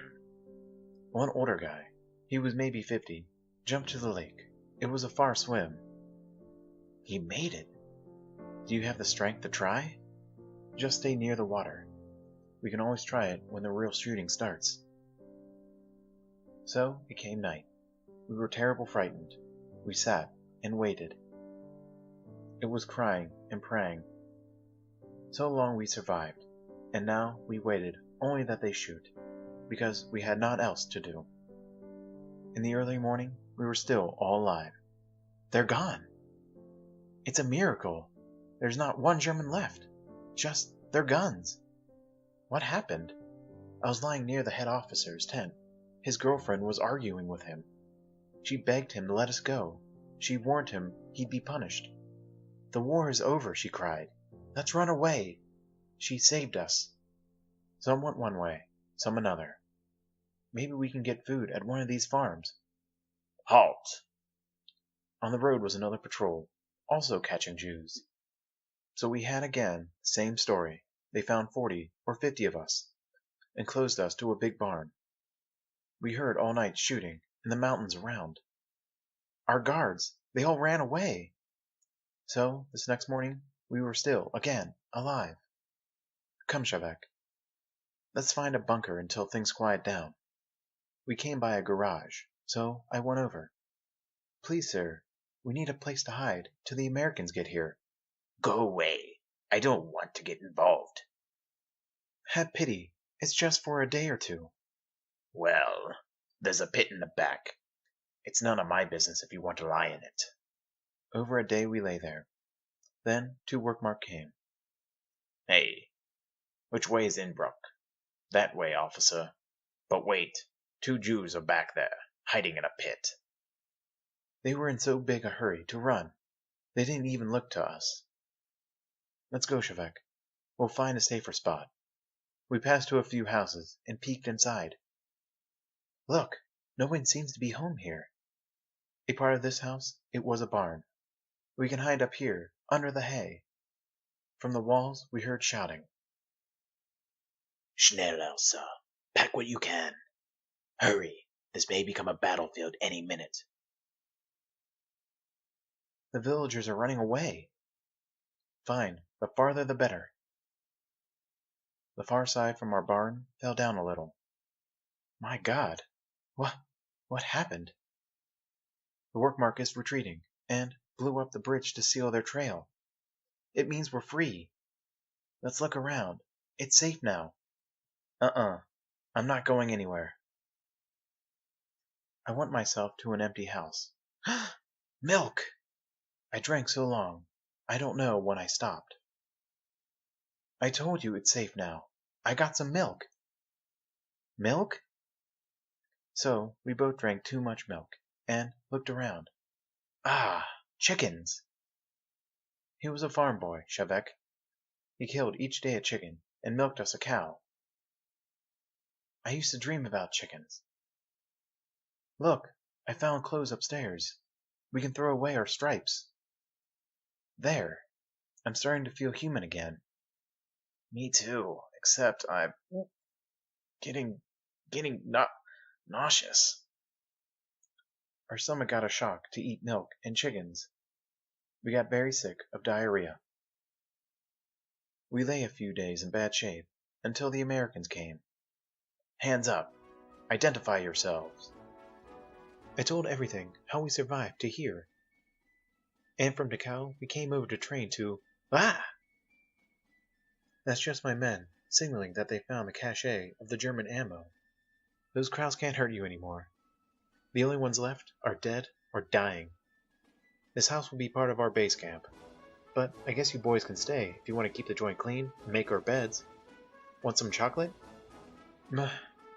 Maybe for later. Thank you. So, we work for the Americans, and they like me, that I can speak English. Thanks for the shine, Willie. It's okay, Sergeant. Don't even mention. They gave us food cans and gifts and called me Willie. One time, it came a woman with officials to the house. Arrest those 2 Jewish thieves. They stole my husband's clothes. We never looked on what clothes we took. Robbers. You'll have to give 'em back, Willie. So let her take, I told. We have still 3 full valleys. Ugh! Look on the time. We have to hurry now, with my windows. But before I forget, I put here a box what you'll be happy to see. I thought I lost it, but you see how I saved. Mom's diaries! No, no. On those, it's no more to speak. Those, it's gone. Finished. But below my closet, I find these snapshots, some still from Poland. Thanks. Come, you look after the windows. Is this Uncle Herman? Yeah, he was Anna's oldest brother. He ran, in Lodz, the family hosiery factory. In 1939, he and Hila came to see the World Fair, and stayed here the war. In 1950, you were a baby. He came also here, from Stockholm, to his house. I like better to stay in Sweden. I had again a good business. But Anna insisted to be with the only surviving one of all her family. And oi, when Herman died from that hit-and-run driver in 1964, Anna started then also to die a little. So here, it's their 2 kids, Lolek and Lonlia, what stayed by us, in Sosviak, in the war. Lolek, you know, he then came out alive from Auschwitz. So now he's an engineer, and a big-shot college professor.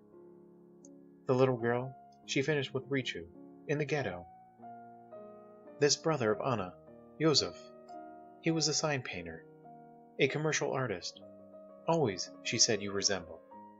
He had, in Lodz, a girlfriend, a beauty, but she liked money and nightclubs.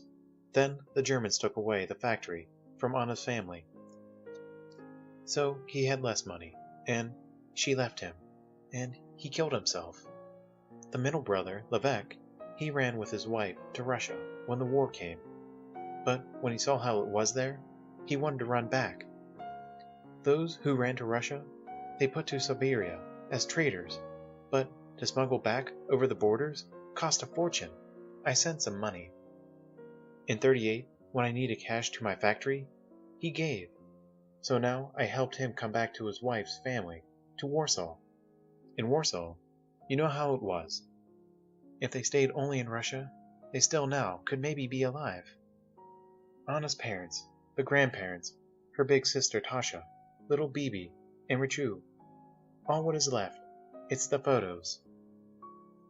What about your side of the family? My side? My father, and Fela, and her 4 kids, I told you got taken in 42. Zasha and Yodya, my younger sisters, had only 1 kid each, and came with me into the ghetto before they all died later to Auschwitz. Marcus, my closest brother, and Moses went to a camp, to Blackamer. Soon after I came out from the army, I sent them money by the Red Cross. I hid it into bread. I wrote them, "This bread, it's expensive. Eat very slow and careful." I met after the war a guy. He saw them die, but wouldn't tell me how. My other brothers, Leon and Panek, they deserted out from the Polish army to Lemberg in Russia. A family of peasant Jews kept them safe. Panek, he married one of them, but Leon got sick. Doctor said it was typhus, and he died of a bad appendix. So only my little brother, Panek, came out from the war alive. From the rest of my family, it's nothing left, not even a snapshot. These photos we got from Richu's Polish governess. We gave our valuable things to hold until the war is over. But afterward, she said, all these valuables the Nazis grabbed away. We didn't believe, but the pictures at least, she gave back. Can I take these home? Yeah, it's for you. But wait, I'll put them in an envelope. The cigar box I need for... Ugh! Whew. You see, my nitrostat helps me right away. I talk too much. I'll lie a little down. What about the storm windows? Alone, you can't know how to do. And I'm now too tired for this. Maybe tomorrow will do. Impossible. I'm too busy. I'll come out again next week. Ugh. Then now we must do it. Ugh. Great. Have another heart attack. Look, you'll just have to pay a bit more for heat a few days longer. Ugh. I'm sorry I made you talk so much, Pop. So, never mind, darling. Always it's a pleasure when you visit.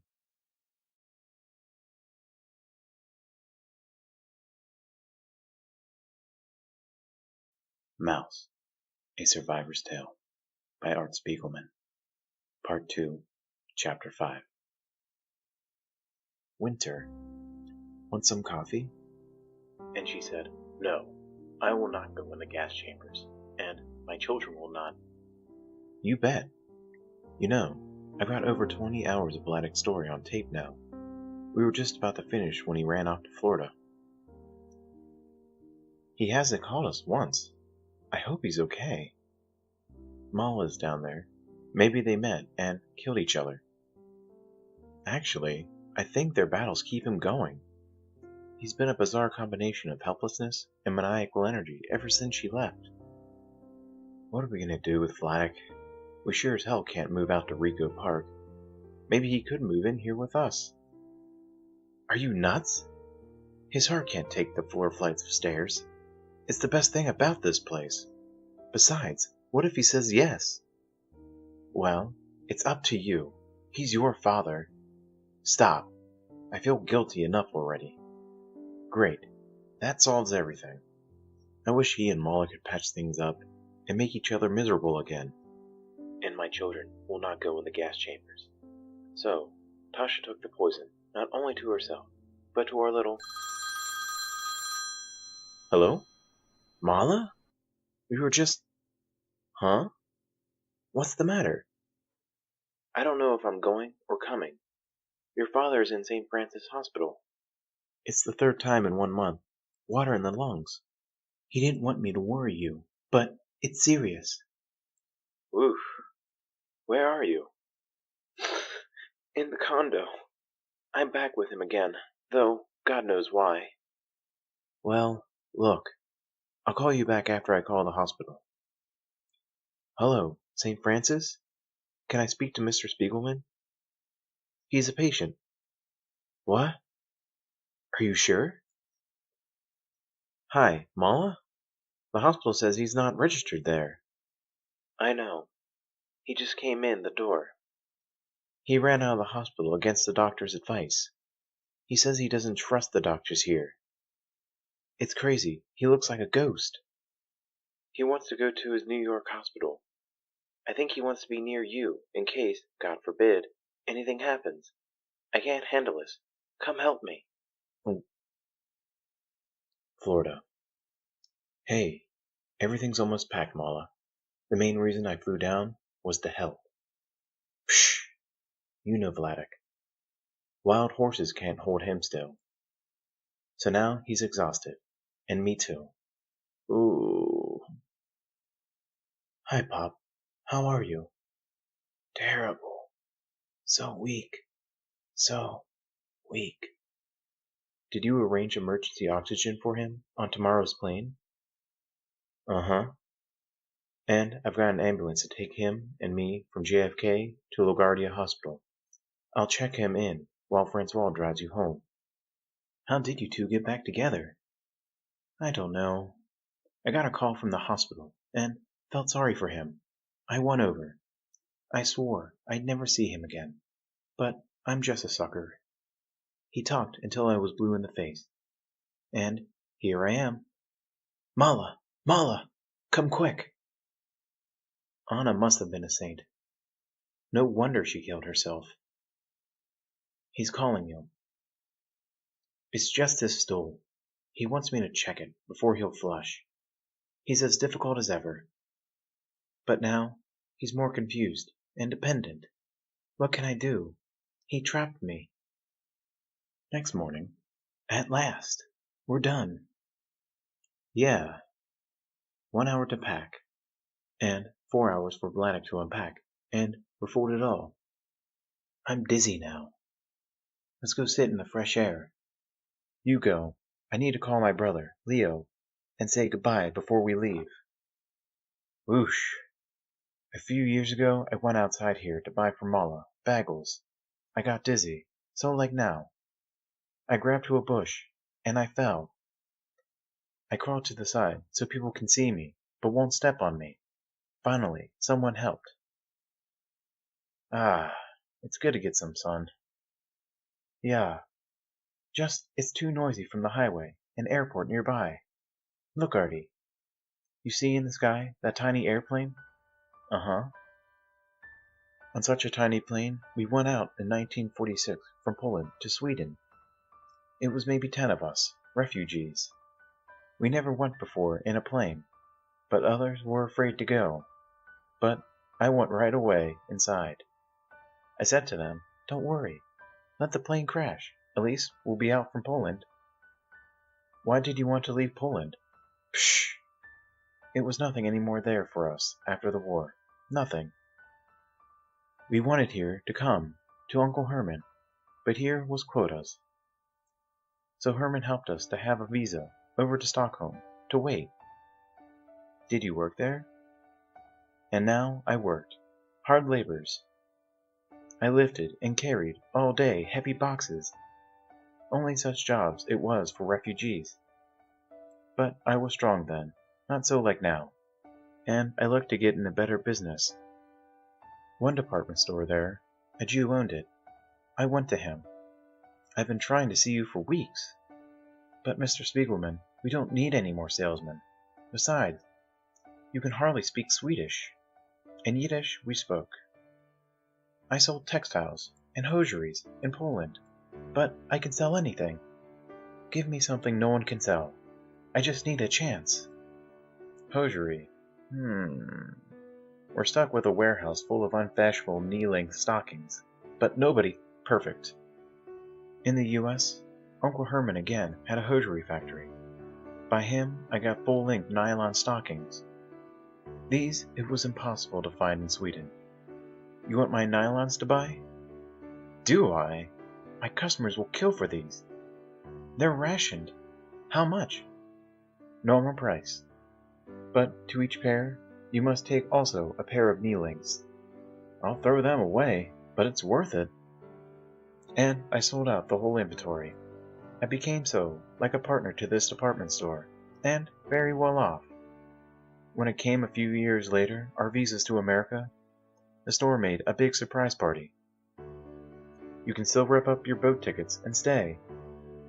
Really, I was sorry to go. I made in the States a living dealing diamonds, but never I had it again so good. Come, we'll go now inside. Huh? Why? We have lots of time. It's too sunny. Maybe if you didn't pack away my sunglasses, we could still sit. Late that night. Please, remain seated until our sick passenger has deplaned. Ooh. So, there was a 6-hour delay before boarding. Then, Vladik complains that the oxygen unit isn't working, and he can't breathe. The crew checks and says the unit is fine. They say he's too sick to fly, but we refuse to get off. Then, Vladik says his oxygen tank is working. And here we are. I'm glad you called to say you'd be late. They set up a free phone for delayed passengers. Mala called everyone she knows in America. You see, I learned from Vladek. A half hour later. Finally! Francois and Mala must be home, and dry by now. They could have driven us to the hospital. Don't worry. The ride is paid by my insurance. Excuse me. He's sick, but I don't think he needs a stretcher. Regulations, buddy. So, where is LaGuardia Hospital? Ugh!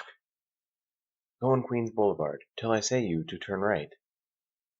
Thanks, mister, but please, stay on the stretcher. LaGuardia Hospital. Will it be much longer? The tests are done. You can wait for the doctor in there, with your father. How are you doing, Pop? So tired. So tired. Sorry it took so long, but because of what you told us about your father's condition, we played it safe. We ran extensive tests. The pills you got in Florida are taking care of the water in his lungs. And his heart seems to be doing fine. You'll be glad to know you can take him home with you. What? If he's a borderline case, why not keep him under observation for a few days? There's just no need for him to be hospitalized. Well, the doctor says you're okay. You can come home now. Yeah? Then Maul and I can stay the rest of the year here in Rego Park. It's better if nothing is wrong here, near to my health plan hospital, than in Florida hospital for hundreds of dollars a day. A month or so later. Artie, we haven't seen you in ages. I needed time to get over the trip from Florida. What's new? Well, we're going to sell this house and move down there. I'm amazed Vladek agreed. He's so attached to this place. How's he feeling? He's been kind of listless. It makes him easier to take, but he's not really doing too well. He gets confused. Last week he went to his bank and actually got lost on the way home. Anyway, he's in there resting. So, I hear you want to sell the house. Yeah, I want only peace.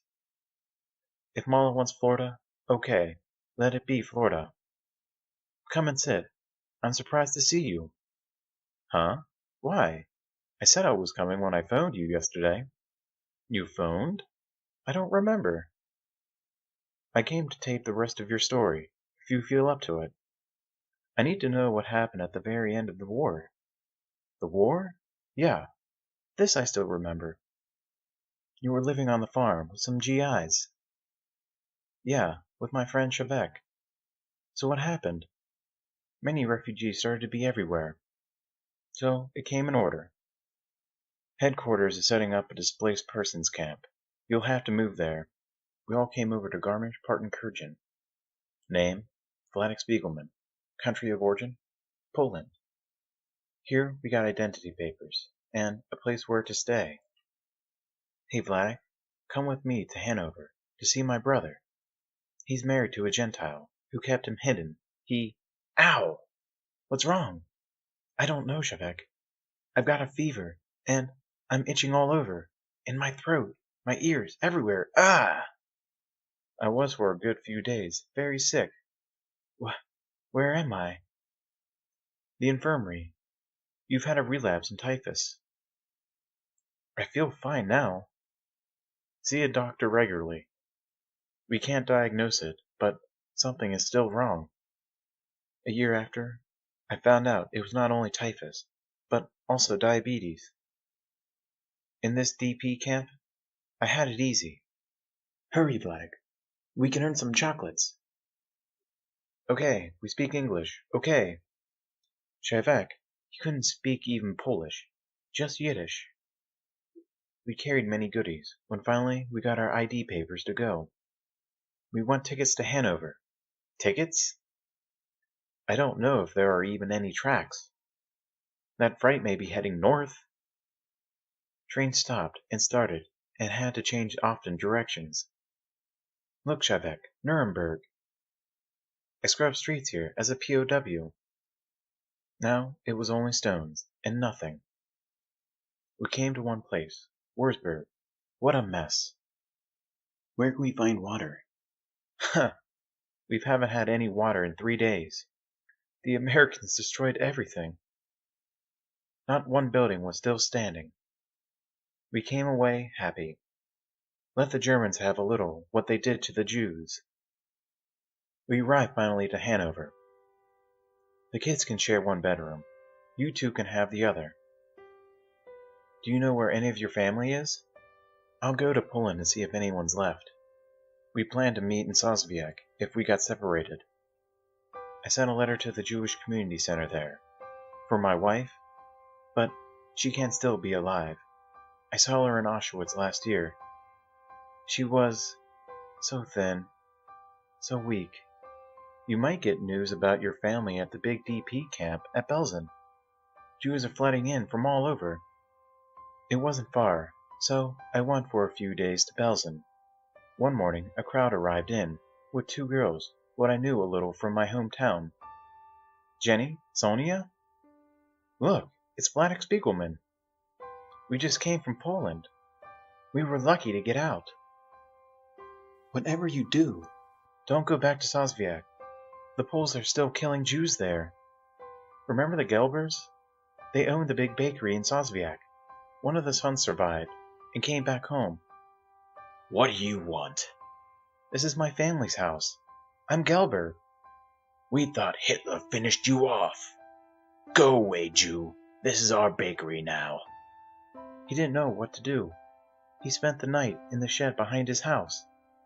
The Poles went in. They beat him and hanged him. For this he survived? His brother came from the camps a day later and only stayed long enough to bury him. Stop it. Don't want to hear anymore. Just tell me, did you hear anything about Anna? I saw her. She didn't try to get her property back. The Poles leave her alone. Anna is alive. My heart jumped. I couldn't believe. Anna was all alone there in Sosviak. Sorry, Anna. No news for you. Each day she checked the Jewish organization, and each day she cried. she told me later, she went once to a gypsy. Anna knew it was foolish, but looked only for some hope. I see tragedy, death. You've lost your father, your mother, everyone. Yes, only Lilek, my nephew, came back. I see a child, a dead child. Rachu, my little boy, Rachu. Wait, now I see a man. Illness. It's your husband. He's been very, very ill. He's coming. He's coming home. You'll get a sign that he's alive by the time the moon is full. I see a ship, a faraway place. You'll have a new life and another little boy. Anna went a few times each day to the Jewish organization, but no sign came of me. She sat home, even more depressed until... Anna, guess what? A letter from your husband just came. He's in Germany. He's had typhus, just like the gypsy said. And here's a picture of him. My God, Lennox is really alive. I passed once to a photo place what had a camp uniform, a new and clean one, to make souvenir photos. Anna kept this picture always. I have it still now in my desk. Huh? Where do you go? I need that photo in my book. Incredible. Yeah. So, when I heard Anna is still alive, I stopped everything to go only back to Sosviak. I traded my things to have gifts. Look, I got some dresses and a fur coat to bring Anna. You know, if you go to Poland, I'll go too. We went, sometimes by foot, sometimes by train. To Poland, many times it wasn't any tracks left. One place we stopped, hours, and hours. Stay here with our luggage, Shavek. I'll go fill our canteens. I marked our train car, but when I came in an hour back, it was gone to another track. Shavek? I couldn't find any more my friend and my luggage. I had only my thin shirt and my water. Shavak went back to Hanover to find me again, but I went only straight to Poland. It took 3 or 4 weeks. When I came finally to Sosviak, I've seen very little Jews around, but I found out where is the Jewish organization. There it was people that knew me. Look who's here! Somebody find Anna and bring her right away! And somebody found her. Vladek! It was such a moment that everybody around was crying together with us. Anna! Anna! My Anna! More I don't need to tell you. We were both very happy, and lived happy, happy ever after. So, let's stop please, your tape recorder. I'm tired from talking with you, and it's enough stories for now.